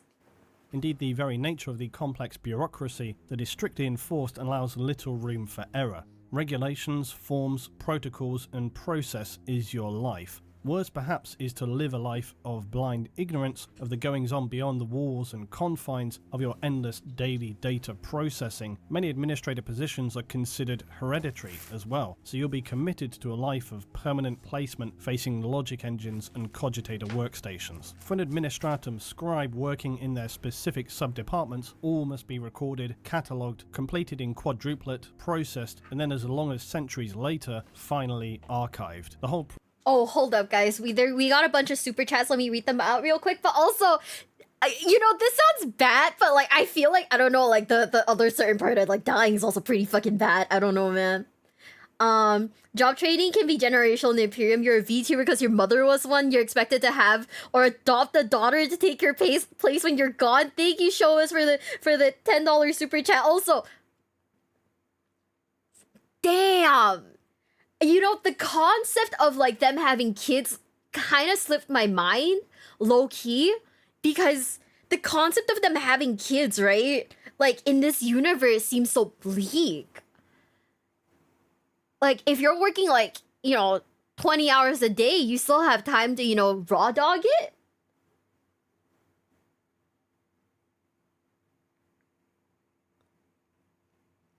Also, Dagenheart thinks, I'll throw a few more pens your way before I go. Your reactions to horrors will be great. Thank you. Check my lost super chat. Okay, I got you. Let me scroll up. I think I might have missed it. My bad. Okay, I can't find it. Hold up. Let me go see. Let me go see if I can look at it from here. There's a small chance that I can't find it. Would you mind just letting me know what you said? I have no idea why I have no idea why they're kind of like this. Hold up. Please scroll. But yeah, I don't know. I feel like I don't know. Wouldn't doing the deed be kind of like heretical? They would be like, wouldn't that kind of be like, oh, you can't do that? I highly recommend looking up the Exalted 8-bound. They're so much A-bound. They're so much better than the standard version. They're kind of pointless. Oh, okay. Thank you, Jago. Thank you, dude. I mean, I don't know. The concept of them, honestly, the concept of them like having kids was kind of lost on me. More manpower is needed. Okay. There's a significant lack of lack of talking about, women in this universe, huh? Other than the Sisters of Silence. And that one female assassin figurine. Even sisters do it? Oh! Everyone's expected to have kids then. There's women everywhere?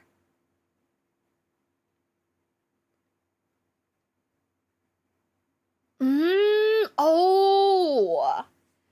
Okay. I guess the pictures that they've shown so far don't have any women looking ones, so that makes sense. Oh yeah, you're right. There was that one commissar woman. That makes sense. Oh my god, I never thought about it that way. But also, hi Shab. Process is grindingly slow and dull beyond the strongest possible interpretation of the word. And as a final insult, you must fulfill your role accurately and efficiently for the entirety of your servitude. Failure to do so risks intervention by the Inquisition. Administrative departments who have failed to maintain an acceptable level of efficiency, or worse, make a catalogue of errors, may be subject to mass summary executions by Inquisitors for crimes against the Imperium. As a simple cog in a machine, you could also unknowingly participate in a scheme of upward conspiracy and corruption and be judged for this without even having been aware of doing so. A thankless, soul-destroying job where you'll likely never see anything beyond the incarcerated walls of your administrative vault sector. Now, the human batteries, otherwise known as psychers, used to fuel the Emperor atop of his golden throne. Unsanctioned psychers are continually hunted by the Imperium, and when... Okay, hold up. Does this mean that the Emperor fucks? Or do the Primarchs fuck?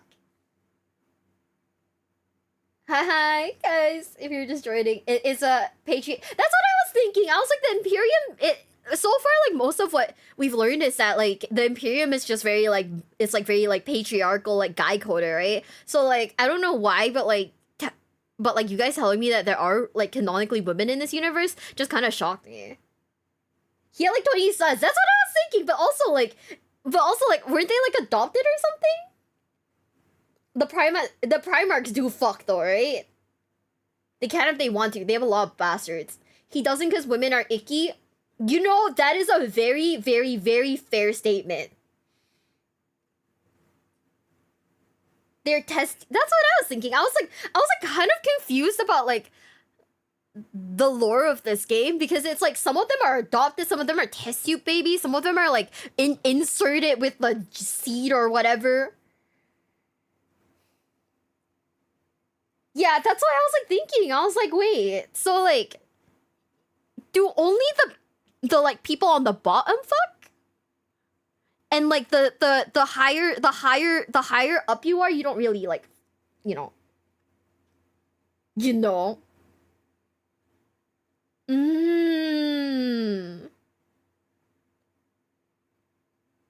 Everyone fucks. Yeah, you know what? That makes sense. Fulgrim had a harem.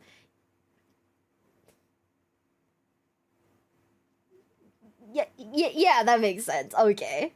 That's what I was thinking. I was like, cause like the only like real like frame of reference other than these videos, right, is that one Warhammer Space Marine 2 game. And it was very much all like, you are my brother. I think like the entire game, I heard the word brother so much that like now I call everyone brother. You know? That's what I was thinking. They are sterile, right? I don't think they fuck. I think like, you know, if they did though, it'd be like very much like a, you know, Roman, it'd be very much like a, you know, Roman like army situation. There's romance in the Horus Heresy.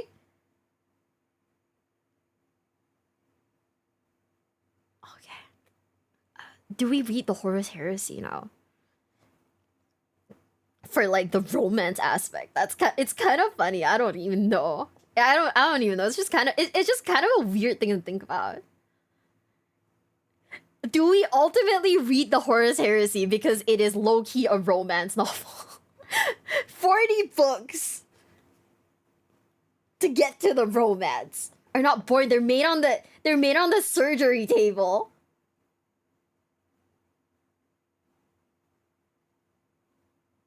It's 60 books. Okay, great. I told you Angron has a girlfriend and she's a dom. I love that for him, by the way. Out of all of the Primarchs, I didn't think that Angron fucked. But he does, and you know, respect, brother.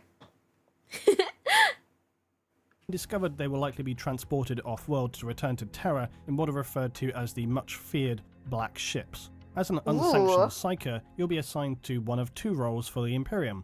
Training to a full operating Psyker or a psychic human battery to fuel the Emperor and the Astronomican's daily required injection of psychic power.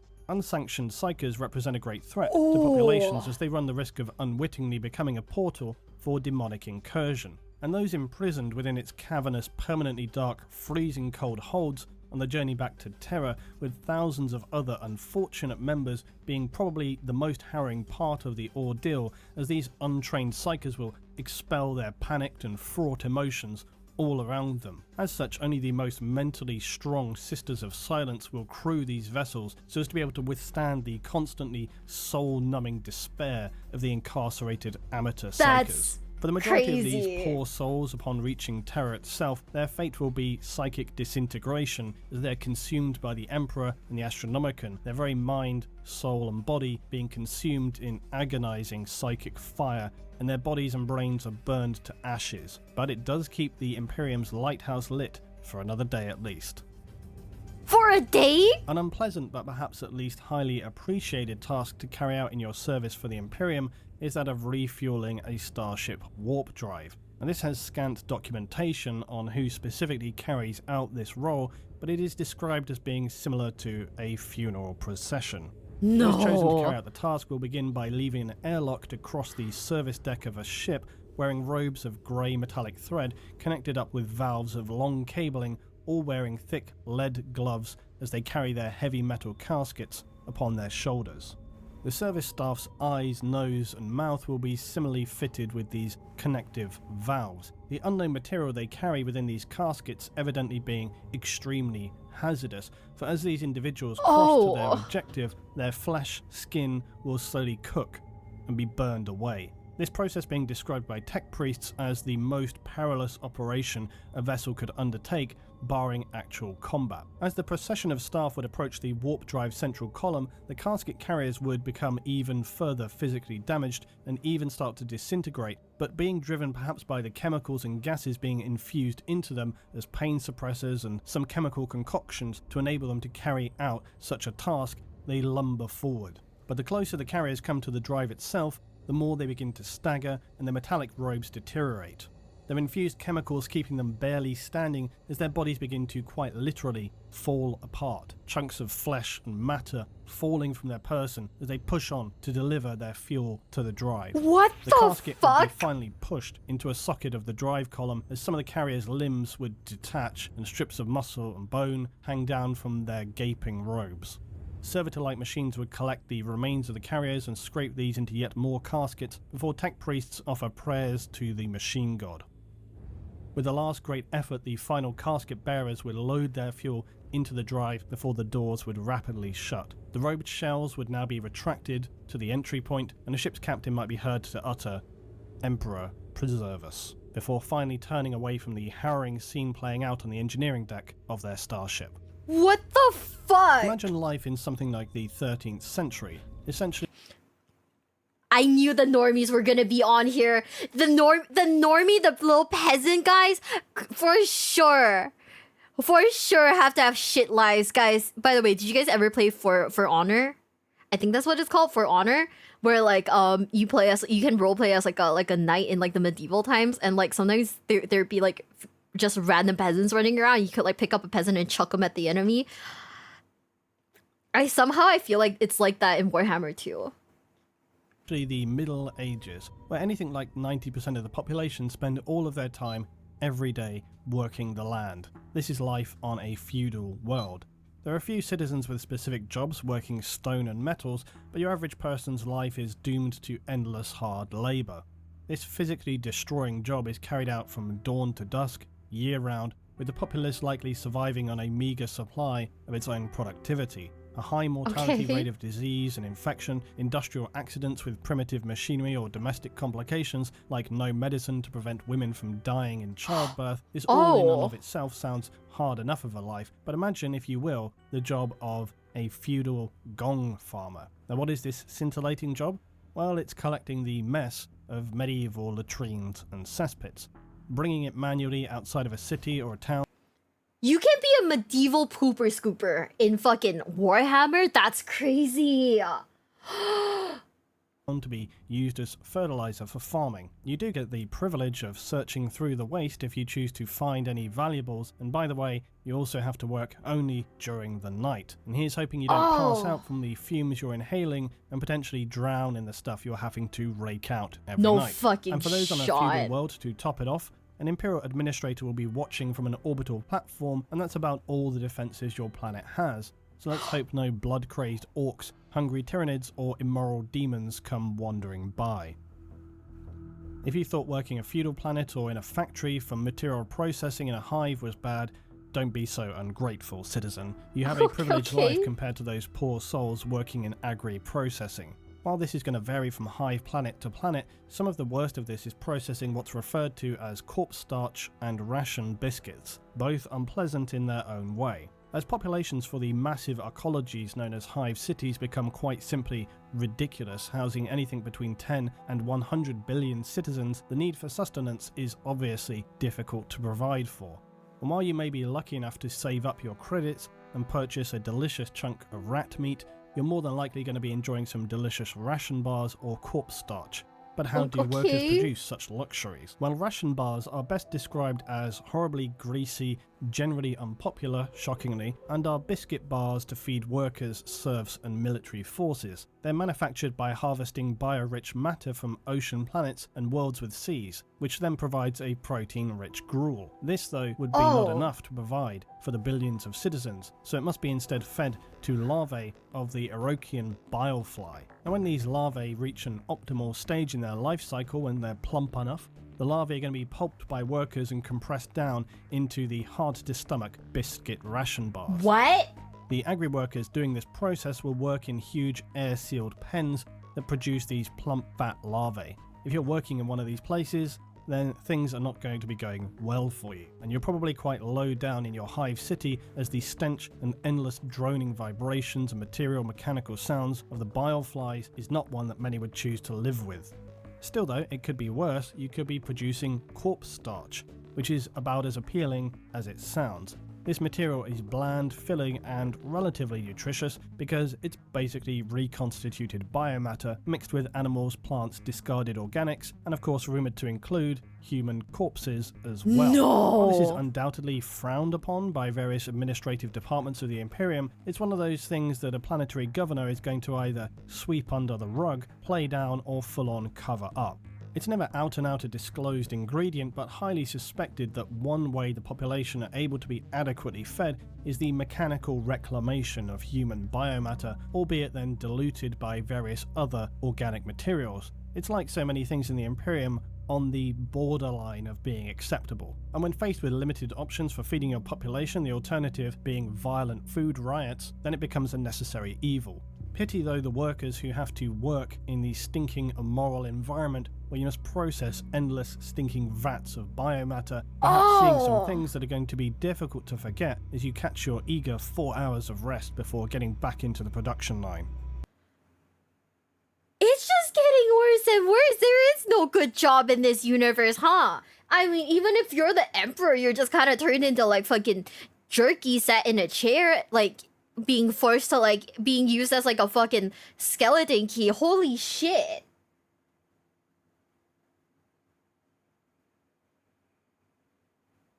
Yeah, your mom died. Her body gets processed into food. Oh my god. Okay, what are the nobles? Okay. We need to do another dive into what nobles are, because I didn't know that there was like a noble system in this world. What?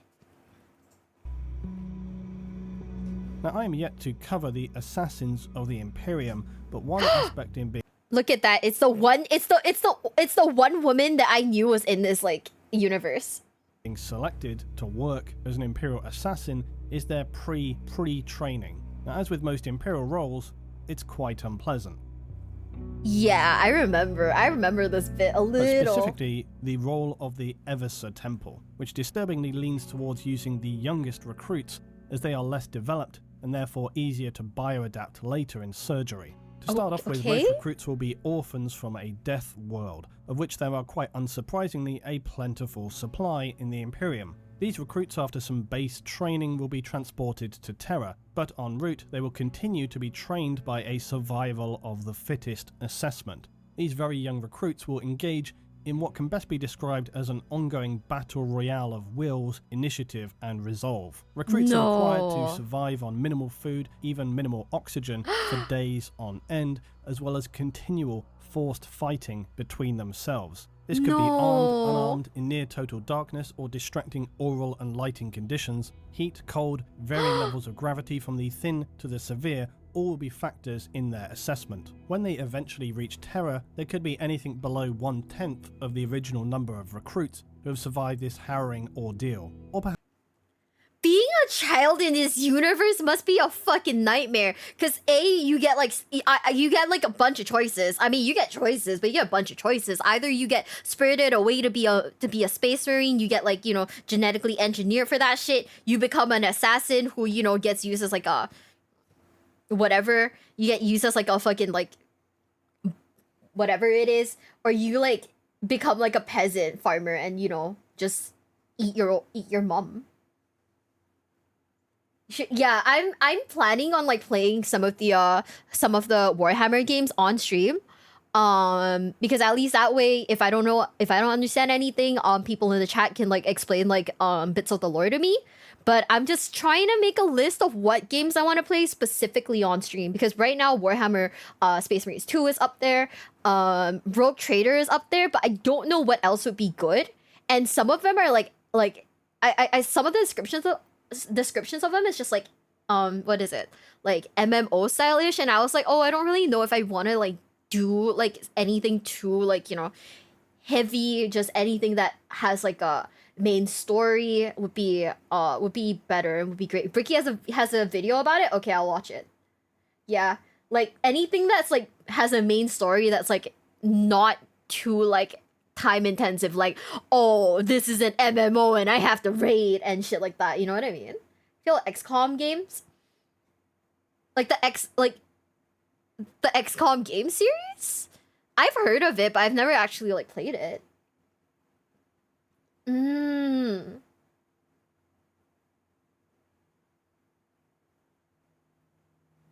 Yeah, like when I say time inducing, I don't mean like, oh yeah, this is the like stuff like Space Marines 2 where there's like a linear like plot that I can follow would be nice. If it's something like I don't know, Warhammer the MOBA game, probably would avoid that because, you know, that's if it's you know, online, that'd be like, blah. Is GW's XCOM like, okay. Okay. Yeah. So, if you have suggestions, please drop that in the what's it called? In the Discord, you know. I will get to whatever I can, but right now we are gonna be playing Metal Gear this Sunday. So that's the current plan. Next week, who knows? Also, Link, thank you so much for the raid. Thank you. Welcome in. Perhaps not at all if their assessors deem them unsatisfactory to requirements. The recruits, though, will then be organised by the temple they are best suited for. Eversor assassin recruits face, though, the further horror of being now forcibly bioengineered. These youngest recruits, who are essentially children, will be turned through this process into unstoppable drug-fueled killing machines. To achieve this, the Medicus adepts will use a range of genetic adaptation, endoskeletal restructuring, bionic implants, and infusions of chemicals to turn the previously human youth into a nightmarish weapon that can barely be controlled by its own leaders. Their cerebral cortex will also be enhanced and the brain fitted with Lobo chips. These will amplify the assassin's state of mind to either raging hate, pure determination, or extreme fanatical drive for the love of the Imperium at any cost. This whole process is unpleasant and far from risk-free. Many subjects will die of massive multi-organ collapse as their bodies struggle to handle the severe restructuring. And this is not to mention the inevitable side effects from being turned into a bioenhanced, drug-fueled, borderline if not psychotic killing machine. Past this point, the assassin will continually attempt to balance the complex cocktail of chemicals that's fueling and simultaneously poisoning their system. Finally, at the end of all this, the assassin will be placed in cryosuspension, their bodies so drug-fueled and their own mindset so completely unstable that it's easier than keeping them actively conscious. This is the one where they freeze and then they drop them in like random war zones, like all pissed off and shit, right? This is the group then. Is that it?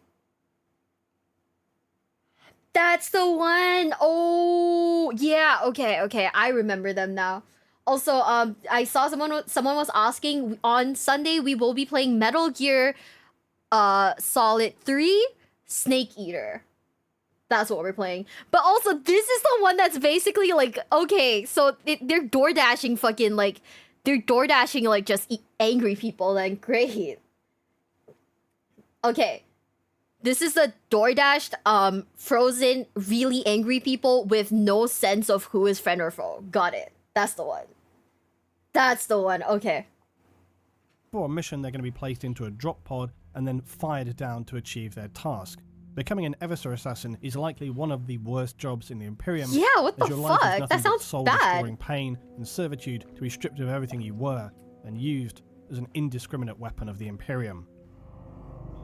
Now, penal legions are the dregs of Imperial society, so you can imagine these are some less than capable individuals. These are usually members of the Imperial Guard and PDF who have perhaps not been executed on the spot for their crimes and instead commuted to a life sentence in the loosest definition of the word. However, a penal legion can be easily made up of murderers, maniacs, thieves, in general criminal elements of society, or just those who were far too incompetent in their duties and have been sentenced to play some more mildly useful role for the Imperium. These legions, though, unfortunately, are basically the waste dump of human society and are forced to wear explosive slave collars that are more about turning the troops into human bombs than a disciplinary incentive. They march in a shambolic way towards their goal, or perhaps run if they're crazed, and then perhaps to just encourage those around them with whatever they're meant to be doing. Maybe a few of them will be blown up and detonated here and there. But is this the job we're talking about? Well, no. In fact, what we're actually sparing a thought toward are those tasked with maintaining control over these plebs. Penal Legion overseers essentially have the unfortunate task of herding a bunch of shambolic, potentially murderous and psychopathic cats. Some of the Penal Legion will relish their role and accept their death, running headlong into the enemy, but others may fall into mental ruin, just falling to the floor, crying, unable to move. Others may try to run away, or simply just lash out and kill those standing around them. As frustratingly soul-destroying as such a task is, those commanding a Penal Legion are usually well versed in dealing out punishment, cruelty, and incentives to their force, and will lay down brutal levels of discipline. Despite this professionalism though, it's still likely one of the most frustrating roles to have to command in, with a force who are potentially just as happy killing each other and themselves as they are the enemy. So now to finish, I'm going to have to break your immersion. But the truest worst job that could exist in 40k is, well, whatever you can draw from your own imagination. Because this might seem like a cop-out, but it's actually the real bedrock of 40k. Because while it has embedded canon and non-canon lore, it's also a world whereby you as a participant are encouraged to use your own imagination.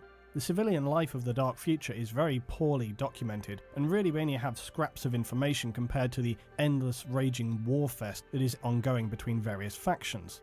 The civilian life of the Imperium is perhaps one of the most interesting aspects that exists in the 40k universe, and if Games Workshop will not expand upon it, maybe it's time we start doing so ourselves with some wild speculations and imaginings. The whole thing with 40k is that the Imperium itself is so fractured and spread across countless systems with vast distances in between, it's really hard to focus in on some of the details of different worlds. Now this has happened very, very slowly over time with little fragments of information, but some could be, for example, nightmarish gulags, while others could be verdant, lush garden worlds of pleasure. Others could be more Earth-like with all the complex goings-on of human life that this entails, or you could be living in a horrific hive city or toxic choking forge world, or have other planet that's been cut off from the Imperium due to a simple administrative error, forced to go its own way with the vague hope of one day being rediscovered if it's not destroyed by some other alien process in the meanwhilest.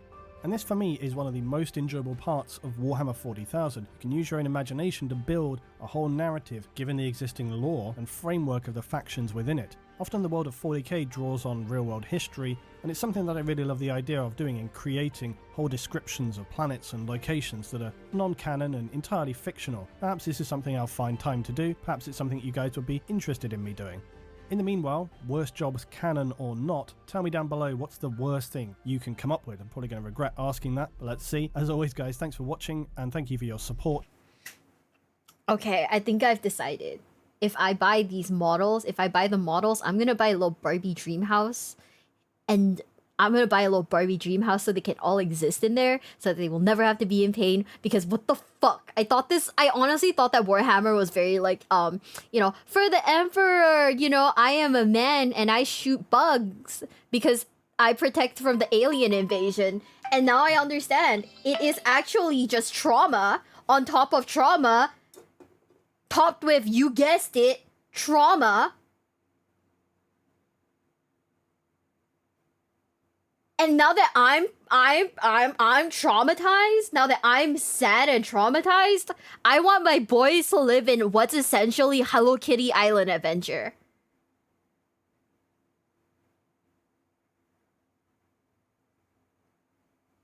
I will sit there and give my guys therapy.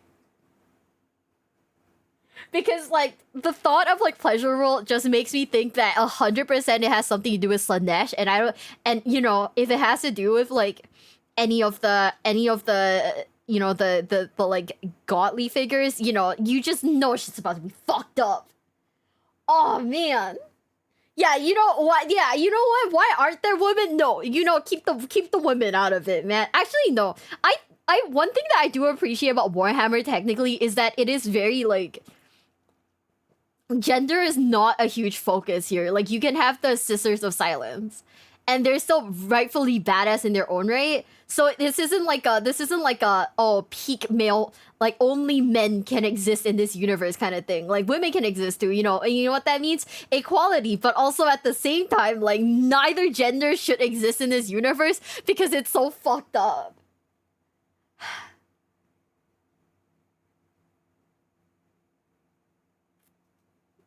Hello Kitty Island adventure, guys. I don't fucking know.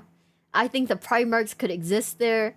You know, maybe if you know they lived in like, no, actually Animal Crossing would probably piss them off too. But Hello Kitty Island Adventure, you know, I'm just saying Angron could be there. Maybe he'd be less angry.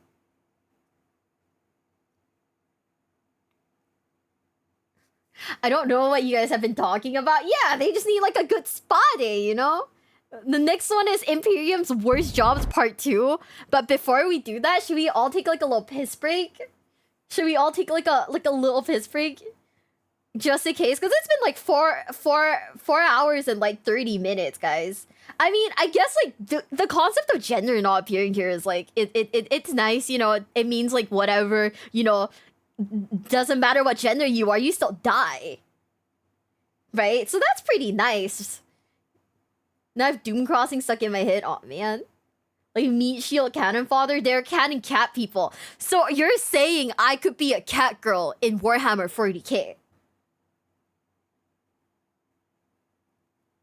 I could be a cat girl in Warhammer 40k. Oh my god.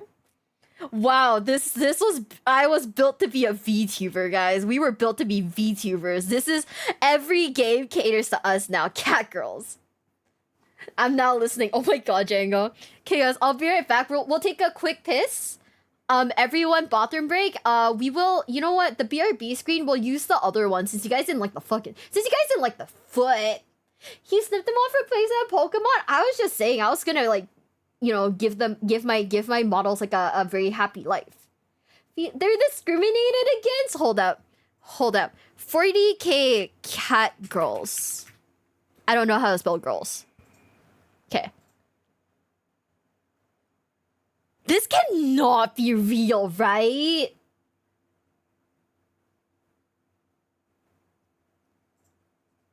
For the Neverer. Wait, I'm not a cat girl. It's fan art. Okay, it's called Felinids then. 40k models. No, is that really a thing? This okay, this one? The Bricky poster? I mean, I guess they're just straight, they're not cat girls so much as just straight cats, right?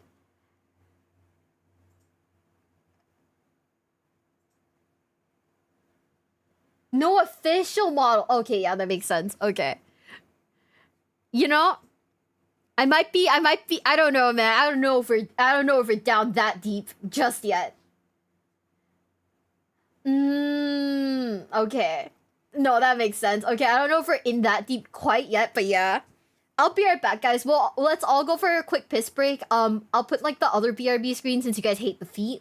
So you guys don't want the dogs out. I'll just give you like a whole ass dog. But also put some music on so you guys feel a little less lonely, and I'll be right back.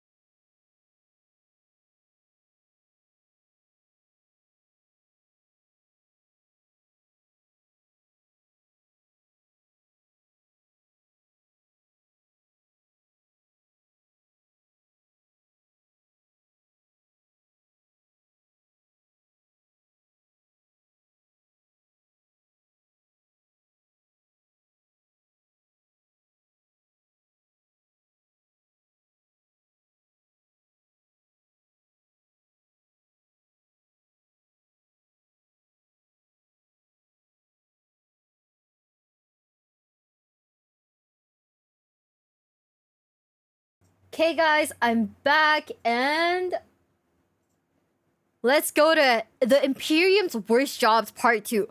How could there be more bad jobs? This entire world just is so sad. It gets worse. It actually gets worse. How? I don't get it. Okay, you know what? No, I'm excited. Now I'm curious to see how much worse it could possibly get.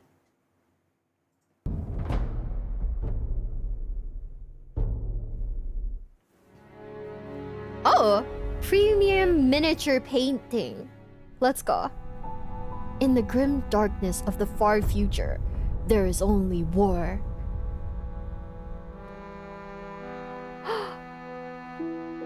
It is better than that the masses do not know the truth behind what they consume, for many find their sanity overwhelmed by the necessity of our great work. Excuse me, what? Oh, hold up. Excuse me, what? You gotta run that shit back one more time, Nani?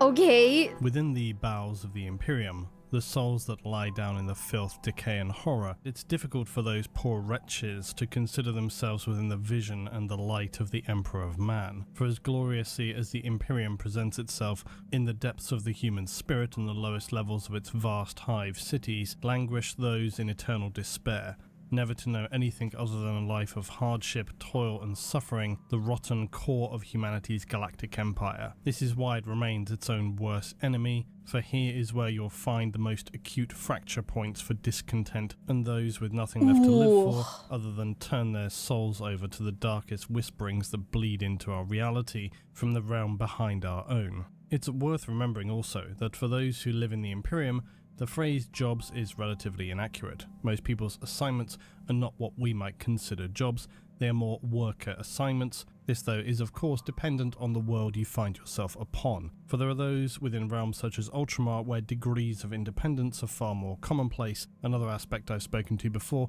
is that within the Imperium there is no standardized currency system in the sense of a currency used by all, including ordinary citizenry anyway. And to do so would be challenging if not near impossible given the distance, scale and instability of the Imperium as a whole. While many high that's crazy to me. use ambiguously titled credits, individual systems may have their own localized currencies, and other feudal planets can even operate on a more basic barter system, supplemented with very rudimentary coinage. There exists a unit of value known as the Throne Gelt, which is as close to being universal payment as exists. This is often exclusively used by traders, rogue traders, inquisitors, and other imperial officials who travel between systems and sectors of the galaxy. However you end up being compensated for your services though, it's most unlikely that you as an ordinary pleb citizen would have a literal choice in the direction of your life. Upon most worlds there is little if any education. Is it kind of good that you get a choice though? I mean, is it kind of good though? Genuine question. Echo. Yeah, I just realized there was an echo. My bad, guys. The thing turned on. My bad. But is it good that you get a choice, or is it bad? Because like, it's either like you become like you become a soldier or a life of servitude, right? Have you described life during Great Crusade? No, there's a more. It gets even worse. It actually gets worse. Also, Dawn says if you get born in 40k, there's a good chance you could just be on an agri planet and never see war or even space marine for your life, and 3 generations of your family lives. You know, that sounds great. Rogue traders are just basically sanctioned pirates. Oh, okay. Dude, speaking of pirates, I want to play the new Like a Dragon pirate game so bad. Fuck, okay. Education beyond the basic laws to follow and how to operate machinery. Most people live with passed down knowledge on how to survive as a human in the most basic sense. And those humans in the eyes of the Imperium are merely flesh matter. They are unimportant dust motes in the grand scale of the Imperium, and you are as much a raw material asset to the Imperium as much as is ore, ammunition or other consumables. I'm not gonna lie, referring to humans as raw materials is so insane to me. I don't know. as a normie, I haven't been broken into like the deep dark world of Warhammer, and I feel like right now we're low-key getting a little mind broken. It looks very interesting, I'm not gonna lie. We're raw fleshy materials. Holy shit. So now let us continue to explore the true horror of 40k, for it is not the glory and service of the Astartes, it is the mind-numbing drudgery, the lack of hope, the acceptance of banality that is the true horror for humans in the nightmare that is the 41st millennium. Many welcome death when it comes, and others mutter about the madness of their own. The Imperium directs its rage and fury outwardly to the Xenos and the Heretic, but it is much to blame for the extreme. I'm not gonna lie, I also love this. I can't remember what they're called, like this faction specifically, but they look like Van Helsing, and I really fucking love that. Depending on the ammo type, it's more important than you. Oh, they're the Inquisitors, yeah. Want to be a Necron in 40k, and that's also kind of bad. I think the Necrons are pretty bad, right? Because you're just like a soul. You're basically like a soul powering like a fucking bionicle, right? Extreme levels of suffering inflicted upon the many trillions of ordinary citizens across the entire galaxy, as much as those who would seek to see it permanently obliterated. If you yourself were here, how would you serve? What role would you see yourself in? If you have a worse 40k job in mind, as always, throw it in the comments, and maybe I'll include it in a part 3 of this series. Yes, so then, please. The horror. In the darkness of the 41st millennium, humanity has fallen into a true abyss of moral and ethical darkness. Human lives are bizarrely fought for ferociously in terms of the preservation of the collective empire that is the Emperor's Imperium, yet individual lives are treated as little more than a material commodity. Conversion to servitors, archo-flagellants and the like, thinking, feeling human beings stripped of both their humanity and their minds turned to mush with regularity. The Imperium also uses techniques like mind wiping of problematic or troublemaking individuals, those they consider compromised or even just a risk factor. Mind wipes are usually achieved through a flood of neurochemicals being injected to the base of the cranium, steadily erasing personal memories and identity like a cold, clouded fog drifting through the mind of an individual. This is not isolated in use for conversion of humans to servitor slaves, it also can be used for Astartes, especially those in the Grey Knights, where mind wiping is standard practice to protect them from themselves while facing demons that might twist and distort their memory of loved ones to become weapons against an individual. Mind wipes, though, are not always the default practice for control of humans in low status service. Many in fact exist in a state of servitude, but are only subjected to damaging processes like mind wipes should it be strictly necessary. And this can sometimes occur for those who live in service to the Mechanicus. They are known as the Tech Thralls. Thralls, however, are not like servitors. They are still classified as human, at least in terms of their minds anyway. They retain thoughts of their hopes and dreams, they hold on to fears and express desires. Some Tech Thralls burn brighter than others in their feelings, but most are depressingly broken individuals, worn down to shells of human being through the endless drudgery of their existence. Brutality, tough shifts of menial labour, most would gladly welcome death when it finally comes. They may be known as ad secularis, the Tech Thralls. They exist primarily as the servant class of the Adeptus Mechanicus, cybernetically adapted humans who retain some semblance of humanity. They sit just above servitors in ranking, but far below all others. They're adapted by the Mechanicus to ensure they remain both obedient and efficient, and while their humanity is left more intact than that of a servitor's conversion, where servitors are effectively brain dead and merely motorized flesh matter, it's entirely debatable as to whether this is in fact a more humane fate than that of the adaptation and subsequent assignments which mean becoming a Tech Thrall, where your life is all but consigned to oblivion, yet left within your shell are the last threads of your humanity, screaming from the inside out. Okay, so you're basically fully conscious, but you're constantly in pain, and there's something else controlling your body. That's so fucking bad, dude. That is not okay.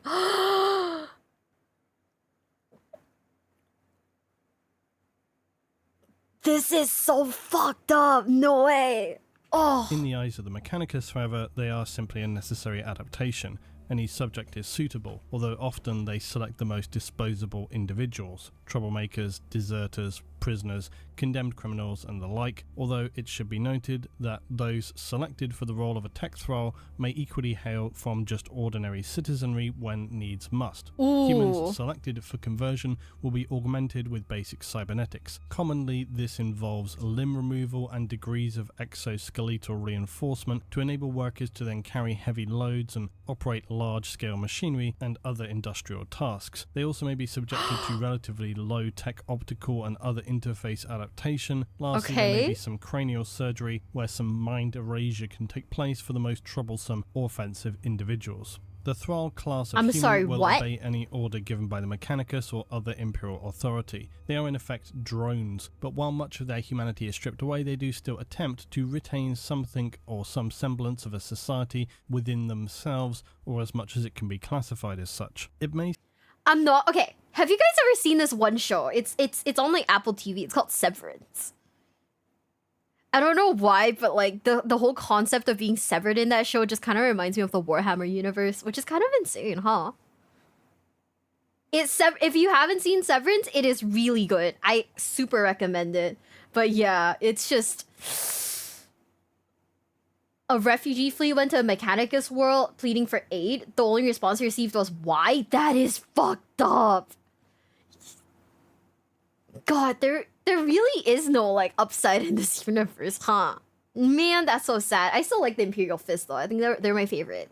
It seems that to a degree they are not far away from the levels of subjugation inflicted upon ordinary citizens of the Imperium. But thralls exist in fact barely above servitors. They just have the unfortunate terminal torture of being very aware of it. Thralls were originally created by the Mechanicum out of necessity. And this development occurred during the period of Imperial expansion known as the Great Crusade, culminating in the Horus Heresy. It's unclear as to why, but for whatever reason, there became an intense need for something slightly above servitors, which used formerly human biological matter, and after effectively lobotomization of a subject, servitors became a biocybernetic component system. Thralls are more akin to straight cyborgs. Their consciousness and memory are generally not extinguished before being processed into their new form. The conversion process to tech thralls is a fate for many of a Forge World's population should they prove substandard in their duties or commit some other transgression against members of the Mechanicus.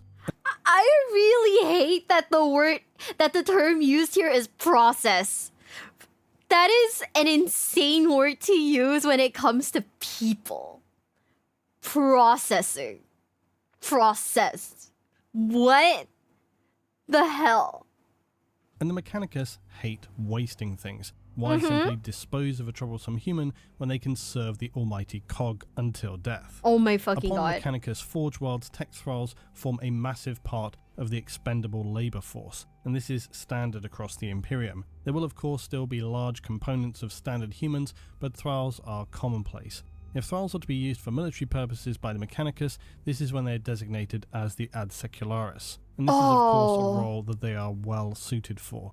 After being outfitted with basic weapons systems and bodily protection, they will march to war as basically humanoid fodder. They are an unrelenting force of mentally alive soldiers, yet with no will of their own, puppeted by Mechanicus techs. It's not entirely dissimilar to some other machinery used by the tech priests, who are seemingly more skilled with wetware than they are the artificial systems of intelligence, perhaps for obvious reasons, being that the latter is strictly outlawed.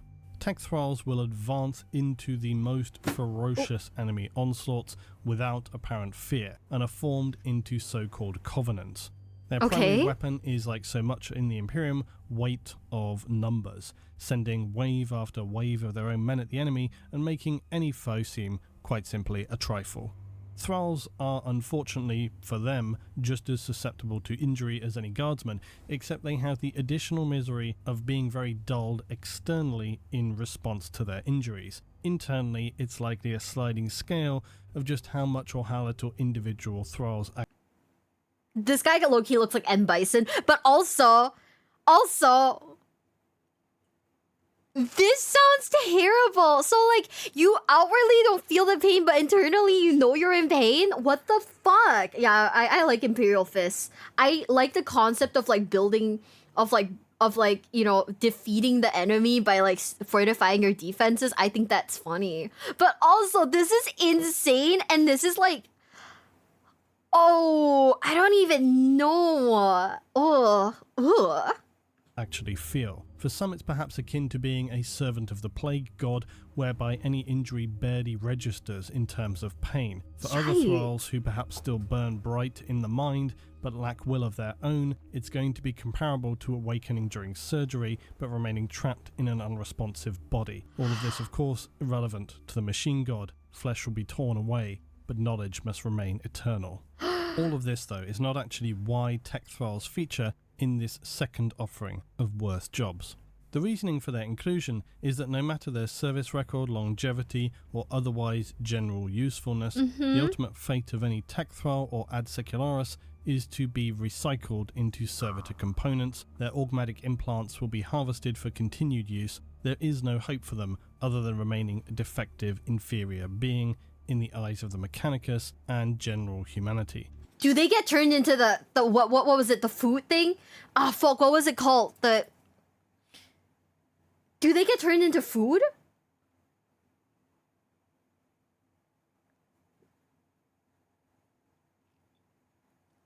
I hate this. Oh my god.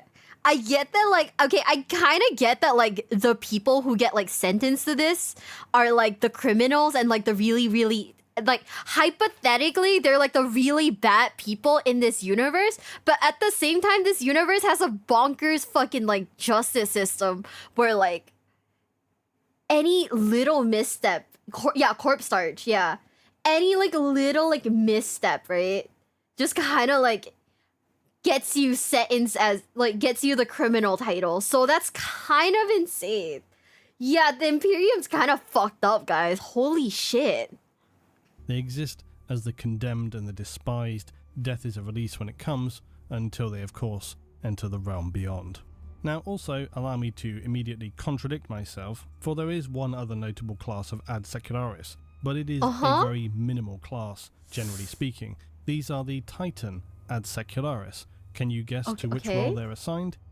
It's Titans. Different legios can refer to the tech thralls under them with other terms than ad secularis, and will even sometimes dress them with clean tabards and other simple cloth to give them a level of dignity, not for themselves obviously, but to not offend the sanctity of the machine and its spirit. This is perhaps one of the exceptions to the rule, as thralls who serve within a Titan may sometimes be gifted minimal benefits by its tech priests, augmatics and so forth. Mostly these so-called gifts can be interpreted more for the Mechanicus wanting to increase efficiency aboard a Titan than give anything to a thrall, but still for the thrall it's equally beneficial. It is perhaps the single ray of hope for a thrall to serve aboard a god. Okay, so there is one guy in the huge mech. That's what they're saying. There's just one guy in this mech, and he is just... Can he be let out? Does he come out? No, it's many. Oh, there's a lot of guys. Okay. Yeah. Can they come out? This isn't like a Shinji get in the mech kind of situation. They can't come out. Oh, okay. Well, yikes. That is not good, guys. Machine of the Mechanicus, and in doing so achieve a sliver of dignity and appreciation for their service. For the remaining unwashed masses, it's a lifetime of otherwise condemned misery. Now, the selection of Chapter Serf as a worst job will undoubtedly be a contentious selection, because it honestly is somewhat subjective. In many ways, serving as a serf for the Astartes can only be seen as the highest honour, and any service to the Imperium and the Emperor is a glorious duty and one to be held with immense pride. Not to mention the fact that serfs are generally well treated, in relatively safe environments, also educated above ordinary humans who live miserable trudging lives in hive cities around pollution, disease, crime, and most often abominable conditions. Serfs, on the other hand, will live within chapter monasteries of Astartes, surrounded by glorious sculptures, artisan works, and of course on a daily basis serve first-hand those who are the descendants of the Emperor himself, in a manner of speaking. Give me a break. So, why would serfs be included? Like I said, it depends on your point of view, so hear me out. And it's also a very literal sliding scale. There are many examples of ordinary humans serving the Astartes who would rise to hold ranks such as Housecarl or Equerry. At the other end of the scale, there are those who will live lives which again, I feel can be torturous. Serfs are very often failed space marines, who for one reason or another did not meet the grade when it came to the progression of becoming a space marine. Now they have to live lives away from their homeworld, their family, and they may live in shame and humiliation every single day. The fact that their son never... So they're basically like the dropouts then. They're failed space marines that have to serve the current space marines. Oh. But then it also depends on which chapter you're in, because like some of the factions are like really fucking bad to their like serfs. Oh. Damn, that is unfortunate.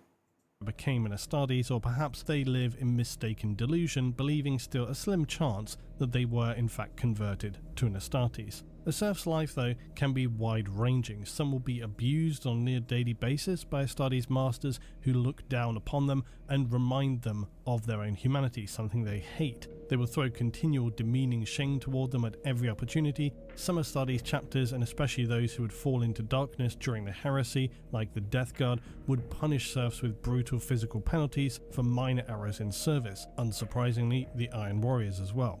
But for many serfs, the daily existence of being permanently reminded of their failures, yet simultaneously knowing they must continue to serve the Emperor, is something of a bizarre torture. Yes, they are rewarded by the mere ability and glory of serving the Astartes, but the continual personal humiliation of knowing they just lost out, or they didn't make the cut, never ceases to burn inside. Some serfs, though, will make actual close friendships and bond with the more reasonable and forward-thinking Astartes chapters. For those that lean toward the edge of acceptable practices, existence as a serf can be a daily trial for survival, punctuated with broken limbs and other intolerable punishments. Like so many things, it's subjective and relative. All humans position their outlook from their own place relative to others, and while it's easy to say, well, look at that poor sap cleaning the drains from a toxic spill in a hive basement, sure, a serf has it better comparably. For a serf, though, such thoughts will be a cold comfort, while their Astartes master is belittling them for the thousandth time, being made to endure some long-lasting physical trial to prove their continued worth and any other daily misery that they may have to endure. Crazy. For serfs who find themselves in that position, suddenly the life of an agricultural worker might seem quite appealing. Just sign me up. I will happily be a farmer in this universe. Everything else sounds traumatic and scary, and I just want to be a farmer. Also, yeah, okay, wait. So I think like up there, I like the salamanders too, because I remember there was that like one picture of them being like nice to people, right? Yeah. So like it'd be like the Imperial fists and the salamanders. Are the Imperial fists nice to their serfs though?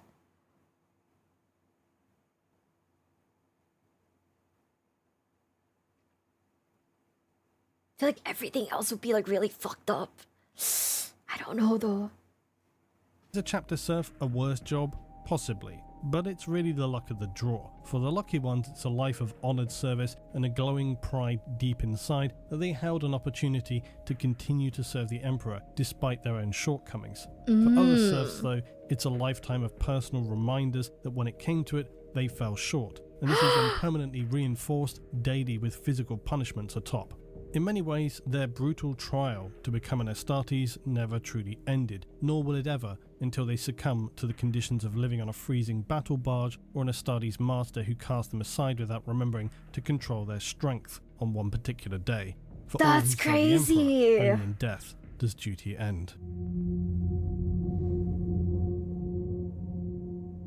So next up, another straightforward one.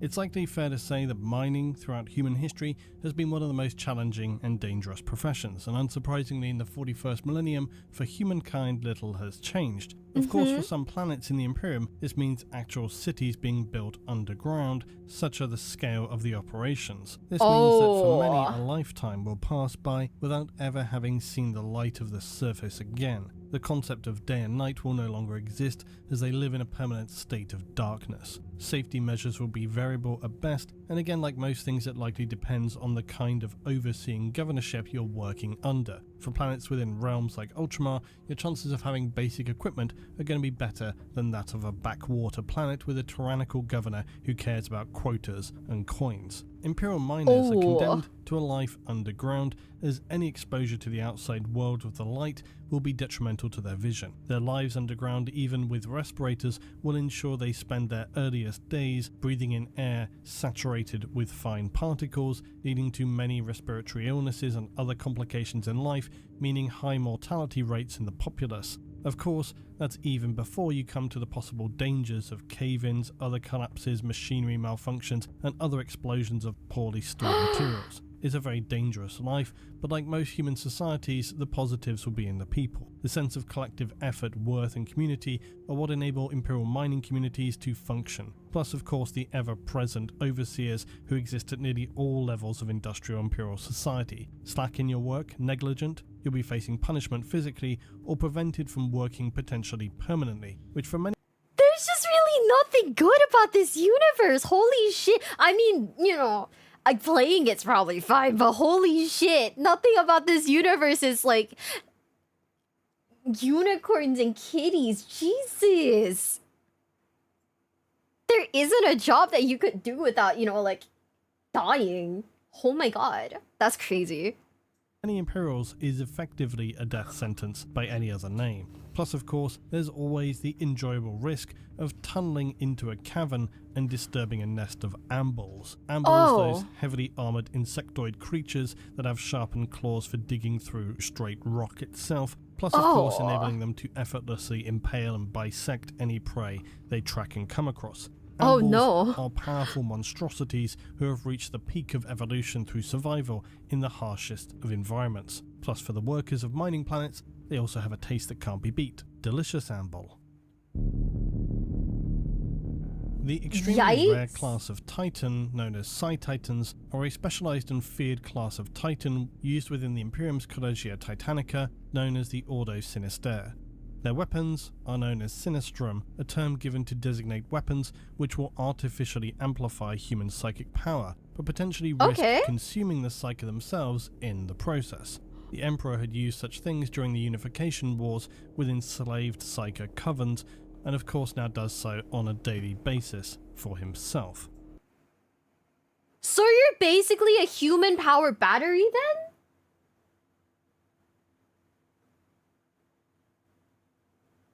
Is that basically the TLDR of like these dudes? You're just a human power battery.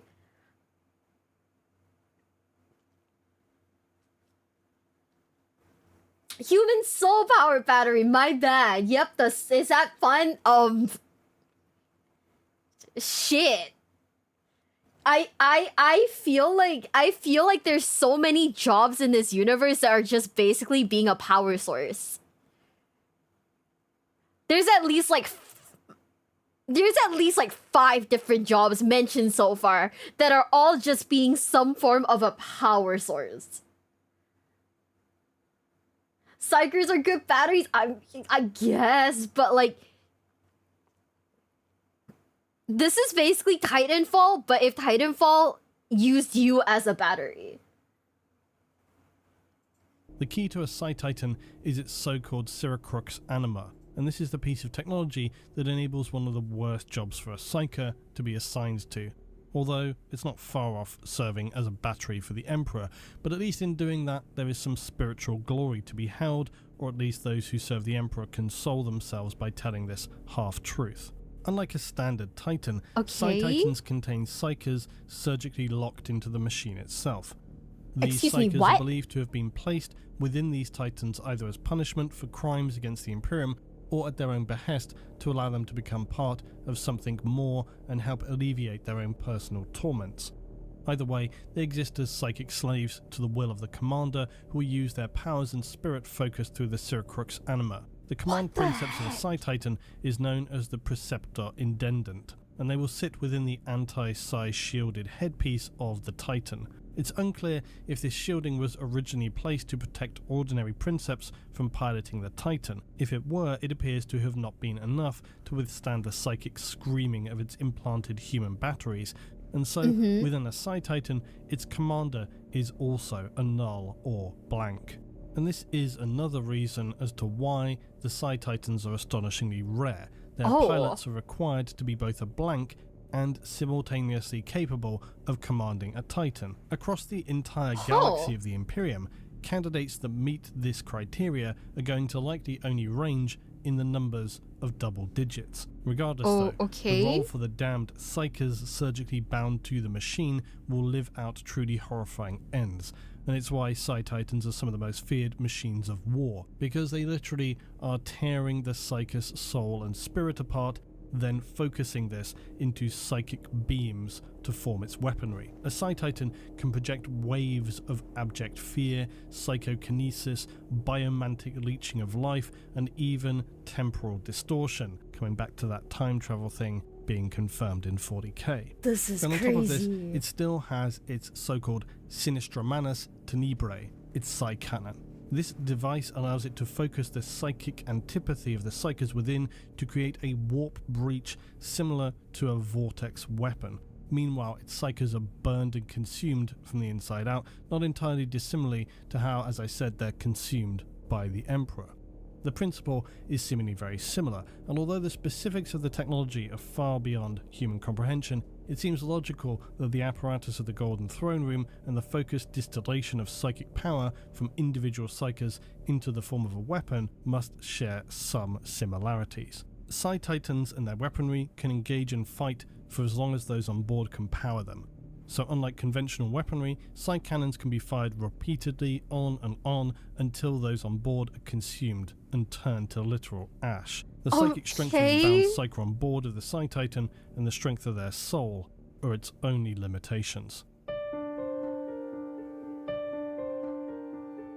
Now, the Militarum Tempestus are yet another example of a curious worst job.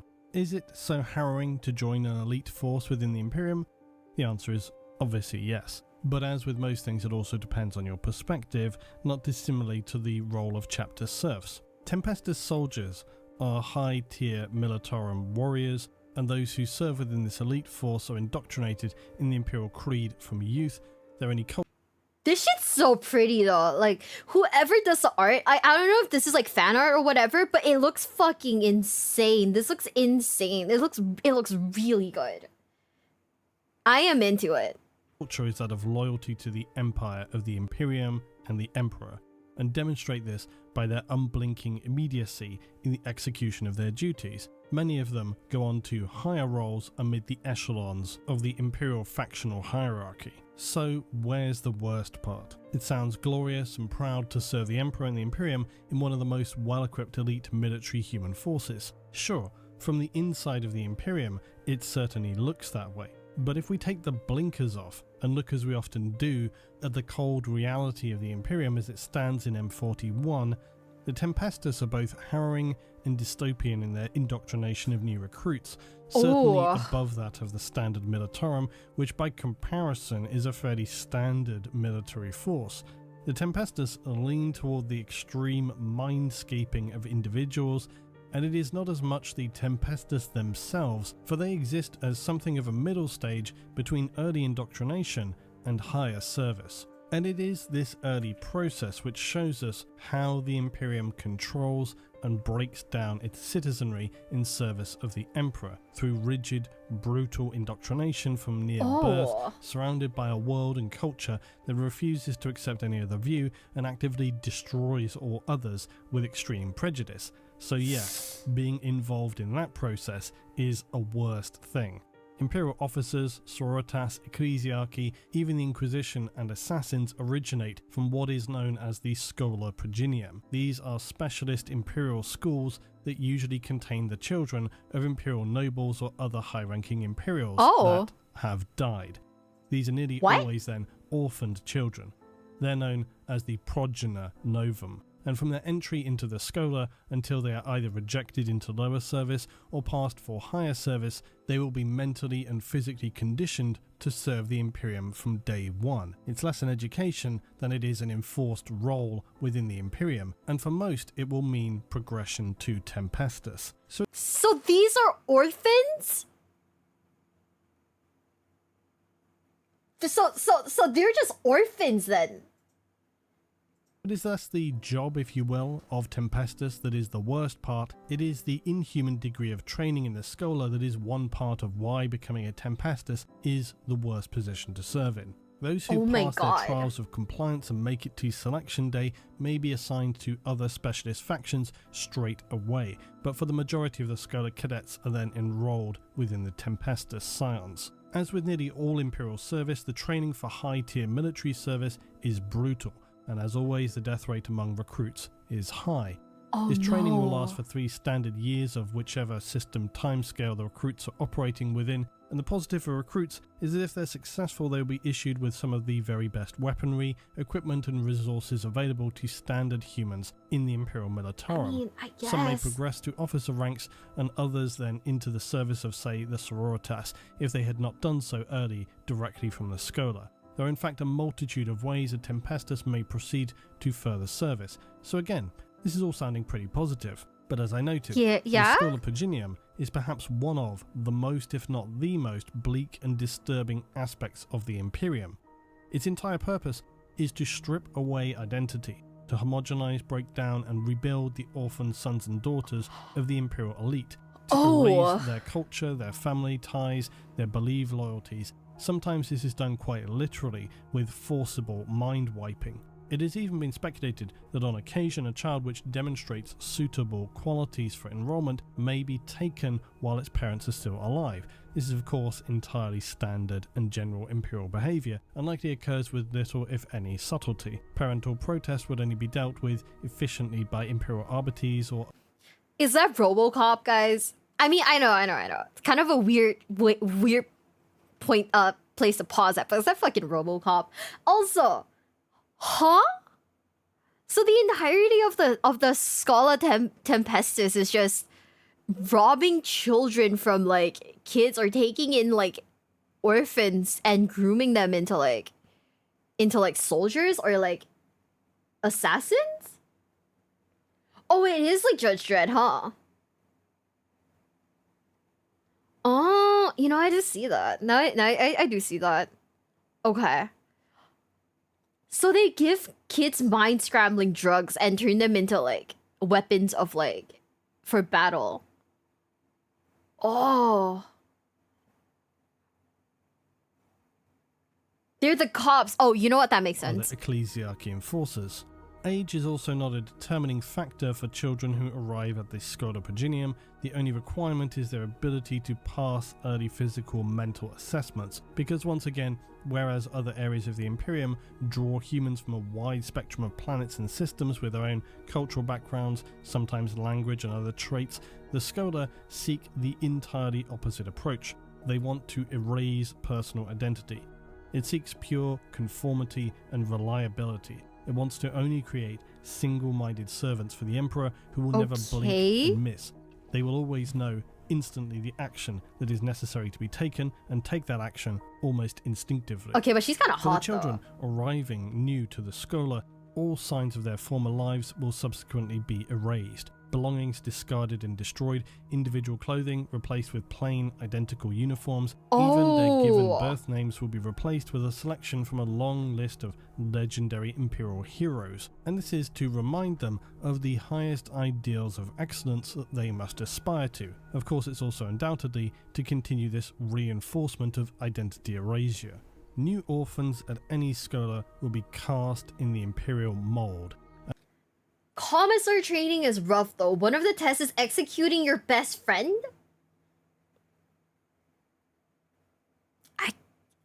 I could never survive in this universe, huh? And only the strongest will emerge without damage and remain intact once the fires have cooled. For now, the Schola is their reality. It is all they will know, all they need to know. Any unwarranted questioning or disobedience is, unsurprisingly, dealt with severely. Of course, for the younger recruits, usually under the age of 6, this change is easier and more permanent. The conditions they're placed under more readily adopted. It's easier for them. Early memories become hard to remember with clarity when their days are spent, even at such a young age, doing intense mental conditioning and repetitive learning. One reason as to why this entire training process is one of the worst is for that of the older recruits. For those who have spent longer in their home culture, who have known their parents and formed close familial bonds, these things are harder to break down with mere repetition of studies and physical discipline. Humans are very capable of burying emotions and memory deep inside, and so for most older recruits, they require additional mindscaping to ensure absolute and undeniable commitment to the Imperium, the Schola, Tempestus, and any higher service. Even as the recruits sleep, servo skulls will continually pass over them, scanning and assessing their eyes for any signs of suspicious dream behavior, which if detected will result in them being dragged into chambers for punishment vigils, both mental and physical. Then even for those who do sleep, they'll be subjected to continual subliminal reconditioning. And this is where one of the most harrowing practices will be enforced upon recruits. For those troublemakers, those who never really find their groove, their rhythm to get into life within the Schola, they'll be strapped into a chair known as the Correction Throne. Heads, arms and legs all strapped in place as tiny needles are inserted to the back of the skull. Their mind is then flooded with neurochemicals that wash through their brains and erase long-term memory. All the while floating servo skulls recanting litanies, screeching war cries for the ecclesiarchy. Such processes are only semi-effective. What the hell? In fact, many Schola who progress to the Tempestus and beyond will still retain troubling dreams of their discovery amid blood-soaked marble floors during some planetary rebellion. For others far worse, they may have visions of being torn from living parents as Imperial forces permanently silence them. Yet all of this is still not the worst part of being trained within a Schola for the role of Tempestus Scion. One of the ways in which the Imperium seeks to break down individuals to become unquestioning servants for the Emperor is in pitting them against one another. And this often occurs during Astartes training and the likes of the Inquisition and the Assassinorum. It's the same within the Schola. Often while still in their early teens, those who continue to demonstrate a failure of memory erasure, or for those who continue to rebel, fight against the erasure of their identity, will likely be allowed to attempt to escape the confines of the Schola. They'll be given an opportunity. Most of these cadets will not miss it, and thus attempt escape. However, this is merely another test, a test for them to see if they would in fact flee, which they nearly always do, and then a test for their fellow recruits in the Schola who are turned out to hunt down and eliminate their rebelling novum. Oh no! If this will at the worst end, any of those who may not choose to run but merely continue to buck against authority, or who continue to show too much free thinking, spirit, attitude, and in general disrespect to their tutors and instructors, will suffer without warning the massive hammer of the Drill Abbot. These are members of the ecclesiarchy who are instructors within the Schola and will quite simply bludgeon the troublemaker to a quivering pile of flesh in front of their fellow students. Then, subsequently, whatever remains of their spinal column is extracted and placed on display within their dormitory to remind those of what awaits any who resist. Upon one world, due to an apparent faulty batch of mindscaping chemicals, a whole year group of recruits rebelled, and the enraged Abbot Prime ordered the Officio Prefectus to crush the rebellion. So, whilst still alive, the mutinous cadets were meshed with mortar and used to line the Schola's ferrocrete walls. To this day, their bones jut out of long corridors, grasping for freedom as a warning to all new recruits the consequences of insubordination. What the heck? Testing of recruits will continue endlessly right through to their graduation, and then when finally they become a Tempestus, the training continues. Many of these become progressively more severe, up to a point at which a cadet may be in fact ordered to execute a friend who they have trained alongside for many years. Anything other than immediate and emotionless obedience will likely result in their own death. But this is the horrifying example of what the Imperium does to its own citizens. Their rationalization for this is that soon these recruits will have to face the true horrors of the galaxy, and that such acts serve to both prove their obedience and discipline of cadets and the effectiveness of their training, while simultaneously demonstrating both an ability to make difficult, essential decisions in the heat of combat. For example, a commissar eliminating a troublesome soldier. More importantly, such tests are designed to ensure that recruits are beholden to the Imperium and do not harbour any other loyalties, as well as wheedling out those who could likely not follow such an order. These are considered dangerous individuals to the Imperium. Okay, is this kind of fucked up? Because I actually do get what they're saying. I do get like the rawness and like how dark this world is. You kind of need to like mold people to, you know, be able to withstand that kind of stuff. But at the same time, it is, from a morality perspective, this is really, really, really bad. But like, I get it. And I kind of hate that I get it. Oh no. And this is the true horror of the Imperium. It's in its ability to turn an innocent human being into an organic robot devoid of emotion and choice, to forge through brutality, fear, and indoctrination a person into becoming a being capable of being ordered to murder a friend and then do so without even flinching, without remorse, pity, or any emotion. Being trained for service in the Tempestus via the Schola Progenium is one of the worst positions to find yourself in within the Imperium, because they will brutally erase not only your identity but also your humanity. Is it indeed any wonder then that all who exit the other side are capable of acts like enacting exterminatus, the trials to become an Imperial assassin, or the completely religious radicals of the Sororitas? Okay, you'd honestly have to be like brainwashed to like live happily in this universe, huh? Right? Like you'd 100% have to be brainwashed to like live happily here, because there's no other way now, is there? There are still good people in the Imperium, even people who have gone through all of this.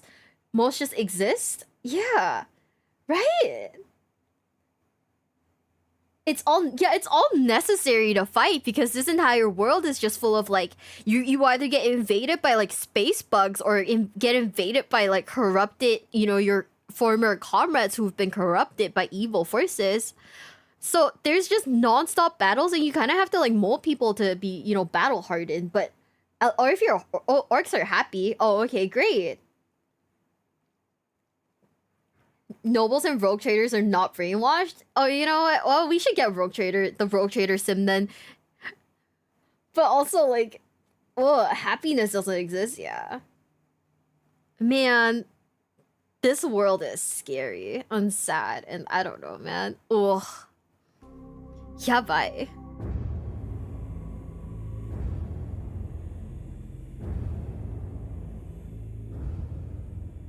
The role of naval bondsman came up as a suggestion many times, so I felt compelled to talk about it in this video. However, it is relatively simple in its explanation compared to so many others. For not every crappy endpoint of Imperial life requires vast exposition. Sometimes it's a shit job, and that's the bottom line.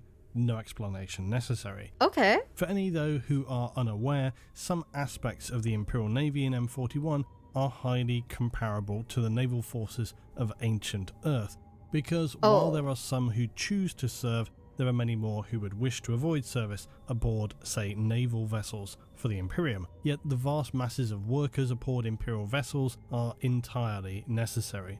And unsurprisingly, Imperial ships are not beautifully advanced starships with cozy quarters. They're claustrophobic, often cold, undesirable places, especially during warp travel.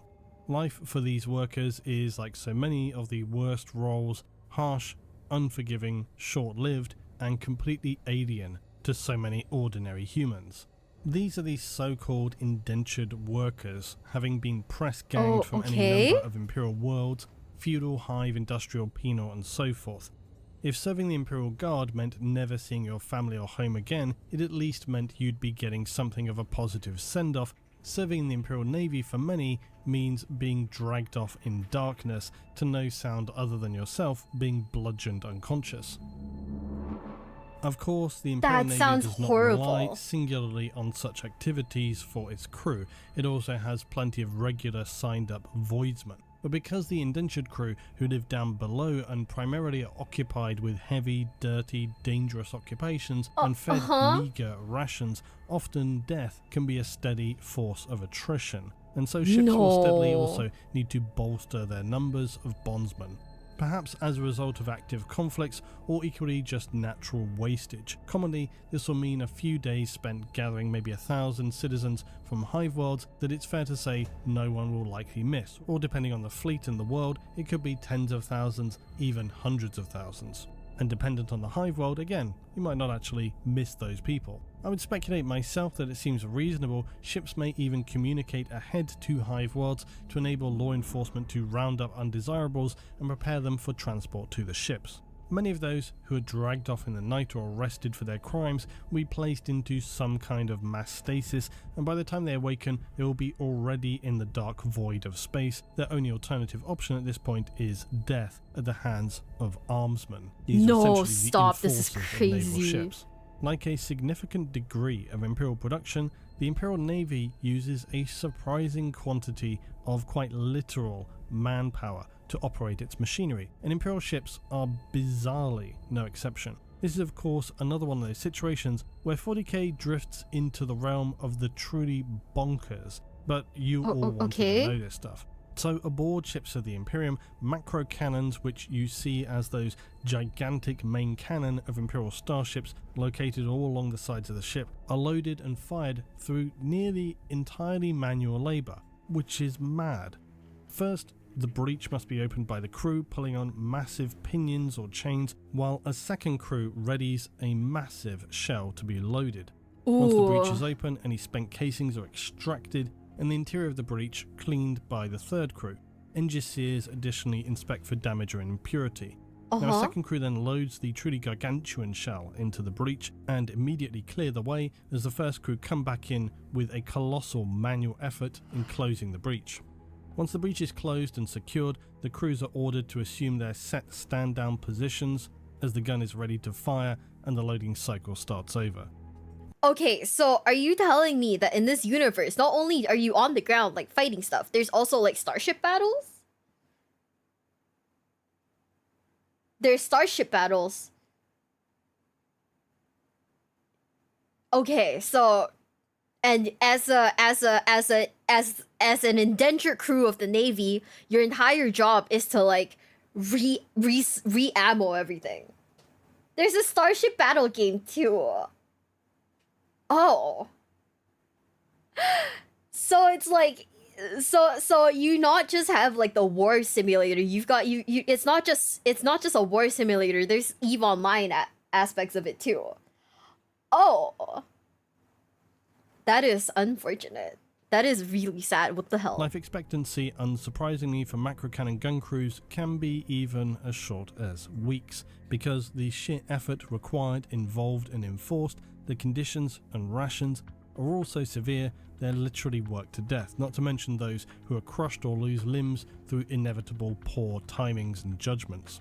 Life within the ships is bad enough though that without such hazardous activities their days will be spent across a spectrum of endless, back-breaking tasks regardless. Cleaning, transporting, loading of materials and resources, resupplying various components and machinery, crawling through ducts and ports in the belly of the ship to clean and ensure they remain operational, and likely along the way finding other dead indentured workers who perhaps weeks ago collapsed under the strain of the physical stress, temperature, or just otherwise exhaustion. Often, walkways and paths also throughout the ship feature no safety measures of any kind, and it's all too easy to slip on a patch of oil and grease and fall hundreds of meters to your spine-breaking death below as you land on some metal acute surface. The near continual wastage of the lowest crew members aboard the ship will likely not even register for the captain and senior officers of the naval ship. These matters are taken care of below decks. They were never even considered to concern themselves with those individuals, if you could call them such, because similarly to tech thralls, they barely rank above servitors and therefore barely are any kind of consideration for senior ranking officers in the Imperium. If any. Okay, so there is definitely a caste system. I mean, all of these are just OSHA violations, right? All of these, I mean, I don't even think they're OSHA violations. I think they're like human rights violations, you know? Like get like fucking the UN on this shit. But also there's like a strict caste system then, huh? Depending on like where you work. So the Space Marines would definitely be like up there, huh? Okay. I think at this point I've learned Warhammer 40k is just basically human rights violations. This if this game had, you know, I don't know, if this game could be anything, it'd be a gigantic red flag.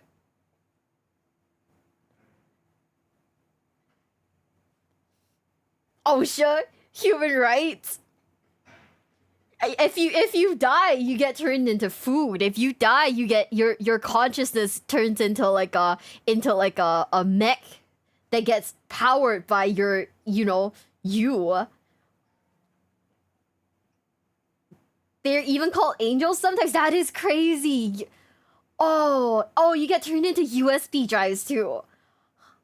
They're just living weapons sent from battle to battle. Okay, I'm just saying the guy from like Space Marines 2 has kind of like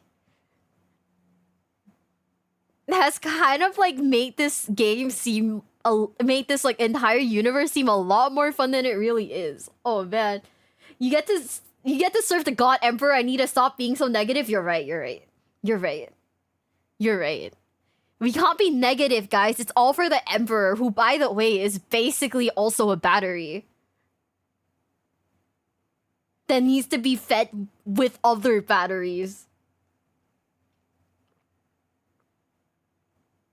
Oh my god. We're war criminals, huh? Anything, the indentured workers aboard starships should count themselves lucky they have an opportunity to serve the Imperium, and perhaps in death they'll be forgiven for past sins. Whereas if they were not doing so, then likely right now they would in fact be being processed into cubes of corpse starch. And for those who continue to cause trouble or step... Corpse starch, see? I was right! Oh man. You just get turned into food. Either you commit war crimes or you become someone's dinner. There is no in between. Ultramarines have somewhat better working conditions because they're all super bureaucrats. You know, that makes sense. That checks out.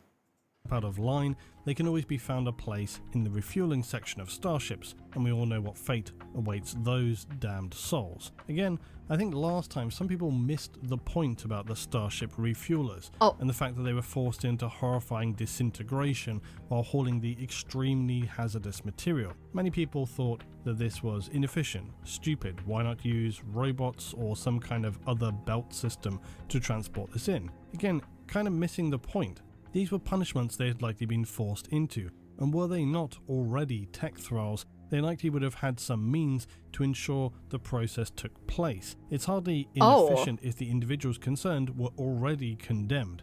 There's plenty more where they came from after all, which should be near enough the motto of the Imperium, to be honest. Because while such an activity seems absurd on face value, it seems horrifying and an offence to the dignity of humanity, that all fits the Imperium like a glove. Work aboard Imperial starships is riddled with dangers, it's filthy, unrelenting, and will literally pull apart the bodies of workers under the strains they must exhibit. Many a worker's arms have been quite literally dislocated or worse by the strain of positioning and reloading macrocannons. Many others will just simply lose their minds while travelling in the warp, despite the very necessary protections offered for vessels of the void. Oh my god, I forgot about that. Troublesome about space travel. All feel it, even those who are resilient to such things, like those born in the darkness of space, because this darkness is always seeking somehow, somewhere to creep into the human mind, and it finds this to always be easiest among the weak-willed, the disaffected, the resentful. So if you ever find yourself dragged off into darkness and awaken aboard an Imperial naval vessel, it's worth remembering that in the void of M41, no one cares if you... Girl, you're fucked if you wake up and you're on like this Navy vessel. Either you break your arms or you go crazy. There is no in between. Oh my god. That is insane.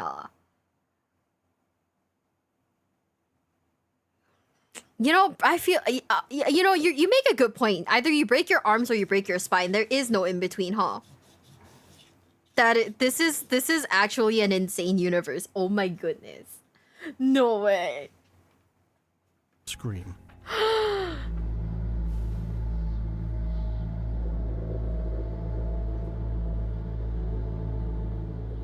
Now, this was a job role which I think undoubtedly exists in 40k, but essentially for obvious reasons there is little if any actual description of it. So I want to note that this is a job role that we should regard as being speculative in the Imperium.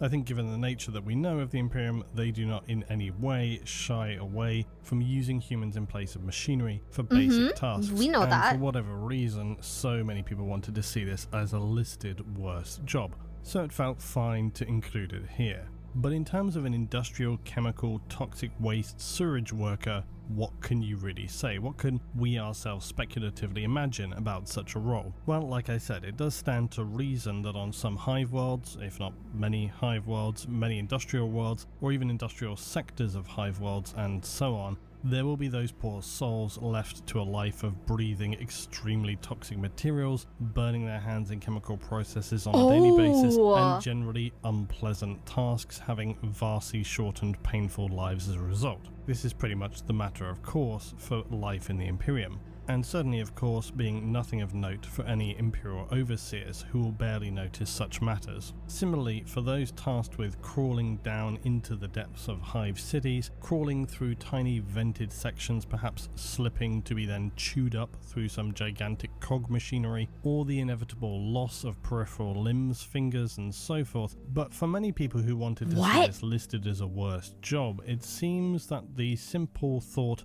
of having to process sewage, waste material from hive cities, which is obviously vast in quantity, is the most unpleasant thing. And I think for obvious natural reasons. Now, while there will be a need for maintenance workers in hive cities to carry out such tasks, it's well noted that many hive cities exist on worlds which suffered total ecological collapse long ago, and so they no longer pay any note to environmental effects of waste. Commonly, hive worlds see the vast majority of the surface of a planet being completely uninhabitable, and instead they are these bizarre, toxic wasteland worlds with no flora or fauna to speak of. So any waste materials from hive cities are simply pumped out, leading to some having oceans of toxic materials or vast deserts. As I have noted previously, hive cities are sometimes wrongly referred to as arcologies, because they are not.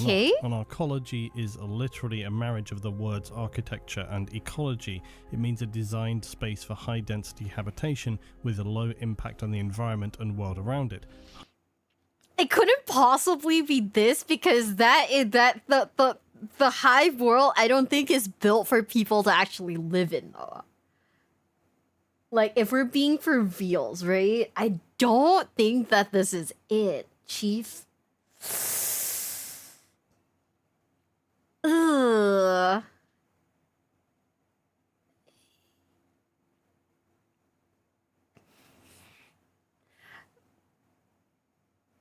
Like, right? Like, it's built for a ton of people to live in, but it's not built for, like, you know, actually living. Also, that one monkey, thank you so much for the sub with Prime. Thank you. We are currently watching more about, like, Warhammer 40k lore, and it's like lore, sorry, not law, lore. And like the actual story of Warhammer 40k is so grim and so dark, like there is no light. Yeah, right? Might say I'll never be able to get a girlfriend because of Warhammer 40k. I mean, you don't have to tell anyone the story of it. Just be like, I think the little models are neat, you know?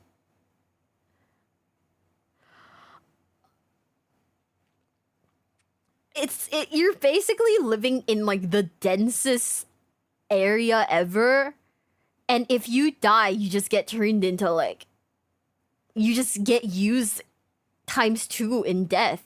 I mean, their whole like repurposing strategy, I guess it kind of makes sense, cause like so many, if you're prone to like dying in this universe, right? It might as well make use out of it. I hate that I get it. I kind of hate that I get it. Yeah, it's grim dark. It's not great. Jesus. Oh my goodness. My friends are horrified by it when I talk about it. Girls cool sees the satire in it. I think it's just one of those things, right? Where it's so hard to speak about. I mean, I don't know. You know, I just think it's like I could not explain this to like one of my friends without them being like, okay, so what exactly do you like about this? You know what I mean? But somehow I like it. I don't know why I like it. There's something about this world that's very, like, interesting. And I enjoy it. But at the same time, I don't get why I like it. What's next after this video? It is 40k's most insane and powerful weapons part 1. Or there is dealing with that guy in 40k. I wonder, I looked at this because I was like, what is that? Who is that guy in 40k? Like, are they annoying to play against? Is that what that means? It's so over the top, yeah. Like, nothing could like get good in this universe. There are trailers and cinematics for Warhammer that I didn't know. You guys have that guy? I don't know. Do we have that guy in Yu-Gi-Oh? I mean, like the guy who plays like stun, the guy who's like who only plays meta decks, like. Specifically, like, who is that guy? That's Tabletop's problem. Okay, we'll put this video up a little more because like we can wash off the doom and gloom a little bit by watching a video about that guy. Okay. Hive cities are near the opposite of this. They have massive impact on planetary environments. Oh, okay, that makes sense. The environment which does exist has been punished for so long that Hive cities' impact is now effectively irrelevant, and their design is usually at least partially organic in nature, only in the sense that it evolved as needs demanded, not literally organic. Essentially saying it wasn't built by a careful, planned, entire design vision. So I'm not gonna lie, when he says it like that sounds like all the worlds that I build in like, I don't know, city skyline. You know? It's built to fit my needs and not like actually in consideration, but you know what I mean. Right? Okay, I will write that down and we will schedule another stream where we do watch the what is it, the cinematics. I had no idea Warhammer had like Warhammer 40k cinematics. By the way, I write everything down on a post-it, but it's a post-it that has my boss's face on it, so hey. So the point being, while people may gravitate to imagining how awful it would be to work in the quite literal bowels of a hive city, wading neck deep through waste to shut off valves that risked flooding entire sectors with toxic pollutants, or cleaning venting ports and sewage valves to ensure the hazardous wastes of a hive are efficiently pumped out into the waste and beyond, in actuality there are a significant amount of hive citizens who exist already in such surroundings, and below in the underhive, likely thousands if not millions of people in very contaminated situations. So their specific jobs may not tie them directly to a life of being surrounded by the waste of a billion humans, but many hive citizens still do so regardless. Oh so no! The idea of an Imperial sewage worker is pretty awful, of course. Unlike those working in waste management of our modern world, for the Imperium it's more akin to the early and even late 19th century, where many homes did not have water-transported sewage systems, and so not only for workers that would begin eventually doing waste collection, but for citizens themselves at this time, risks of issues like typhoid, cholera, other gastric illnesses were near constant. So working in similar or worse conditions within a hive city is very obviously a task most people would want to avoid, and so it's pretty natural many people would say that would be terrible to do in the 40k verse, because it's like being a normal sewage worker, but like everything else in 40k, turned up to 11, due to it being this mad dystopian parody of just how horrific things can get when the darkness of the human spirit is allowed to just run riot. You know, that makes a ton of sense. Like, I never thought about it, but these are people. They do need, they do need their sewage system. That is a horrible job. That really is a terrible job. Holy shit. Oh my god, that is insane. That is actually crazy. Okay. Okay, understood. Ugh, I don't know if I like this. Ooh, that is not a good, like, visual, huh? Except if you are thinking of how bad that would be for just the person doing that job, you're still not thinking bleak enough for the 40k verse. As I just did and have often noted, Imperial citizens experience a life that is something in between feudal peasantry and early 19th century industrialization in M41 generally. So quite honestly, as awful as the thought of toxic sewage is, you really want to be thinking more about the horror of those workers in the 41st millennium who are working in the equivalent of scaled up chemical processing of the 1800s. Early human industrial civilizations were producing products with little to any understanding of the effects on humans, or if they did, it was certainly not anything that they were going to be concerned about. Acids, alloys, asbestos, cement, caustic soda, chlorine, copper, leather processing, lime, organic chemicals, phosphate fertilizers, many more things. Even power, like gasworks of the 19th century, were commonly documented as having a devastating impact on local communities and their environments, directly dumping toxic waste materials as well as saturating the air around them. Okay. Would you rather be a sewage worker or servitor? Okay, but like, if you work as a sewage worker, right? Like he's saying right now, they can. It's not just human waste, but they dump like basically anything, ne? They just dump like anything, right? So that includes like what is it? Like the discards from like factories and stuff like that. So you're gonna end up like dying, no? You're gonna end up like with a high mortality rate because the things that you get in touch with in like your daily life are unclean, and you'll end up like, you know, unclean being one thing, but you'll end up like, you know, getting sick and stuff like that, right? So you could totally become a servitor after, you know, dying from being a sewage worker. I don't think they'll turn you into food because, you know, at that point you're kind of like toxic and, you know, I don't think you could be eaten, but a servitor probably maybe. Need a live human? Oh, okay. So I guess you will be turned into food then, huh? Okay, well, somebody call OSHA, call PETA, just anyone. Have you eaten me? Yeah, I ate before I started stream. One such community in London was eventually titled the Devil's Acre and had gone from being a previously affluent community to a slum district, so poisoned that plants no longer would grow in the houses surrounding it. We can imagine that life is very similar for Imperial citizens working in such conditions, a permanent metallic taste in the mouth from toxic substances saturating what qualifies as breathable air, odours that cut to the back of the throat worse than any rotting putrid carcasses, and the worst potentially burning skin and soft tissues. Then there would be other ongoing health issues such as silicosis caused by inhaling large amounts of crystalline silica dust found in stone, rock, minerals, etc. like the miners. Over many years, this could lead to lung scarring and damage. Workers could face any number of other conditions, simple toxic poisoning, organ failure, and as I noted earlier, any other number of invasive diseases and chronic conditions that build up maybe over many years or acutely, eventually leaving you wasted and unable to remain productive. However, contaminated or no, you would then become a prime candidate for recycling. No, yeah, we're gonna be recycled anyways, holy shit.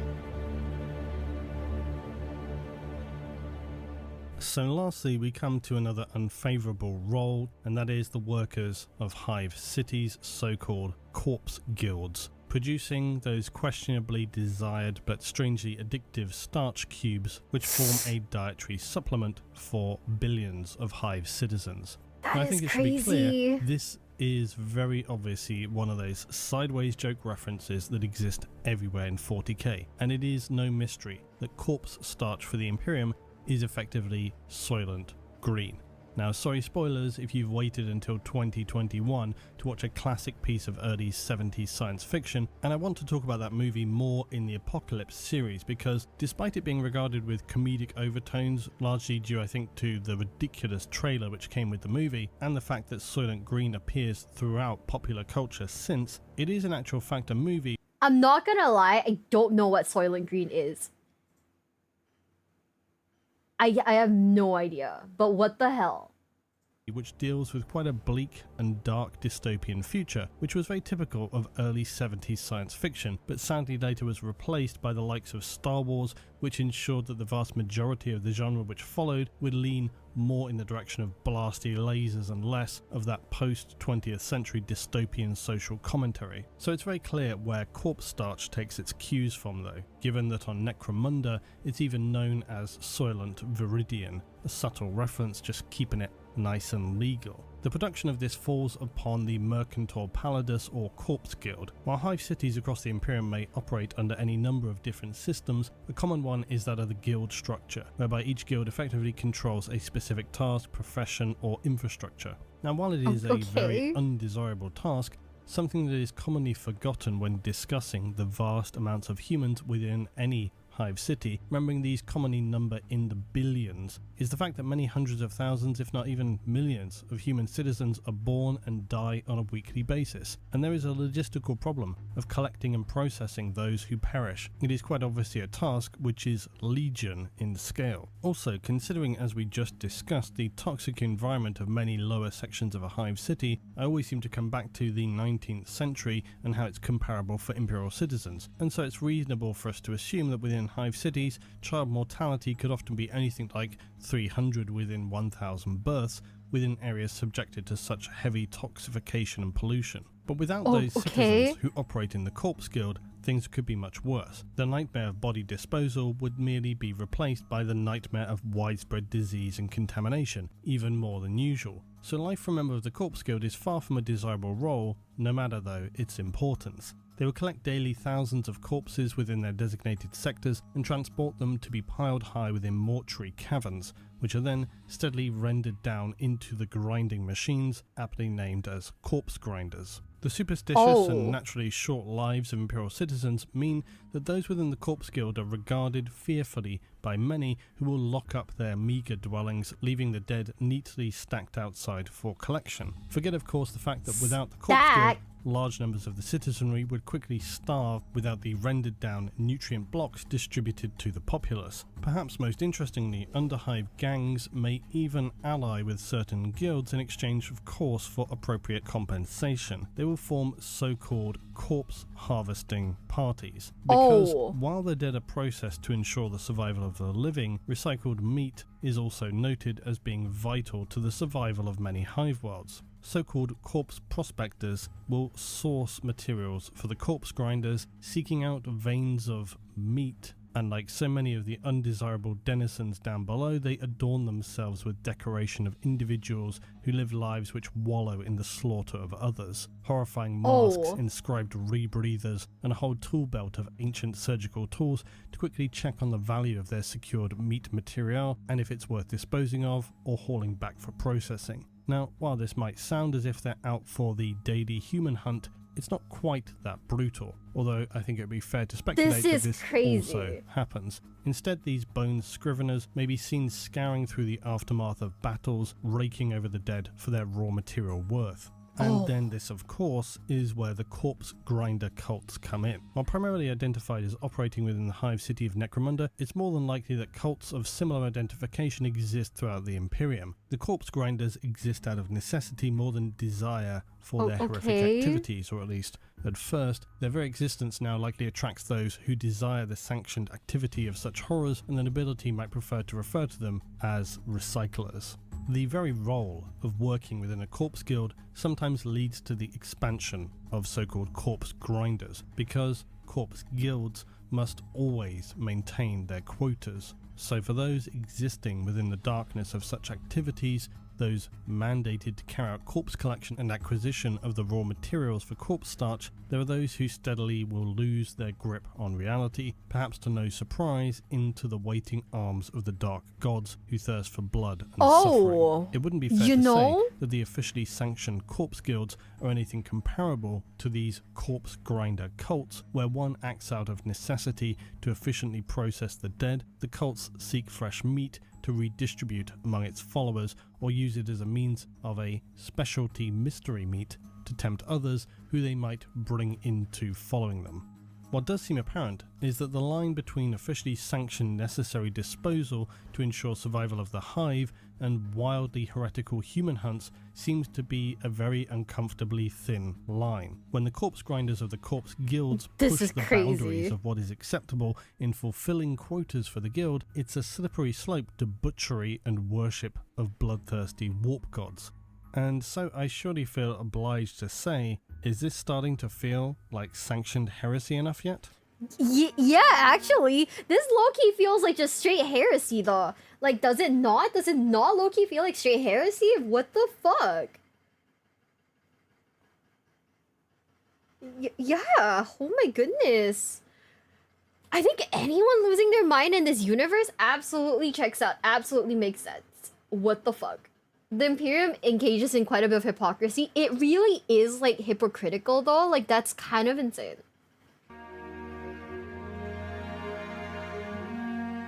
Picking through the roles of civilian life of the Imperium remains one of the most interesting aspects that exists in the 40k verse. Last time I talked about worst jobs was quite some time ago, and I said that we needed to see many more slices of civilian life back then. And this has started to occur a little. Black Library has been turning out many of its new 40k crime novels of late, and most of these focus more on the civilian side of things and less on the massive space battles against Xenos. So it is worth checking these out if you are unaware, because I personally have enjoyed all. When it comes to the Imperium, it's a strange place to even define what would be classed as a job, because many roles are far from what we would consider this to be. They're more assigned positions in society based largely on your status and background, not entirely unlike feudal societies of the past. As a citizen, you learn the trade your family knows, because the idea of rising above that is so minimal as to be barely even worth considering.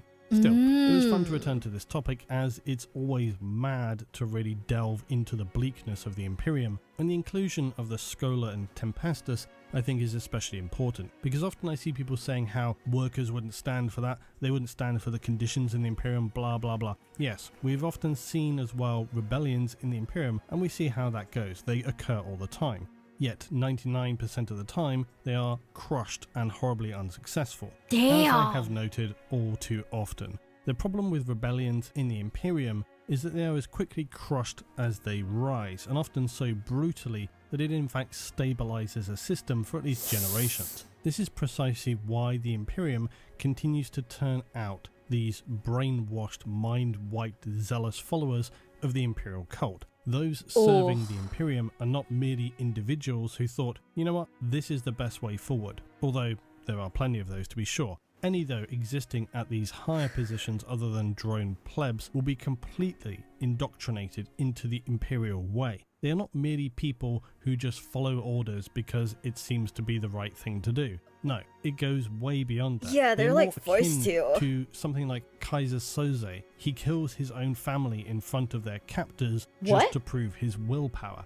That's the kind of people you're talking about who exist in the Imperium in positions of power. And so in realizing that, it will help you then to understand that even when rebellions or pushback happen toward the Imperium of Man, it can only go so far before they come up against this impenetrable wall of indoctrination. That's at that point crazy. It goes no further. And it's this that is the nightmare of the Imperium. It's not what they are facing out in the galaxy, it's what they are facing within themselves. It's what makes 40k so captivating, only in as much as you marvel at the dystopian horror, the dark comedy of it being so truly insane. It's what sets the world apart from nearly all other verses as well. For the Imperium, there's no forward progress, no constructive thinking, no tolerance of any kind. It's a miserable, stagnating, horrifying, rotting empire that has largely created many of its own problems and exacerbated many more, and in trying to solve them, continues to make things worse and worse and worse. The Imperium of humanity Yeah. in the 41st millennium Actually, is truly yeah. akin to the heart of darkness, Apocalypse Now, but on a galactic scale. The undeniable horror of the human condition, the darkness in the human heart, fully unleashed. So until next time, if you have further next jobs or want to tell me which worst or best thing I should do next, please tell me below. We're only partway through so many different topics at this point, so I have a lot of options where we go from here. But as always, I finish saying thanks for watching, thanks for your support, and I'll see you in the next one. There can't possibly be more bad jobs, right? Wait, do I have another? Oh, there's a part 3. There's a part 3.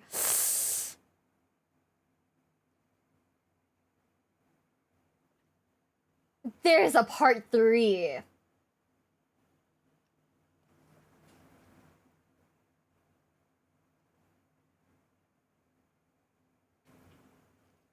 Surely, I was just sat here thinking, surely it couldn't possibly get worse now, could it? It can. It absolutely can.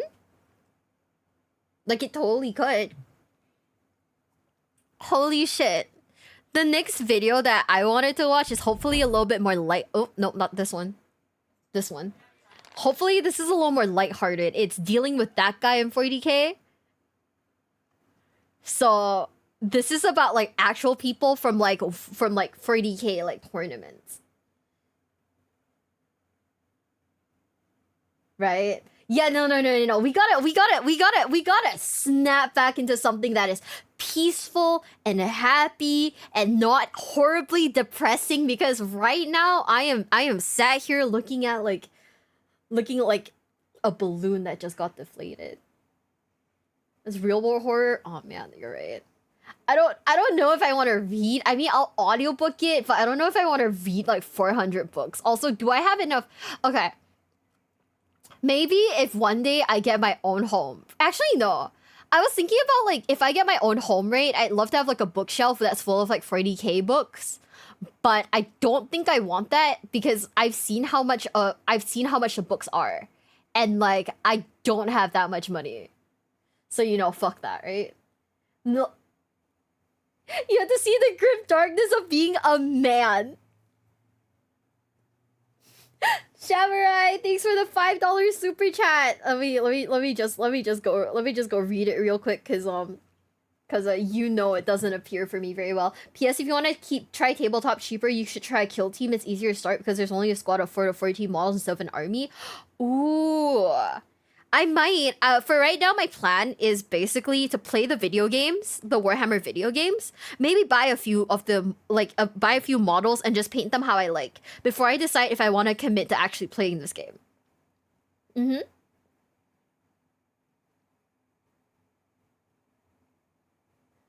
Yeah, listen, they often get leaked on YouTube for free. Oh shit. Oh shit. Not like this, guys. Thank you for the $5 super chat. Let's just look at that guy. All right, that is 6 mortal wounds. Damn, 6?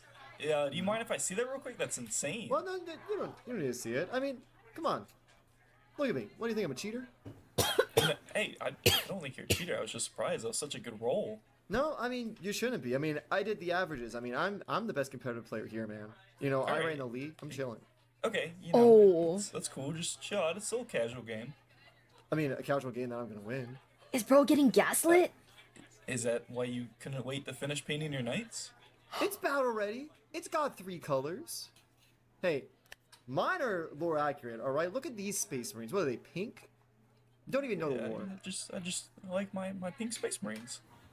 Let's just finish this game. Okay. Now, out of those mortal wounds, I'm going to pay a CP. I'm going to deep strike my Dominus real quick. Whoa. Where in your codex can you... It's in the data slate! Oh,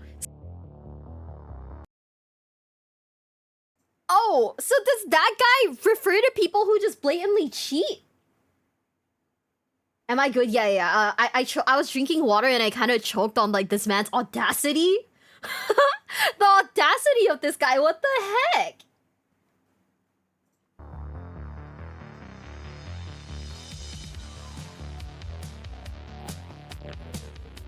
Hello, everyone. Welcome to Bolters and Banter.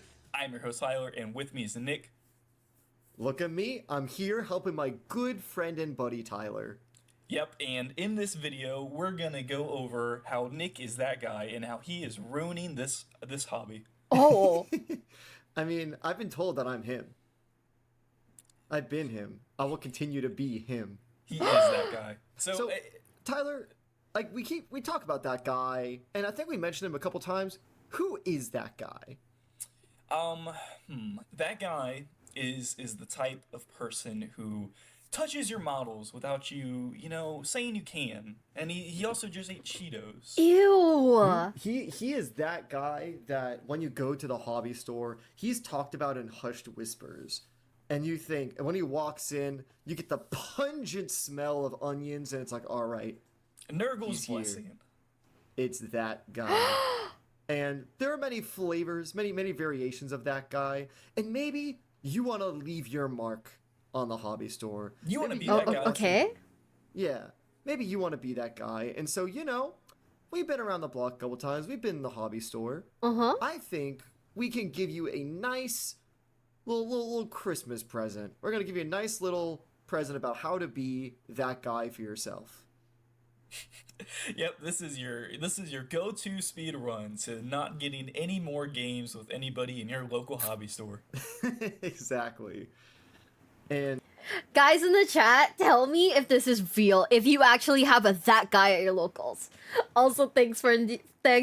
Also, what the fuck? I know that like in Yu-Gi-Oh there are people who are like this, but like god damn. That is insane. The audacity of some people. Holy shit. And really, being that guy comes with prep. You can't just walk in the game store and decide to be that guy. No, you have to. No, you need to buy the models. You don't need to paint them. you need to get those loaded dice. But Tyler, what models do you buy? Wait, what are loaded dice?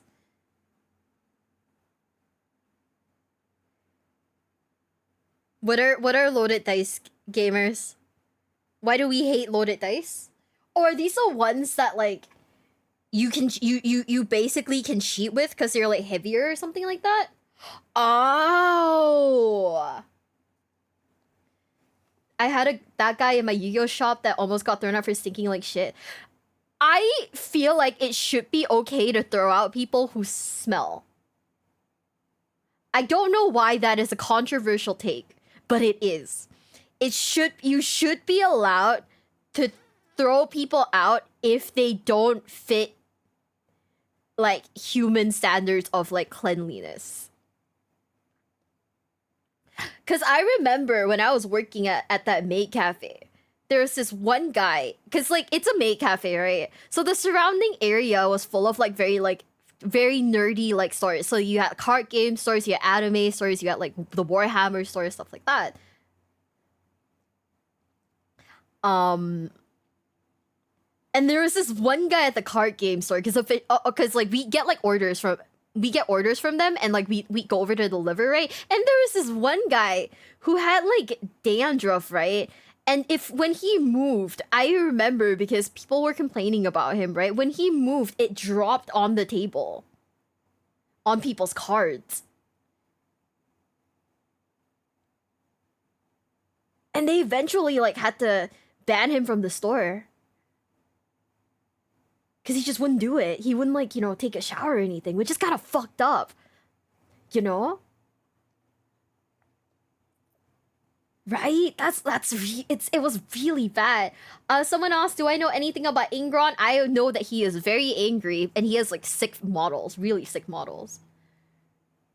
How's your YCS event? It was fun. It was really nice. It's really gross, right? The fact that people think that it is okay to step out like that is insane. Some Nurgle ass behavior. True. I'm getting paranoid about my dry scalp at times. Let me tell you something. Just use Head and Shoulders, bestie. Honestly, just Head and Shoulders that shit. Honestly, Head and Shoulders. People dressed up like that at a tournament? That is crazy. Ingron has a very good reason for being angry. He does. He has that thing in his scalp. That's really bad. But also, guys, if you go to a tournament, take a shower before you go. Take a shower before you go. We gotta do that. Yeah, we gotta normalize taking showers before going to like anywhere.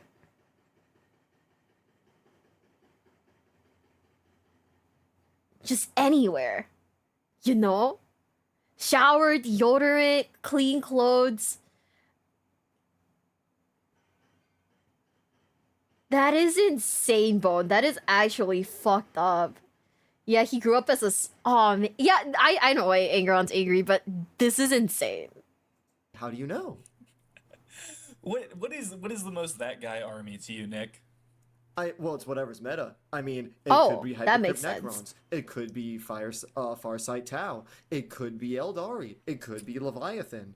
It could be whatever's hot at the moment. What you need to do is you need to drop $2,000 on a bunch of gray minis that you will never paint. So Nick is gonna teach you guys how to be that guy. I'm gonna tell you how to look out for it.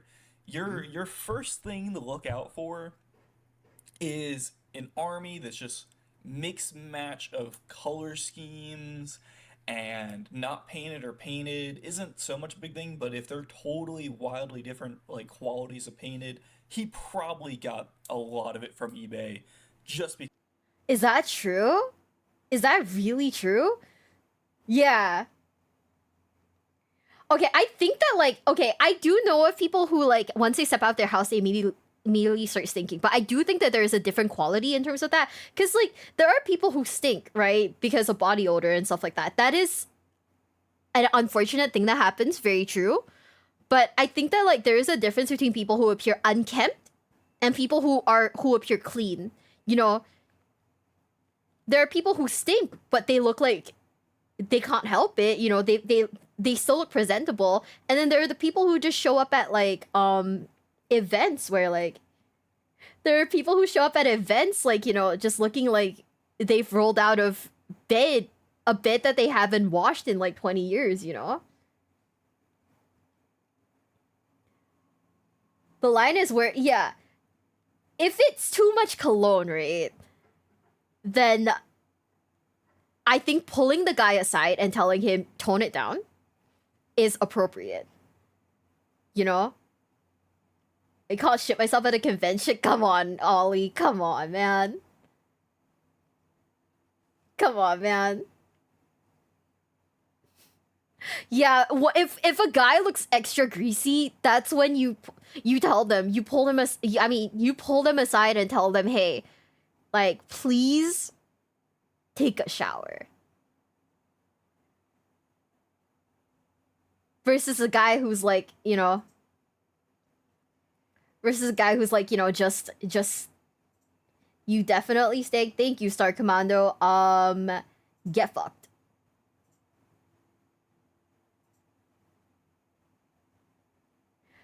Yeah, I mean, it's just kind of like one of those things, you know, where it's like there are definitely lines that need to be drawn. There are definitely lines that need to be drawn, but at the same time, like it has to be on like a very like case by case basis. What if the stink is okay? You know what's the thing? Do you remember that one episode of like what is it? Yu-Gi-Oh, right? Where My Valentine basically marked the cards with like perfume. Isn't that kind of like the same logic? The handshake strat and Yugi. You know what? You know what's one thing that frightens me? If a person's hand is like very sweaty, which I know it's an issue that no one can control. But that's one of like my pet peeves. If I shake someone's hand and it's really sweaty, that scares me a little. Which might be really judgmental, but you know what I mean? Mm-hmm. You can give people a chance to fix themselves. Exactly. You can give give people a chance to fix themselves. But if they refuse to fix themselves, then, you know, I feel like asking them to never come back would be appropriate. because you're telling them that they have a very solvable issue. A very, very solvable issue. But they don't, they don't change despite people telling them to. Yeah? Damn, first band days didn't even mean nothing. How would I know if you stink or not?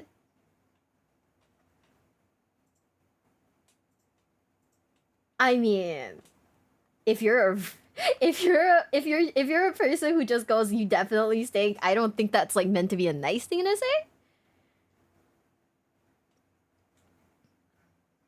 Yeah, honestly, the whole that episode was kind of stupid. That episode was actually kind of stupid, but yeah. Yeah, honestly, it's just one of those things, you know? It's just one of those like things. Because it's the meta. Mm-hmm. And if let's say, I'm that guy. I'm walking into the store even before you see my models. I go in, hey, look, it's the store staff, it's the manager. I'm going to ignore him, maybe even insult him, and I'm going to head straight for the game tables. Certainly not buy anything to support your local gaming store. Also, exactly. Side note, if you go play 40K for free, please just buy, like, a pot of paint from your local game store. Honestly, true. You're taking, like 5 hours from them using a table. The least you can do is just like $10. Yeah. Our game store in like the university area happens to have a like a snack bar, and so usually going $5 to the store is really really nice like that. If you're not doing that, you could always use some new paints. Mm-hmm. But you're trying to be that guy, so don't do that. Don't buy it. Keep going. No, just go straight to the game tables. Loudly announce your presence. Make sure everyone in the store knows who you are, where you are, and you gotta find the newest person. Oh. Now, when you find the newest person, little Timmy, he's got his 500 Space Marine or 500 points of Space Marines. They're classic Ultramarines. His mom just gave him a kiss and just left, and she wished him good luck. This is his first game, and he's about to go up to what seems to be a pretty reasonable person, and he's gonna start a game. And no, you cut him off. Hey, buddy, I got you. Let's play. I can teach you how to be the best, like no one ever was. Actually, the topic of like people bullying like kids that go to locals is it's so prevalent. I'm kind of scared. Also, by the way, Samuel, you're being very reasonable about this. Thank you very much for being reasonable about this. If you drop your Twitch username, I do not have the thing right now, but if you drop the Twitch username in the YouTube chat, I'll have one of my mods unban you. But yeah. Dude. Also, 100% support your local game store. If you go there, please buy something, even if it's something you don't necessarily need. Just buy something. Because that's how you keep, like, local stores alive, as opposed to, like, buying everything off of eBay. Right? Like, it's the most reasonable thing that you could do. You can always buy a lore book. One of my things that I really don't like is when I go to locals and I see someone like bullying a child with like a meta deck. You know?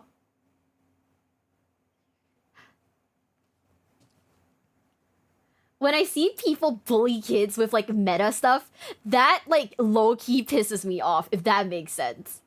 Like, it just really upsets me, because it's like, you want the game to be fresh, right? You always want new blood in the community. And if you scare them off right out of the bat, that is so mean.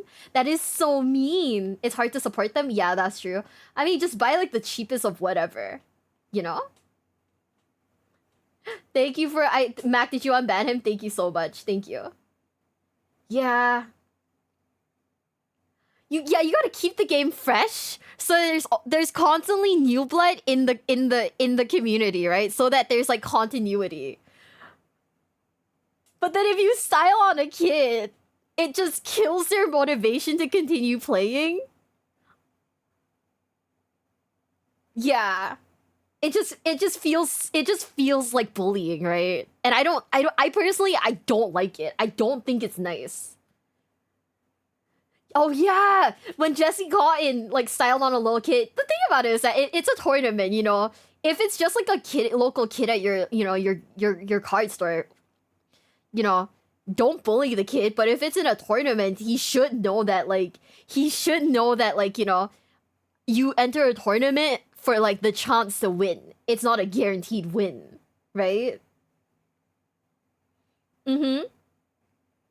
Oh yeah, no, sometimes you can't. Okay, the only like legit way to style on like children is if they're too cocky. If they get like really arrogant.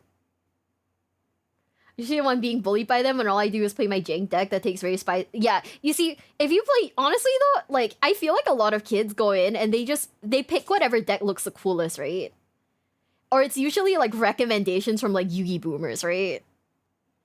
Who are like, you know, this was the nostalgia I grew up on, therefore, you know, I would like to show you the nostalgia. Also, Curse Knight, I am so sorry, but I think I missed your super chat. Let me go see what it says. I didn't get the notification for it. My bad. I am very, very sorry.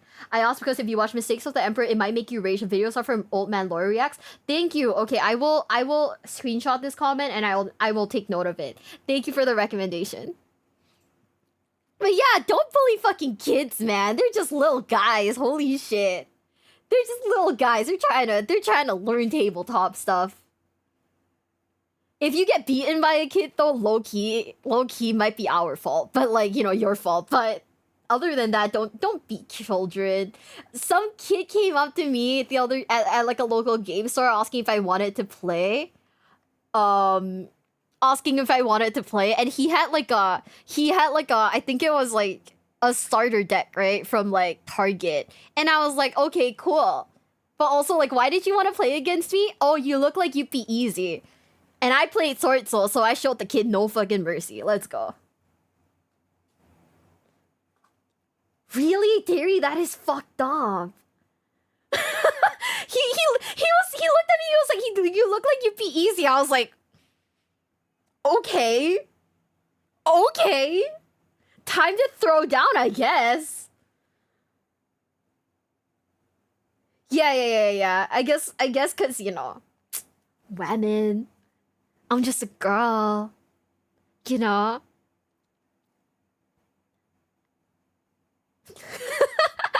So I was like, oh no, nope, it's over. It's so Jover. It was like, okay, you know, it's whatever. He's a kid, you know, he's a kid. So I'm not gonna be mad or anything. I'm not gonna be overtly mad. I'm just gonna be like, okay, well, you call me easy. Surely you know, it's time for me to show you, you know, time to lean for it. True. It's because my card sleeves are pink, guys. My card sleeves are pink, and that is a sin. I'm kidding. But yeah. I'm kidding. It's just stupid. It was so dumb. I was like, yo, calm down, little one. You're go to school. You know, calm down a little. That's right. You know, and you're gonna collect them all. Is that a Pikachu Space Marine? I'm glad you got that reference. Thank you. Of course. What do you mean? I'm a '90s kid. Of course I am. I was just watching a bunch of Pokemon game theory, so. Oh, that's fair. All right, okay, so you go in, find the newest guy, and you know, don't mention his paint job. All right, or if you do, you can always give him pointers about how to improve his paint job, even if he didn't ask for it. Always ask. Always try to, you know, push the new players into the right direction of doing the, you know. Oh, hold up. Bonesaw, thank you for the $10 super chat. Thank you. One infamous that guy story in 40k, a guy brought loaded dice to a tourney, and when called out, he tried flushing them down the toilet, but they didn't flush, and he was banned from tournament play. That is embarrassing. In that moment, I would have just run out of the store and gone home. Holy shit. That's insane. The video for right now is dealing with that guy in 40k. That is insane. I'm sorry. Flushing dice down the toilet is fucking funny. What would Joey Wheeler do? Clearly flush dice down the toilet to hide the fact that he's cheating. Throwing someone's models off of the side of a cruise ship. That's been done before. That's lame as fuck. We gotta flush dice down the toilet, guys. The best, most lore accurate thing, like how you do it. Yeah, exactly. And make sure they paint the right way. Don't let them paint it their way. If they want to do pink Space Marines, you have to tell them that there aren't any pink chapters. Yeah, what, are they using fucking contrast paints? What? You should be doing non-metallic metal, even though I can't do it myself. Oh, exactly. Oh, don't worry about my army. No, they're secondhand. Wait, stop, be for reals. That is insane. That is amazing. I want that. This just straight up reminds me of the really shitty Giorno Giovanna pen. No. I love... No, wait. This is so fucking funny. I love it. One thing... Hi, guys. Hi, if you're just joining in.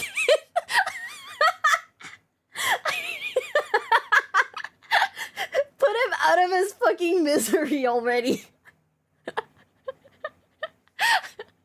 I'm fucking dying. Why is his face like that? I don't know. I just... No fucking way. This is so funny. Oh my god. I don't get his vision. Very true. It is hilarious. I see, I commissioned it all. So, you know, exactly. You should do it like how that person painted it. Exactly. But that's okay. You know what? Regardless of your model being dog water, how about, oh, I see you're bringing some Terminators, some Intercessors, nice classic Ultramarines. That's interesting. And so you go into your case of models, and let's say you want to make a little 500-point list off the bat. I'm so sorry. Can't stop laughing. I have tears in my eyes. This is crazy. This is so fucking funny. I can't look at it. No. I can't look at it, guys. I can't. I'm sorry. I'm looking away. Every time I look at it, it gets significantly funnier, and I can't. And I hate it. The third nostril is driving me crazy right now. Oh my fucking god. Why don't you make sure you only pick the models that'll do really well against theirs? That'll make sure they know how to beat the toughest opponents, right? You also need to tell them about how, maybe some things in their army could be changed. How, like, why are you bringing that rhino when you can just bring gladiators? It doesn't make sense. Hey, are you playing orcs? Listen, man, Green Tide's in right now. You should play boys. Oh, my Tau Flamers, don't worry about it. No, don't worry about my Flamers. just bring boys. Oh. I say, having flashbacks to 3 years ago. Anyway, personal trauma aside, Therapy. you make sure that you list build against them. Make sure that if they're playing an army that's like, pretty easy to pick on, make sure you point it out. If they're playing Eldar and Tau, it's fucking over, dude. Just tell them. Just tell them they're done. And tell them how they pick the wrong army. Oh yeah. Why'd you pick the Ultramarines? Are you kidding me? No, clearly. They're so basic. Dark Angels are so meta right now. What are you doing, dude? Is that really what people Side do? note, can we stop like the Ultramarine hate? I get it. It's funny, but it's not that funny. And I feel like especially if it's a new player, it can come off wrong. Yeah. 100%. There's nothing wrong if you're a new player, if you're liking Ultramarines or whatever, Matt Ward was over 10 years ago. Let it go. It's a little dated. Listen, man, it's fine. Listen, play Space Marine 2, you'll get it. Yeah. You'll absolutely get it. I mean, they fucking Space Marine 2. It's awesome. They're so cool. Anyways, continuing. All right. So you built your army. It's a bunch of gray or mismatched paint that's completely going to counter the army. Make sure before you get to the game store. Those models. You know how like a captain is usually on like a 40mm base. Yeah. Hey, I think I don't have any 40 mil, but 60's fine, right? Yeah. You have a 60mm base. It's right? the same difference. It's like, it's really not gonna change anything. Yeah, exactly. Oh, and oh, by the way, I'm bringing a knight to this 500-point game. I modeled him to be kneeling because he's like in the prayer of the emperor. Don't worry about it. It's not like he can hide behind ruins or anything. I mean, yeah, that's kind of cool. I guess that's fine. We can let that slide. Okay. Yeah, is it fine if I bring? Is it fine if I bring my rhino that has it's just like got a little chunk blown off of it, kind of. No. Damn it. No. Oh, okay. What are you doing? It's not tournament legal. God. Anyway. Yeah, Do people actually react like that? That's how hates because they were broken for 3 straight editions. Oh, okay. But do people actually react like that? Ooh. Who is Matt Ward? Oh, okay. So he's the writer of Space Marines then. Doing too good at this. Anyway, I got my model set up. We gotta figure out what terrain we're doing. I see you're bringing a few Marines, stuff like that. They don't seem to have a lot of like, really high armor. There's 3-ups and everything. I'm bringing a shooting army. Okay. So let's make sure we do hammer and anvil deployment. Okay. We're gonna really put most of the terrain on the sides, for like the flanking. The center. I knew that. That seems fine to me. Yeah, it's gotta have some firing lanes, Yeah, like cold maps. I get that. Yeah, exactly. So my knight, I'm gonna deploy him here. He has scouts. No, don't check the rules. 40k is very serious.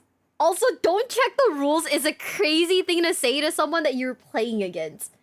Claim that all Marines wish they could be Ultramarines, so he really fucking loved Ultramarines then. Our guy was a fucking Space Marine Ultramarine otaku then.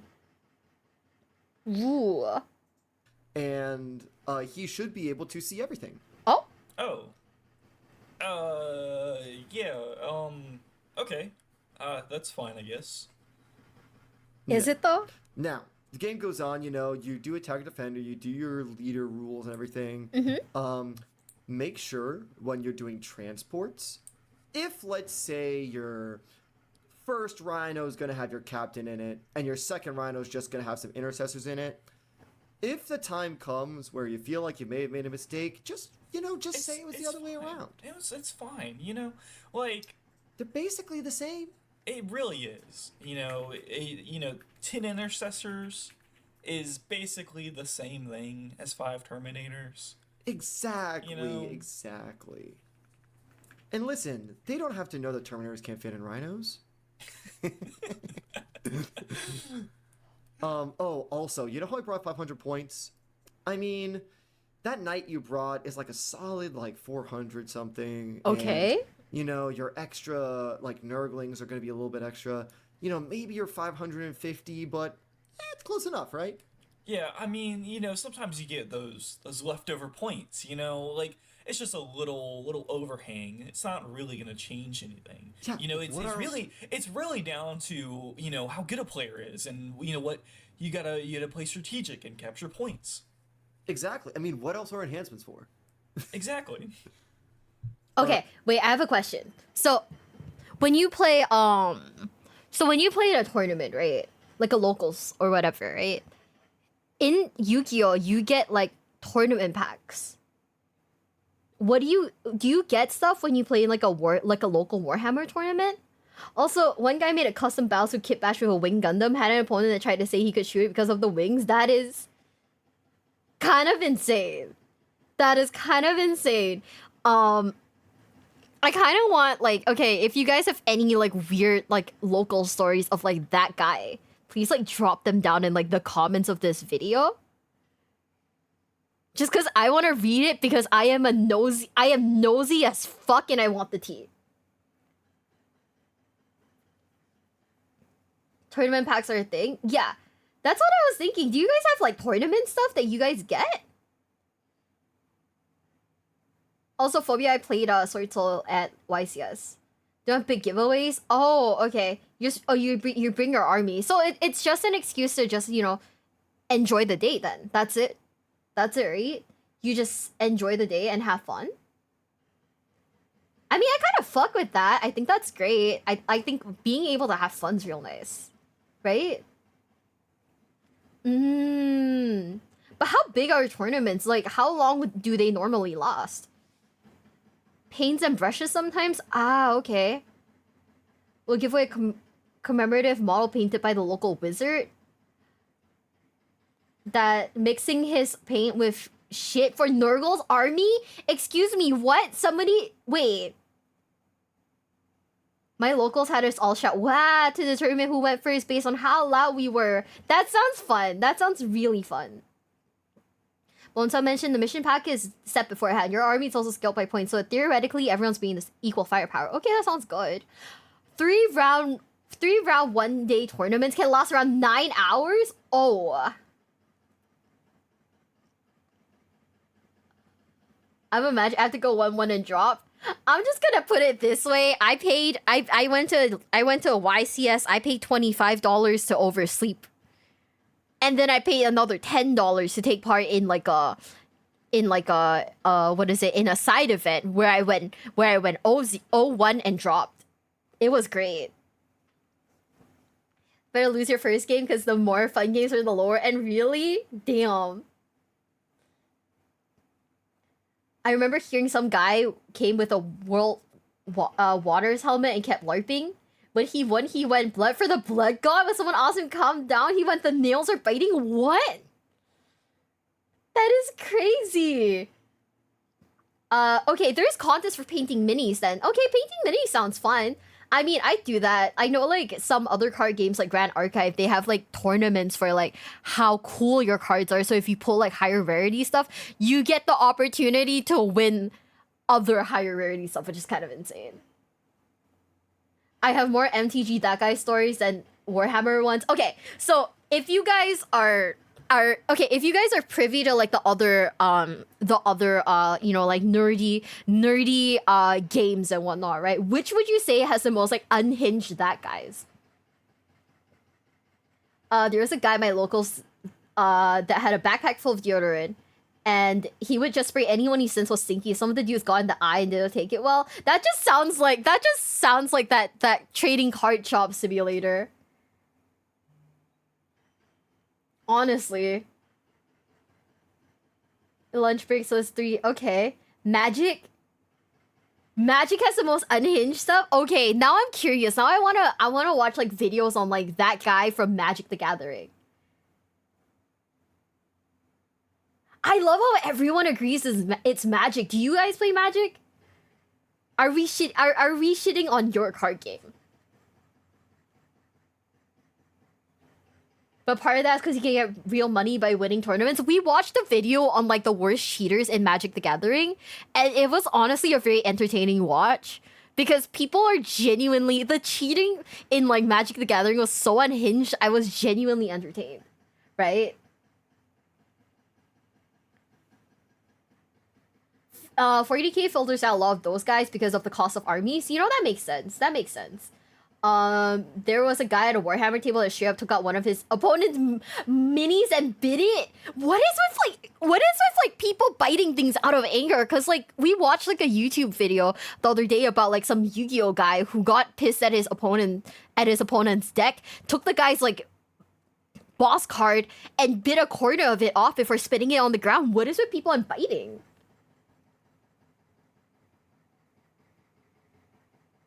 I wonder if you grab from MTG and you think MTG are the insane ones. Oh.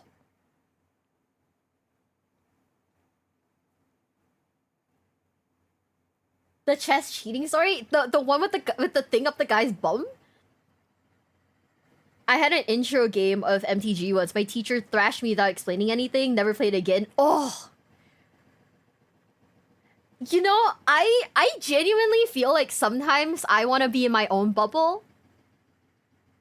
I want to be in like my own bubble when it comes to playing like trading card games, just because like some of my Yu-Gi-Oh stories are kind of unhinged. Like the American ones are fine, the local ones not so great. But my experience in like American card stores have been okay so far. They would intentionally not shower, put his hands in his armpit so he could shake the hand of whoever beat him. I just want, okay, see, if that ever happened to me, if I was forced to shake the hand of someone who intentionally put it at his armpit so that it be gross, right? I should be legally allowed to beat the guy up. Right? I'm just saying, I should be allowed to beat the guy up. So as your babies only know how to scream, bite things and shit. You know, that's so true. The worst I've done is kick my own bag and then apologize for using my opponent at the end of the game. I failed 4 charges in a row and crashed out. Yeah. Have this idea, should pro tour. Oh. According to Baki, the anime biting is a pro. You know, that makes sense. The Russian chess pro tried to poison her rival in Mercury? That is horrible. Also, Huntail, I will beat you up if you do that to me. If you put your hands in your armpits before shaking my hand, not only will I not shake your hand, on fucking God, dude, you will catch these fucking fists.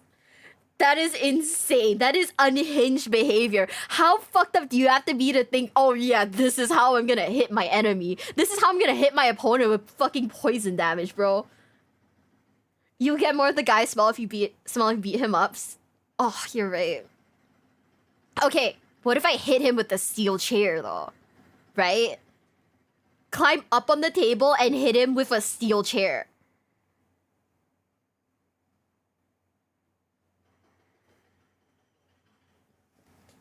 Alright, so now it's time to game. Alright, I get first turn because, you know, I'm teaching you. So I gotta make sure that, you know, you can kind of see what I'm doing, right? Doesn't even fucking roll off.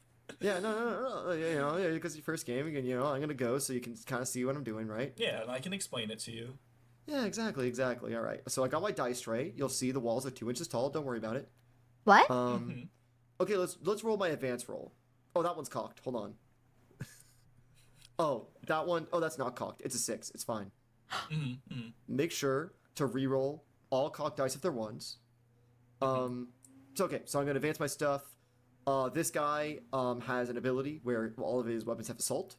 You see? And this knight can go over terrain that's over 4 inches, believe it or not. So okay, so is that guy just basically bullshitting so that he can get like a better? Oh, that's insane. It's kind of blessing there isn't much money in 40k tournaments. We're already playing for bragging rights. That is honestly insane. Also, it's Mira from the top rope with the steel chair. Oh my God, Emperor! Learned that how to find fun in losing, not let the. I think that like with any tournament, you should be acutely aware of the risks that you're taking because you're in a tournament, right? You may not be the sweatiest, you may not have the best like, you know, deck or like, you know, army or whatever. So if you should go in like, you know, 100% knowing that there is at least a solid 60% chance of you losing. The extra 10 is because RNG bullshit will always happen, right? Keeping it tall means you can't check rolls. That is so fucked up, bro. Oh no. Is it like bad sportsmanship if like I see my opponent doing all this and I just pack up my stuff and go, no thanks? Cocked dice, put another dice on top? Okay, I don't know what a cocked dice is. Thoughts on getting WWE trading cards? I don't want them. That is another rabbit hole that I will fall into, and that would already take away money from my dwindling budget. Very poor. I am very, very not ready for a WWE trading card game. I just got the Roman Reigns hoodie, okay? I am a poor bitch. Ah. Okay, that die is stuck in this corner. That's a cocked die. It didn't land properly. That makes sense. So there's no way that you could have that. This could be a common thing, right? Ah. You wanna know something? I'm not gonna lie. When I was at Target in America, for some reason there's like a huge like they just don't have like Yu-Gi-Oh cards or like Pokemon cards on the shelves in like Target anymore. Like at least the 3 that I went to, there was barely anything. And I stood there thinking for a second, should I buy the WWE trading cards? You know, at least I can get my, you know, cardboard crack. But it's not Yu-Gi-Oh.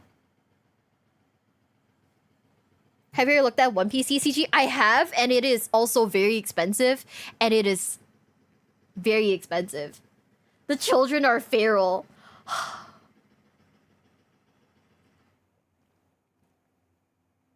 children in parentheses because we all know it's the adults. I've seen that one Costco video.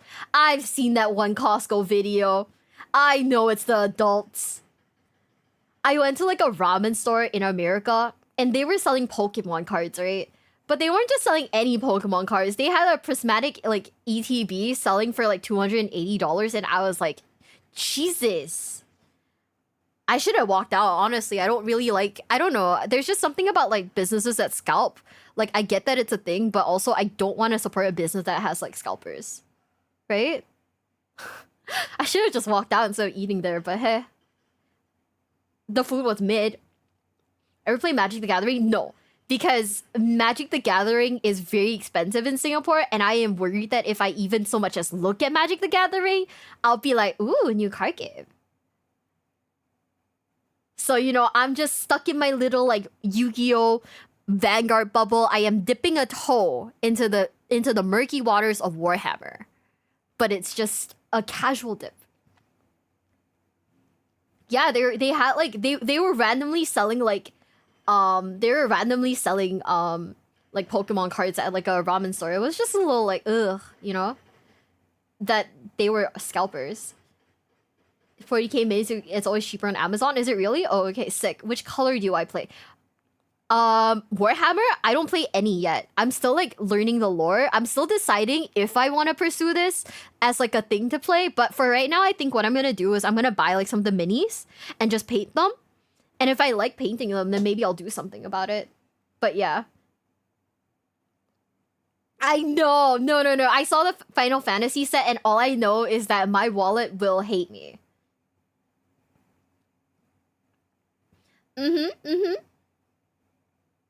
Wait. Wizards of the Coast sent thugs to a fan's house? That is insane. That is actually crazy. What the fuck? Yeah, I am from Singapore. Usually like Western hobbies tend to be a lot more expensive here, so I have to really like pick and choose what I want and what I need. So yeah, tabletop simulator might be great. Play Dawn of War. Ooh. Yeah, I think like for right now, it's either tabletop sim, or the Warhammer games for right now at least. Figure out if you have a local community to play with. Oh, that involves touching grass, and that's like, ooh. Just, ooh. I don't know what a Pinkerton is. A guy got his house spotted because he got magic cards earlier than he should have. Oh. That is insane. Yeah, I feel like, probably this would be a thing that I would do when I move to a different, you know. I don't know what... Pinkertons are criminals. Why? That is unhinged behavior. That is scary. Oh my goodness. They sent criminals to a guy's house because, like, the set got leaked?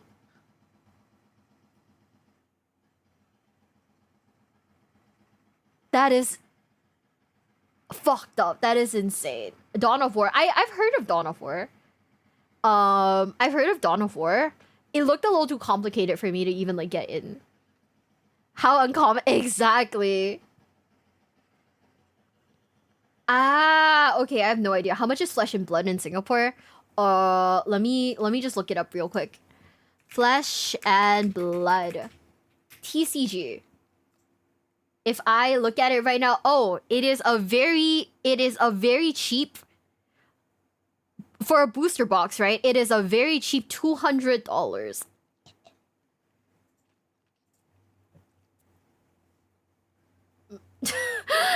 No thanks.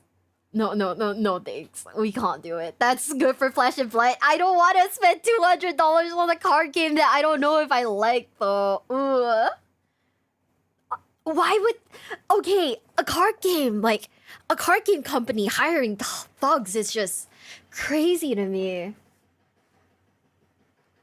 He sold me a Swampert for 50 cents. That's nice. That's honestly really good. White Shorts is great. White Shorts is great. Also, I don't know if I want to finish this video just because it feels a little, like, long.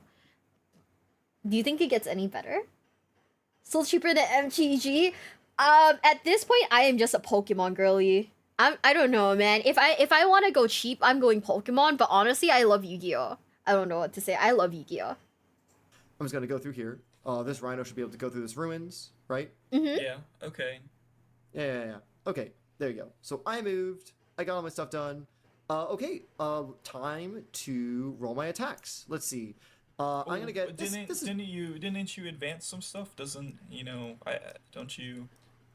Can't you not shoot? No, I didn't. No, I didn't advance. I just moved. Oh, okay. Yeah. So it's okay. So I'm gonna roll my dice. Let's see. I got a flamer. I got 2d6. Okay, roll the dice. I get a 7. Okay, look cool. Let me pick up 9 dice real quick. This happens, dude. This happens all the time. I've seen so many times where someone did I rolls. Say 7? No, sorry, I meant to say 9. This happens so many times to me, dude. I don't play with this person anymore, but every time, this is the same Tau Flamer dude. He insisted his flamers had 2d6 shots. Dude, it was the worst.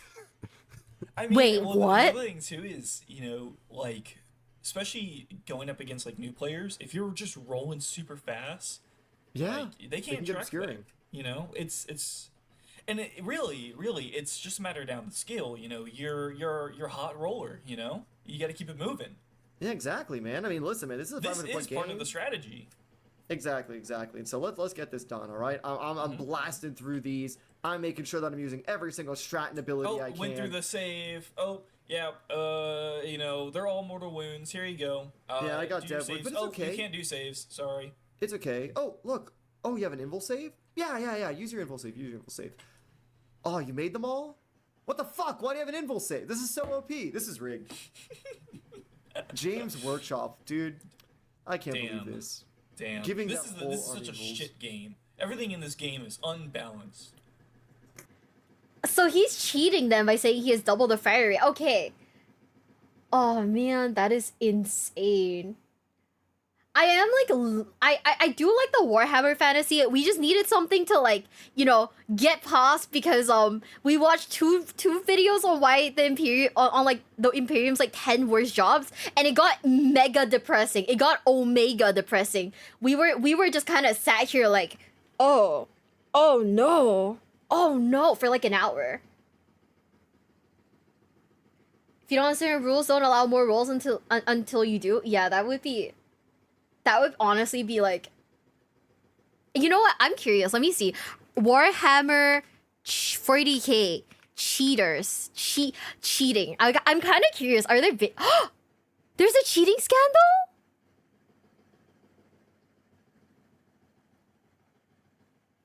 Wait, I want to watch this real quick.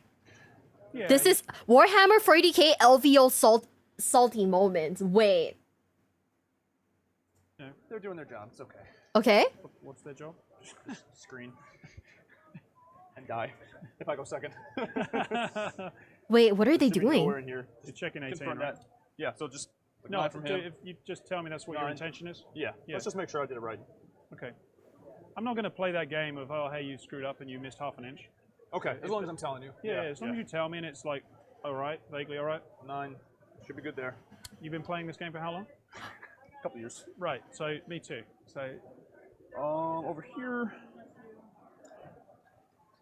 Sure. For time. So assault phase?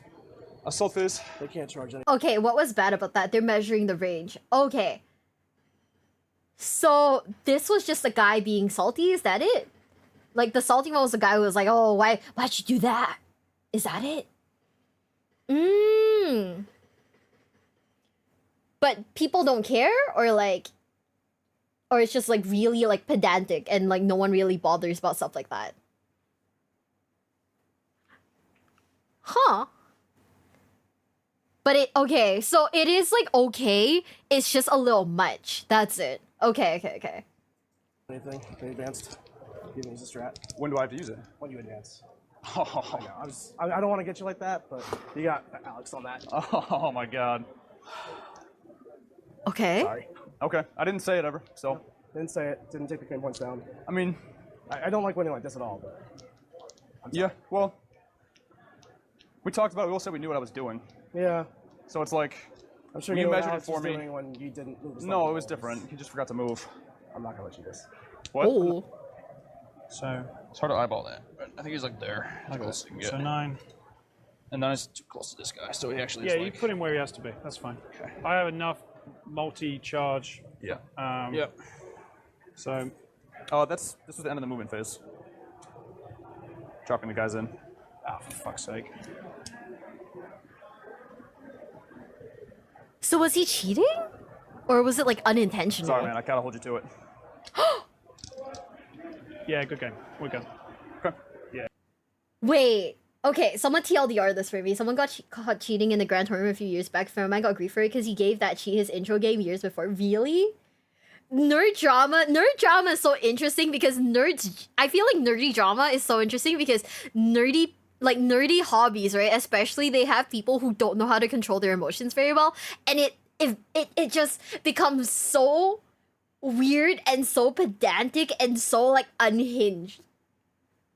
I don't know if that's Nick from Art of War, but he lost then because what, he did like an illegal thing or something? I think you win anyway. I'd like to play, but the okay, you know what? Nothing else moved. So the guys that moved have already moved. Yeah, we'll keep on. Sure. By the way, these look so cool. Play. I'd prefer it if we said, oh shit. But that's your call. You're right. No. I'm gonna smash you. Table flip. Huh? Good. Oh, my wife is live. Okay, I think that one was they moved into shooting phase, forgot to drop his reserves. Okay. The paint jobs look good. Let's watch this one real quick. Oh, that reminds me of, you mentioned tournament. I read a thing on Twitter about there was a 10th edition tournament last week, and there was this guy with this real powerful, mega cheesy Eldar army. Okay. And he was like doing the whole thing where you roll your dice before the battle, and then like you can put your sixes in wherever you want. One thing you're not allowed to like 6 o'clock is the who gets to go first roll. But somehow he was always banging his sixes going first. And he was in like 4th or 5th round of the tournament. And apparently his opponent was like, you've rolled 6 to go first every time. What the hell is this? He was like, I don't know what you mean. He's like, I don't like those dice. Show me those dice. And he was like, no, you can't see my dice. What the fuck? He called like a tournament organizer over. And they were like, okay, well, you know, let's test the dice. The only way to be sure, you can't just roll a dice 10 times because, you know, maybe you just get lucky and roll a 6 10 times, right? Yeah. So the tournament organizer's solution was you make a saltwater cup. Okay, yeah, that's like a classic. And you put the dice in it, and then they should just naturally rotate. To the heaviest side will go to the bottom. Yeah. Oh. And so the guy who accused this guy of cheating just like ran off and bought a bag of salt straight, like went to the shops and did it. The guy being accused was like, oh, I'm just gonna quit now. I'm gonna drop out. This is bullshit. How dare you question my honor? I'd rather just get a lose on this mission and not play and not get tested for my dice. I think that's the fairest way to do this. And so everyone was very suspicious at that response. He was like, you know, just don't test my dice and you can have the free win. Yeah, okay. And then he like went off to the toilet while they were making this ready, and then came back and was like, I don't have any dice. What do you mean? And someone else went to the toilet and found there's like a photo of loaded dice in the toilet. He tried to flush them away. Oh! And they've got fucking lead in them, so they don't flush. They just sit at the bottom of the toilet bowl. No way. And there's a pair of them. They come in a set. One always rolls 6s and one always rolls 1s, so that if anyone accuses you, you can do the switcheroo and go, no, look, I rolled a 1. It can't be a weighted dice. I just 40k. That is crazy. Dice. Toilet dice, yeah. If I just searched toilet dice, and the first thing that came up was the 40k. Boom. And because obviously in the toilet they just floated to their natural side, so it's 6 and 1 because one always rolls 6s, one always rolls 1s. So he ended up like just busting himself by trying to like hide the evidence. Oh. No way. No. Which is just dingus. No. Oh my god, you fucking idiot. Like flush. They're too heavy to be flushed. That is insane. Of all the things you could have done to get rid of something. Yeah. God, what a dingus. It love does it. sound like a fucking classic Eldar player, though. All of them scum. Ugh. Wow. Did this person get fucking named and shamed? Oh. That's Yeah. amazing. That's so fucking good. Just don't fucking cheat at a game of toy soldiers. That is honestly unhinged though. Like, okay, I get like people want to cheat, but like, why would you cheat at like a locals? Like, you only get brownie points, right? You don't even get money or anything. That is insane. Also, RQM, thank you for the resub. Thank you. Also, Jovi, thanks for following after watching my Warhammer World of Warcraft stuff. We are doing more stuff for World of Warcraft on Friday. Okay, but like, why do you want to be known as the super nerd of like the story? Like, congratulations, you play like the army that people hate, but also you're cheating. Like, that is insane. He wants a $50 store credit. That is so fucked up. That is so fucked up. We were watching like some unhinged like Yu-Gi-Oh videos too. The Yu-Gi-Oh like local stories that like people submit. That shit is so funny. But oh man, that is what a man will do for $50 store credit. I've seen people. Okay, I have hosted like very minute Yu-Gi-Oh tournaments, like community tournaments, with a prize, with like a very small prize like goal, right? I think the one that I hosted, it was basically you win essentially a $10 Steam gift card. Not USD, by the way, SGD, because that's where I'm from, right? And I saw people just cheat in the tournament. And when I was like, hey guys, the fact that you're cheating is kind of fucked up, so I'm gonna have to DQ you. Do you know what they said to me you know what they said to me? Well, if you didn't want people to cheat, maybe you shouldn't have a prize tournament then. It's $10, my guy. If you're American, it's maybe $7. You're insane. For a VTuber tournament? A VTuber tournament? Question mark? My buddy, my brother in Christ, please make better decisions. Yeah, if you don't want people to cheat, maybe you should put you don't cheat in the rules. It is insane.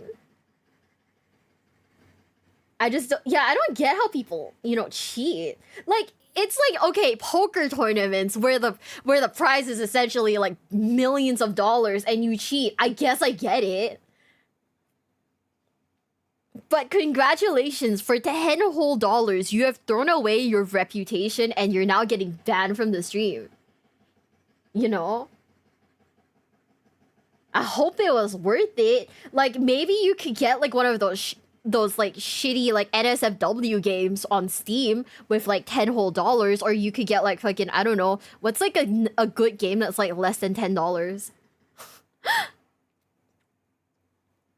They've based their life around whatever nerd passion it is. Honestly, true. I do get that. I had a tournament like ages ago, like when I first started streaming, and it was like unhinged because people were cheating in it, and it was so like blatantly obvious. It was not great. Yeah, people need to touch fucking grass, dude. We give away free days to lost place players because we know that was a real problem. Yeah. Why people like this? Why? Like, just like get good. Just don't be like that. Just like don't be like that. Question mark? Huh? Okay, let's see. Look out for these cheats. This video is brought to you by CoolStuffInc.com. So if you're looking to pick up Magic the Gathering cards, other trading cards, or some boxed set Warhammer they were selling Kill Team last time it came around, check out the link in the description below. Cheaters. We all fucking hate them. We expect them to play a hobby. These are saddest Warhammer 40k cheats, which I'm honestly curious about. Now that we're on this topic, right, of people cheating, I am very, like, entertained by this. He doesn't want to touch grass. If I touch grass, then I meet people who cheat in the wild, and that is heartbreaking. No, I'm kidding. I don't want to touch grass in general. This is Space Marine 2, not Warhammer or just chatting. Am I really? I typed Warhammer and this was like the first option. Oops. Well, let me see if we can fix it. Where am I at? Let's see. Warhammer. You know what? I think this is the right one then. I think this is the right one, but it's also just a picture of a hammer. It's fine. No biggie. Yeah. It's just a picture of a hammer. It should be Warhammer, hypothetically. But yeah, play orcs. Orcs don't care about winning or losing, just having good scrap. Yeah. Yeah, that sounds fun. Oh, heck. Thought you're playing it at some point? No, I usually, like, what I do is I will, if it's like a very, like, game focus kind of thing, we usually just dump them into, like, whatever game we're focusing on. For React specifically. But yeah. We're not playing it, not today at least. Today is the day where we react to, like, the sheer audacity of cheaters, and I mean also Warhammer lore. Hobby game like 40k or a card game like Magic without being scummed by somebody looking to get a cheap advantage. But unfortunately, some people will cheat to win a game of Plastic Soldiers or the high accolade of winning a tournament. I'm not going to get into the pop psychology. Wait, guys, is the Plastic Soldiers... when you say Plastic Soldiers, is this the same as, like, when we refer to Yu-Gi-Oh! As a children's card game? Is it like the exact same vibe? Behind why people might cheat. It's just an unfortunate reality of the games we play.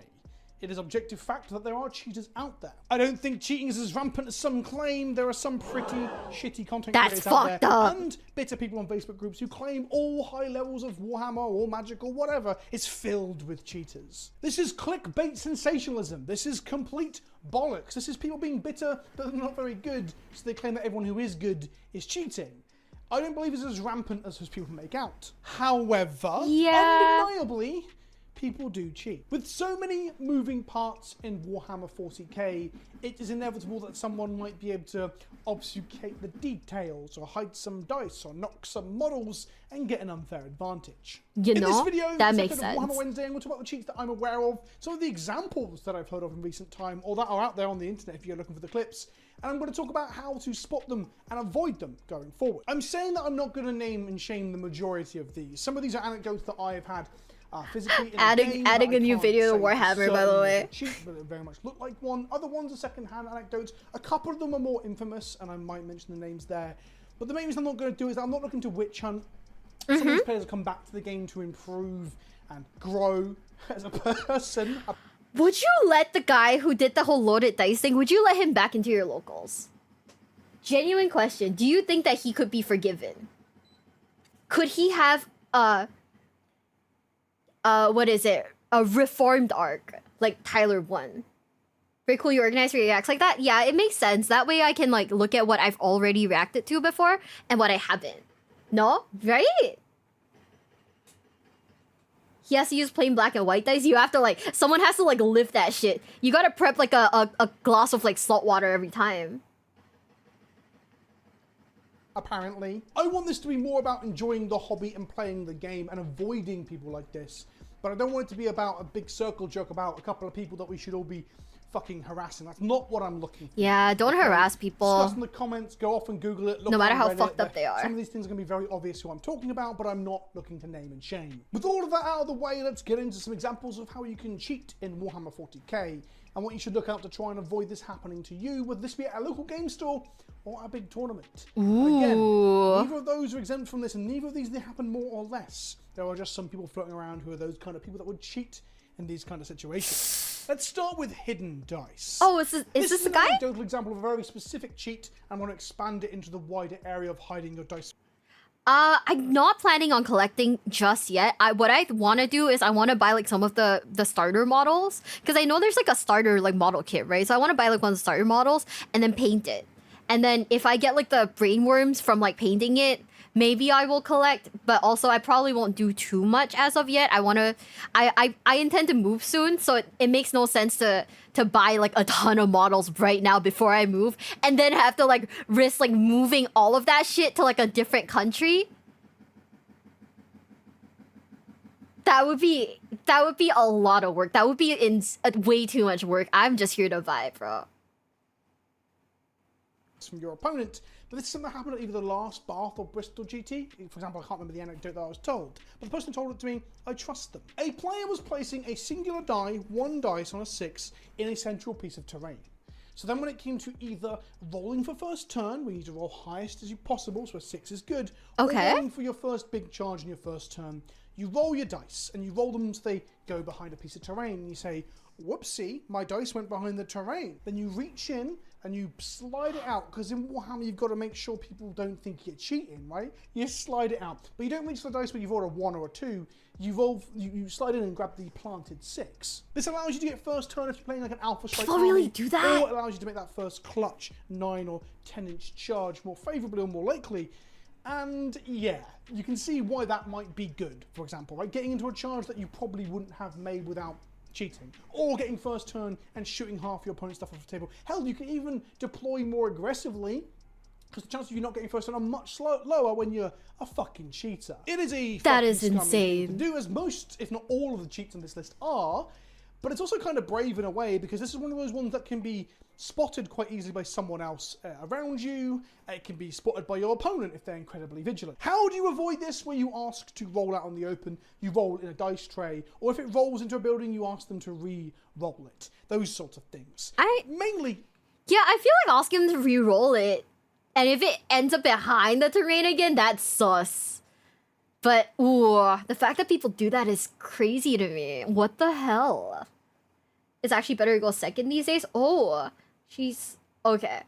Wow. In the open in a dice tray. You can be super vigilant, you can walk around the table, you can chat from different angles and stuff as you start, but having to be super fucking vigilant all the time is not the best piece of advice, because a game of Warhammer will take you around 3 hours, right? Maybe more in a casual setting, maybe a little bit less if you're both efficient, but being vigilant for 3 hours, and that's the first of like 3, 4, or even 6 rounds in a weekend, is exhausting. Part of the reason why cheating is fucking shit, right? It's ruining everyone else's enjoyment. Let's talk about obscuring your dice rolls. Similar to the hidden dice, singular planted dice, we have just obscuring them via terrain. Dice tray. There's obscuring terrain rules in 40k, of course, but they're not meant to be for your fucking dice. As the example we have here, which was caught on camera, where a player is rolling his shots behind a tall L-shaped building that an opponent can't see through.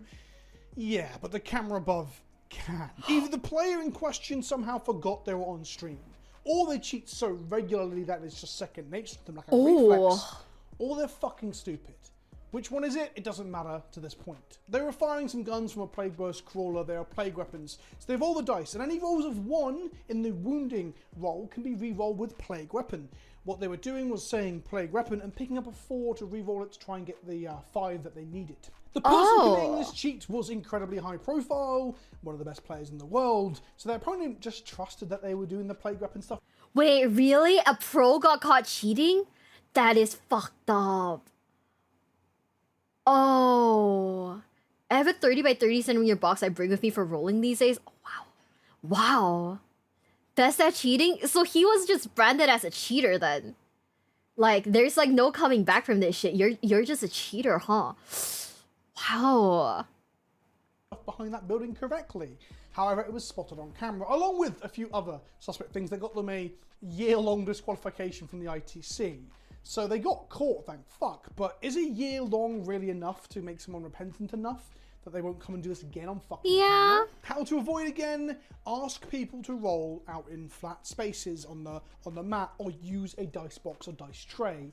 Don't let people roll stuff behind buildings. It's going to create cocked dice and slow the game down anyway, and it also gives them room to cheat. Or again, just slow the game down. They've got a slide dice out for you to see. Just roll in the open or in a dice box. If your opponent continues to not do what you're asking, please do call a TO or a judge. What Magic the Gathering has taught me is that calling a judge or a tournament organizer is not a bad thing. I just punched my desk as I said that by accident, as I was gesticulating. But my point is, it's not to be frowned upon to get TOs or judges involved. They are there to make things run smoothly and cleanly, to deal with arguments that you're not going to resolve very easily yourself if your opponent's being stubborn, shall we say. Fuck it, in Magic, if you make a mistake where you've cheated by drawing too many cards, or you haven't unsideboarded, or your deck's wrong, or something like that, you call a judge on yourself. There's like an onus on self-responsibility that helps to get cheating to be probably less prevalent in Magic than it is in Warhammer. A quick side one on obscuring terrain. This is not going to happen at a tournament, but this will happen at your local game store, and I've seen it happen with my own 2 eyes, is that players that have been playing Warhammer for quite a while and pride themselves on being one of the local sharks at the local store, one of the better players that everyone looks up to, well, they might just be playing the terrain rules wrong. Maybe because they don't know them, or it might just be that they're kind of forgetting and or don't want to learn the new ones, because it makes their old models and armies worse. Seeing a player teach another newbie how to play the game and just shooting their shit off the table, A, that's not a very constructive way to learn how to play 40k, and B, having no terrain counters obscuring whatsoever. This is some old school, I've been playing since I was 6 and don't want to learn the new fairer rules shit.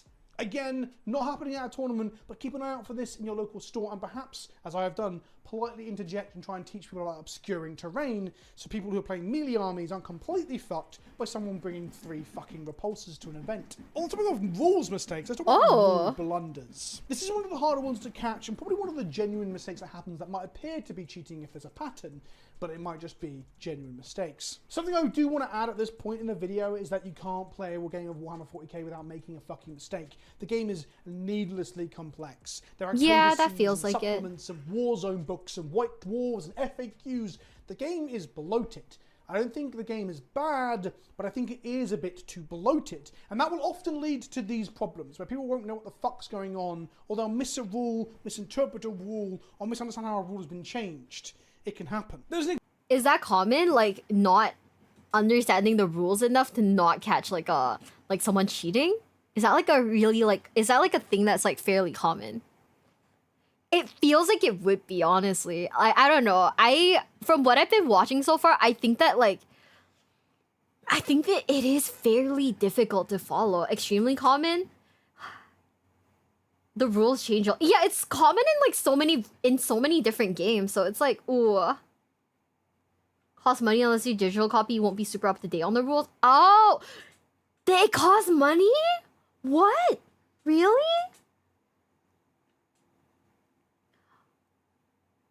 How do you prevent someone from cheating then? Like, what if it's honestly just like what if it's just like a very like beginner mistake, very simple, they just didn't understand?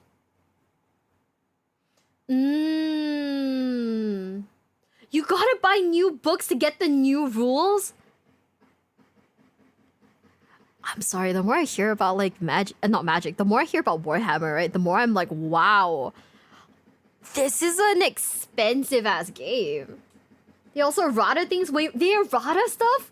No fucking way. How much is a rule book? Wait, how much is a rule book?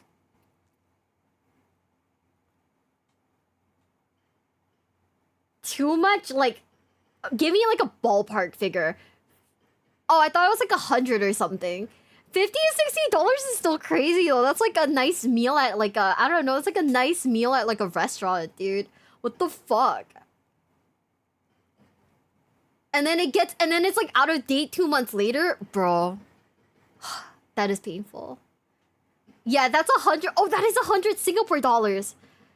Man, fuck that. I'm not buying a fucking rule book for $100. Are you kidding me? Ow.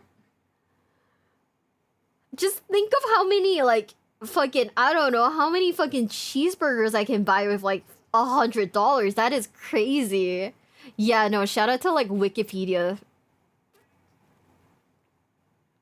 Example of this in the game that I just showed you a clip from a second ago, where the quite prominent player, is making 5-up Feel No Pain saves for their Poxwalkers, the little zombies. Death Guards used to have a 5-up Feel No Pain across the army called Disgustingly Resilient in 8th edition. In 9th edition, it's now a damage reduction by 1 incoming, to a minimum of 1, obviously, on all Marine units. The Poxwalkers don't have it, and they had their Feel No Pain changed to a 6-up. So every wound they take, they roll a dice, and on a 6, they ignore it. However, some players might still remember that's a 5-up because of how it was for, 2 years, 3 years. In the case of this one, I don't believe that's what that player is doing because they're so prominent and so famously good at this game. It's, well, they're good because they're fucking cheating, right? But they weren't getting that wrong. Another good example of this is transhuman physiology, a 1 CP strat for the Space Marines, which allows a Primaris Space Marine to use their physiologically empowered body with gene seed and shit to be tankier, to be resistant to damage more so than they normally. This used to be an 8th edition usable on any Space Marine. God, I'm starting to doubt my own notes now. I believe that was the case. It's been a little while since we played 8th, right? In the current Space Marine Codex, it's only on Primaris Marines. But people will sometimes forget this, because it's just not common. You don't play Primaris. And they might try and put it on their Terminators, or their Attack Bikes, or their Devastator Marines, or their Vanguard Veterans. They're the 4 really common firstborn units. This has happened to me on multiple occasions, and it has, I believe, been a genuine mistake every time. Hell, I think I have also brain farted and tried to use it on like a non-Primaris character in the past as well. There is virtually no way of really knowing, barring getting a vibe with someone's doing this, getting a stratagem wrong, or getting a rule wrong on purpose. However, if your opponent is making a chain of mistakes that you are noticing, and they're all in their favour, then that is a trend that might suggest they're trying to pull the wool over your eyes. Ooh. We need to normalise the idea of checking a rulebook. Please ask someone if you, especially if you're new, can you show me that in your codex? That is completely and utterly reasonable. There is consideration around time wasting if you're at an event, but honestly, for the first use of a rule that seems a bit too good, by all means ask to see it in the codex. Yeah, would it be considered time wasting if you ask someone to check the rules for you?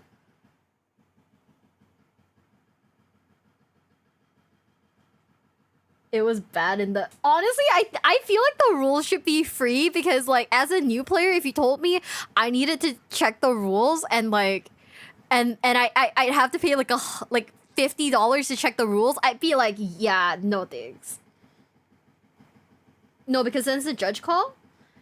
Yeah, I mean, dude, just make the rules free.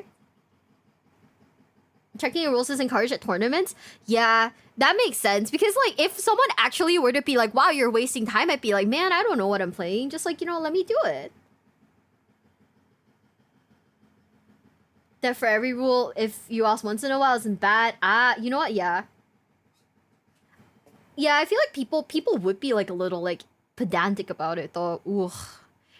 Are there, like, set time limits in, like, Warhammer tournaments? Like, you know how like we have like time limits in like Yu-Gi-Oh and stuff like that. I learned how to play Marines for other people's armies. That's crazy. Okay, it's such an investment time. I don't mind clarifications. That makes sense. Like, I don't know. I mean, I would feel like that'd be weird. Such a necessary bottleneck on the game. I think that, like, if you were to tell me, yeah, by the way, the general rules are free, but if you want specific rules, you have to buy the book, I'd be like, oh, I don't really know if I want to play it, because, like, at this point, like, unless you really have, like, a love for, like, Warhammer, isn't it kind of a money sink?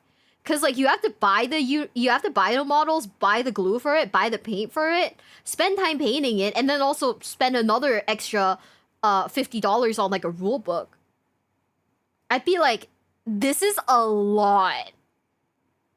And if I did all that and got my ass kicked constantly, I'd be like, this is a lot, right? Like, this would be a little too much for me.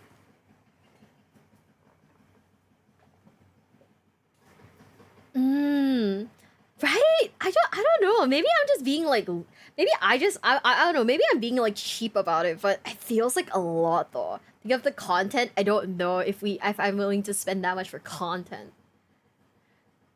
All in all, Warhammer costs a lot to stay card. Yeah, that sounds a little like, ooh. It's definitely a boutique hobby, that's for sure.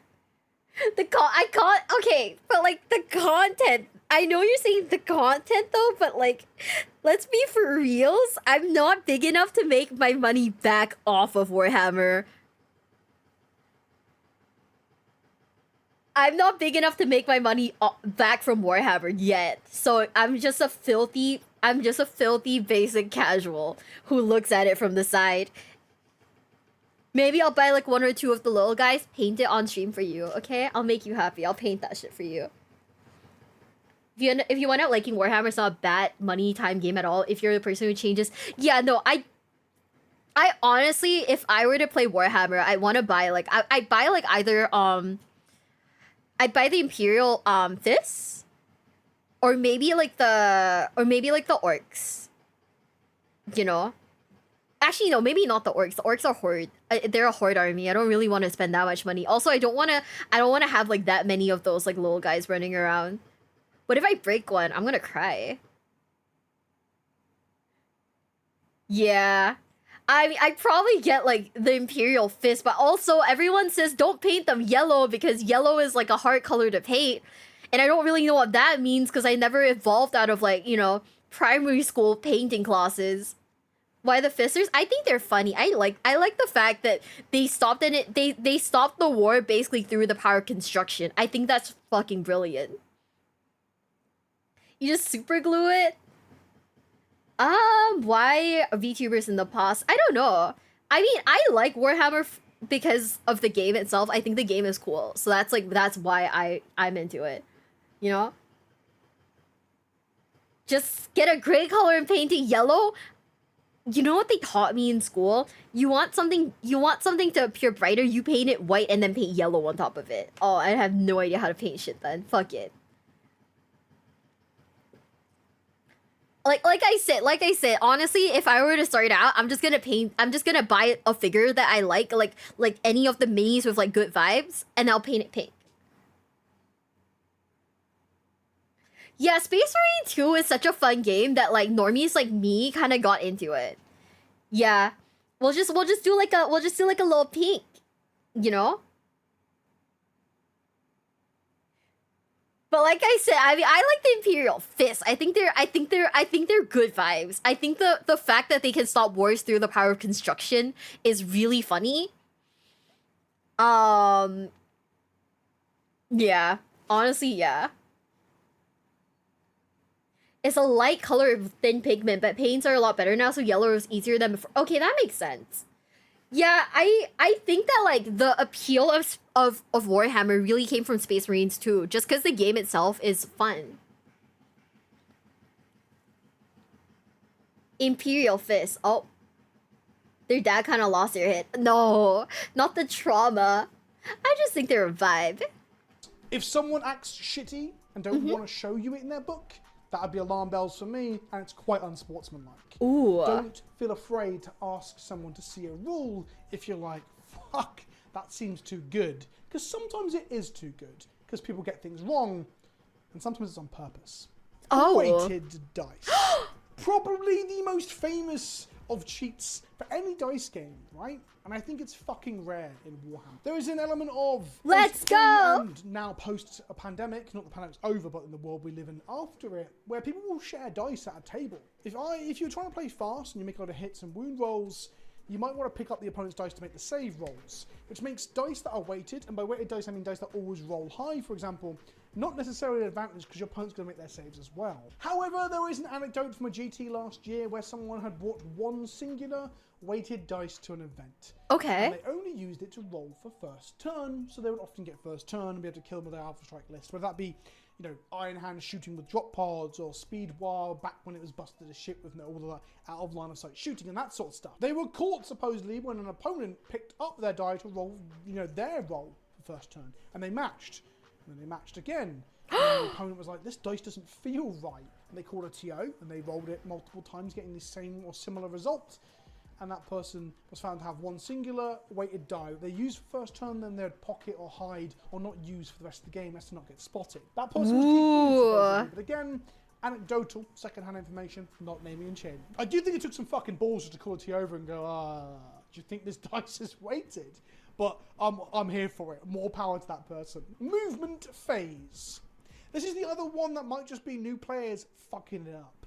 But for example, when you measure your distance to move a tank, if you measure from the front of the vehicle to here, and then you move the back of the vehicle to here, you're gaining the length of the vehicle in movement. A very common mistake that some people might use to their advantage, knowing it's a common mistake people don't notice. There's also lazy or hurried movement too, where you're like trying to get through your game before your clock runs out or before the store closes, and you're just shuffling things around a bit too haphazardly and gaining an inch or two here and there. My favourite example of this that happened to me was a Drukhari. For some fucking reason against me, it's always the Drukhari players.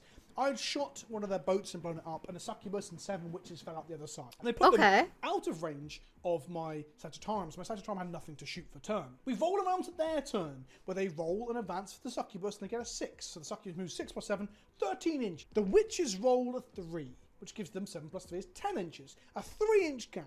A 3-inch gap, is that even 3 inches? That's 3 inches? I don't fucking know. I'm really bad with measuring by eye anyway, but it's a significant gap. The witches end up touching the succubus's base, which means they moved what? The same distance, maybe an inch less? I asked them to confirm, was it a 3 that they rolled? And they said yes. And I told them, so I watched it happen, that they rolled a 6 on the succubus.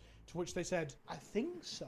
So then I asked them, how could a 9 and a 12 be touching base? And they were like, that is weird. Let me just check. And they start reshuffling back and forth, measuring, as if by somehow measuring it will change the laws of physics or some shit. That measurements will get shorter and distances will shrink. They then end up repositioning them like on the other side where the boat was, closer to me. And they're pausing to think and consider with a tape measure. I explained to them, actually, I think they're on the other side of the boat when they got out. And they said, no, I don't think so. And then I measured 36 inches and said, well, my Sagittarium can fire 15 shots of heavy bolter at them then. And that's hitting on 2s, rerolling 1s, and winning on 2s, winning on 3s, rerolling 1s. And they were like, oh, okay, yeah, I'll put them on the other side then. It could be that they made a mistake. It could be that they were rushing. It could be that they were tired. I give them all this benefit of the doubt because I think that's what you have to do. Warhammer doesn't work if you hold everyone to stringent, strict fucking standards. Yeah, actually, now the more I hear about Warhammer, the more I feel like you could unintentionally cheat very easily, huh? Because you're physically moving stuff. So, like, unless you're really good at spatial distancing, like, it's gonna be so difficult. I recall playing someone who had a habit of moving their ruler an inch or 2 as they moved their models. I would lose my fucking mind. I don't know. I would lose my mind, but yeah. They try to measure from the air, you move the terrain, put the tape on the table, get accuracy.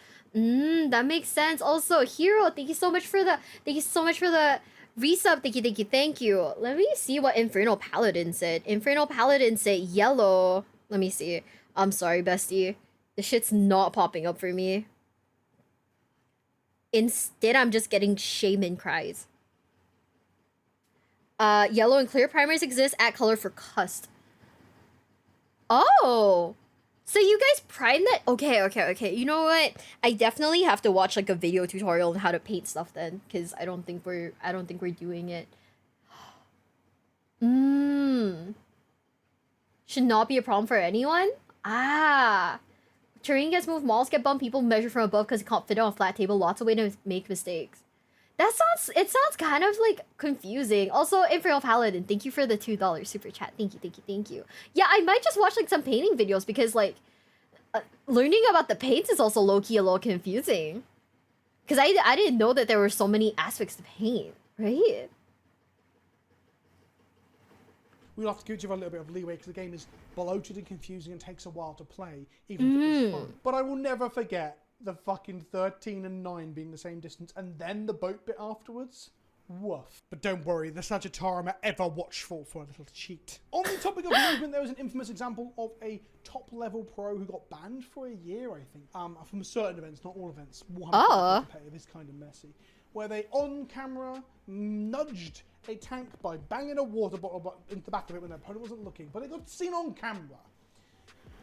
Fucking hell. This obviously allowed them to crazy. And be in range for shooting on their turn. It's all a bit fucking much, really.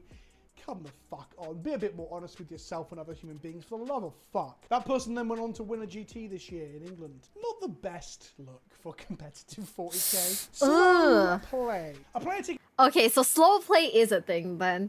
Also, can I use Tamiya paints on what is it, Warhammer models, or do they have to specifically be from that one place? Hi Alex, thank you for the have a good. Sure, why not? It's a thing. They'll let you do that. That my friend taught. Oh, yikes! I mean, it kind of works. They'll let you do that. It's not like a. Oh yeah, you know, fuck you. You gotta use everything official. If not, get out of here. Get wrecked. They're lenient enough to let you use other stuff then. Huh. But mini paints are the best? Ah, okay. So they're not just gonna be like, don't do it.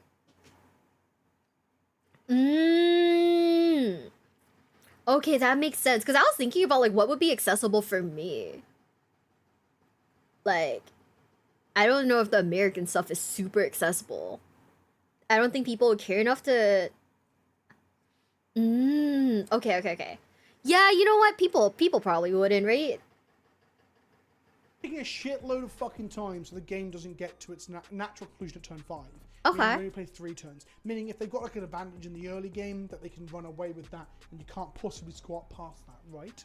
The way to stop this is chess clocks, but chess clocks are stressful, and I've used chess clocks to try and stop this before, and it's been a hindrance. On 2 examples of this sort of slow play thing, on the chess clock side, I had an opponent, again, the only opponent across 7 rounds of 40k in a weekend. So, it was 9 rounds of 40k in a weekend, so it's 10% of players doing this. Not everyone is that guy or a cheater. But what they were doing was, well, they were clocking onto me and then failing to clock back onto themselves quite consistently. They were very vigilant about clocking onto me when I was doing rolls for saves, but not back again, burning my time. On top of that, though, they could see that I was stressing out about the clock, and they were volunteering information and rules info and wording about, like, how we measure to hull on a Doomsday arc or some shit. Okay. Even though I was, like, figuring out what I was charging, not shooting. It was all very weird, and I had to say, with all due respect, stop volunteering unimportant information to me right now. You can tell I'm flustered by this clock. Please give me some time to think without distracting me. And they didn't like me being very upfront about that, but sometimes you have to be. And we should accept and be willing to have people talk like that if we need to get fucking down to brass tacks and finish a game of Warhammer. The other one, again, Wait, people bash your kids? Wait, can you like expand on that? Can you explain on that? Because that's crazy. Do people actually get like really judgmental about stuff like that?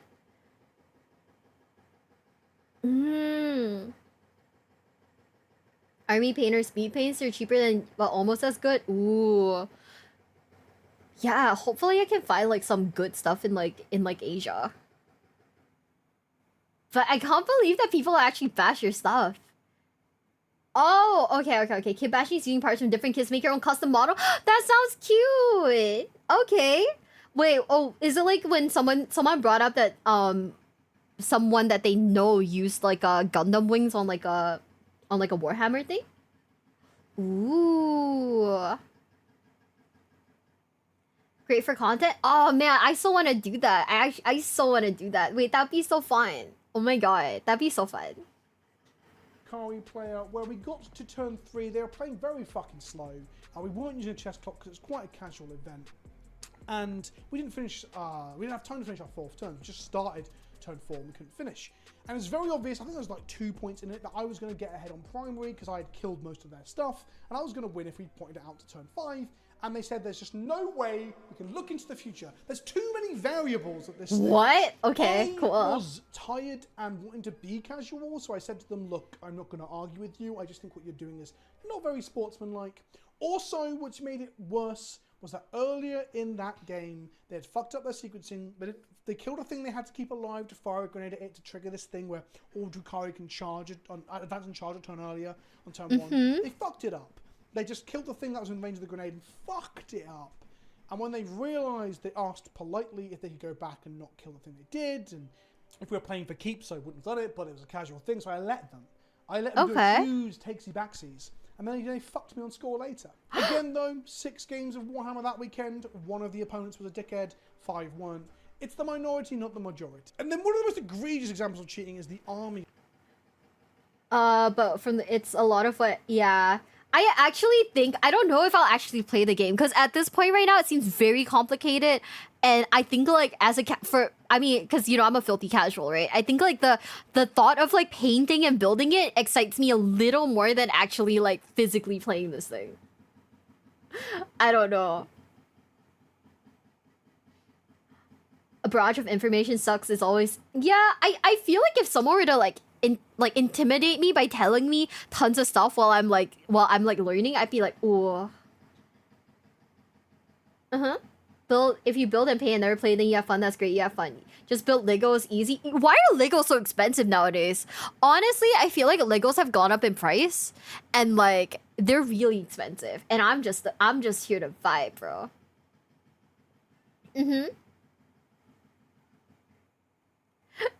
Which might be an insane thing to say, but yeah, Legos my mainstream. I think that Legos have now started like, you know, they've kind of shifted their entire like what is it, clientele, because now you see a lot more big and complicated like Lego sets and whatnot, right? Sometimes you still see like, you know, the baby ones, like the ninja stuff and whatnot, but then for the most part now it's always like a Star Wars or like Lego flowers, that kind of thing. And like I think that like them switching over to like you know, an older clientele makes sense, because that's who's gonna buy, you know, the Legos from them. It's not gonna be like, you know, I feel like parents would probably buy Legos for their kids, but also they wouldn't like want to buy the expensive ones, because, you know, that shit's you know, a little too much now. Yeah, the kids that play Legos are now adults, so they kind of aged up the bracket. I don't think they work with 40K though. Bionicles were the shit, bro. After Bionicles, they had that like one Ninjago or whatever, I think it was. I can't remember, but you know, I feel like I aged out of Ninjago though. Bionicle though, fuck, that was great. List being incorrect. This is a funny one for me. The first bit of army list being correct is your WYSIWYG, right? What you see is what you get. Where your Marines or your Drakari or whatever, they have the weapon that they have got written down on their army list. This allows people not to literally cheat by saying to one player, oh, it's carrying a plasma gun, and to another player, it's carrying a bolter, because one of those guns is good in that matchup and not the other, or so on and so forth. Oh, okay. You're stuck to what you came with, what you spec'd for. So you can't be like making shit up on the fly. The really funny example of this from last year was that someone had brought a list to a GT. I think it was Bath, actually, not to name any names, but Bath GT. And they had 2 lots of suppressors and 2 lots of eliminators in their list. I think it was Iron Hands. Or should I say, on the table. On the list, they only have 1 of each of those. Oh. 4 rounds of no one noticing. Their 5th round opponent, I think it was 5th round, looked at their army list before the game, looked over to them and said, why have you got so many of X and Y? Suppressors and eliminators, I believe. Turns out they'd submitted their army and just brought 1 extra each of those units, put them 300 points or something over the 2,000 point cap. They're playing 15% more models than anyone else at the fucking event. They were disqualified. Good riddance to bad fucking rubbish, eh? The audacity, though, to hope no one will fucking check your list to what's on the table is very funny. In Magic events, there are random deck checks, and I believe a lot of Warhammer events also do a bit of random checking as well. But there should probably be more of that sort of thing to try and at least dissuade dickheads from trying this shit. There are many other cheats that I did not cover. There are many things like modeling for advantage, making it taller or shorter, you know, Marines lying down as opposed to... Wait, you can do that? You make them taller or shorter? That sounds kind of fucked up. I don't buy Legos. I guess maybe it could be the reality that adults buy Lego as well. I think, honestly, that, like, Legos now appeal to adults a little bit more than they do to kids, right? Because kids nowadays are very much, like, just, they like different things. They like that toilet or whatever. But I feel like adults kind of still do Legos because of the nostalgia hit, right? But also, the fact that you can make your Space Marines taller is kind of crazy to me. Damn.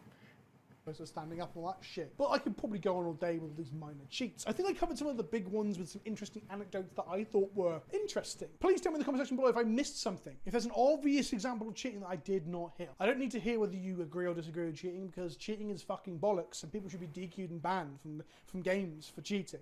I believe that fucking strongly. But let me hear about cheats in the comment section below that I might have missed or are pretty funny when you look at them. Thank you for watching. If you enjoyed this video, how about you watching a video about some shit products that GW wants to put out?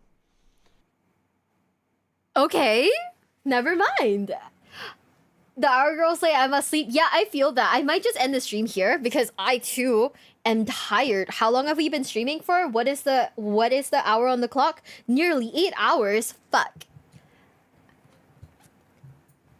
But yeah, I might just end the stream here. I will look for someone chill, someone cool to rate. We will listen to some music in the meantime, and we can just chat and vibe while I look for someone cool. Really a nice friend. Short 24-hour stream. We did not stream for 24 hours. Kill Hooligan, thank you so much for the follow. Thank you. Welcome to the basement. Welcome. Oh shit, that scared me. That scared the fuck out of me. Holy shit.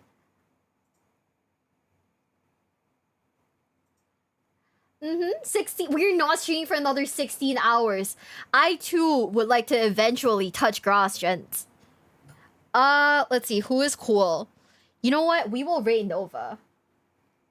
You can hear her. I will raid Nova. She is my queen, and I love her to bits. Finally, I get to raid her. Honestly, I don't think I've ever been able to do that. But yeah, you won't make progress on time in 14 hours. Oh, reminding me. And if you guys were curious about where we were at on the subathon, did it not go down?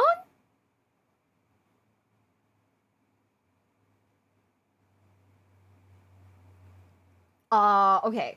In terms of the dent that was made today, we made 30 minutes? Like 30 whole minutes? If you have a Discord, I recommend battle channel, report channel. It's good for newbies. Okay. I will immediately go switch the React channel so that it lets like people who aren't subs also suggest stuff. I don't know why it was kind of locked like that. That was kind of weird. But I will go fix it right away. Willow, thank you so much for the £5. Thank you. Thank you for a great stream. Fantastic company through almost a full night shift. Love seeing you learn and be excited about my hobby. It is very fun. It is honestly a very fun new game for me. I genuinely am very interested. See why maybe said chat was dramatic? What, did she? The timer, it goes down in my dreams. Oh, DD1, thank you so much for the $5. Modeling for advantage, cringe. Modeling with disadvantage, based. You know? Is it a disadvantage if I put a bow on my Space Marine? What if I put like a really cute pink bow and like some glitter on him? Right? Is that a disadvantage? It's been crazy and more VTubers than looking into Warhammer. I think it's been really fun so far. I don't know why Warhammer is becoming a thing, but like becoming a thing in the VTuber community. But I personally think that Warhammer is really fun and I really enjoy it. Yeah, I'll just put like a cute little bow on my Space Marine so he can be like really fucking cute, you know? Like I'll play that shit in like against other people. Like if they want to call me out for it, like damn, that's crazy. But you know what? If I put a little like glitter on him, he's great. For advantage, usually on monsters and vehicles. Ah, okay. So that's what you guys mean by mauling for advantage. Get it now. Makes it bigger, it makes it easier to see a shoot. Fuck! Is that how it works? Anyways, guys, the raid is being set now. 3, 2, 1. I love you guys. Bye! Also, thank you, YouTube, for coming. I'm so sorry that the first part of stream was not accessible to you guys, mainly through my own error, but thank you for being here, YouTube, and I love you guys too. And I'll see you guys tomorrow for Yu-Gi-Oh stuff. Bye-bye!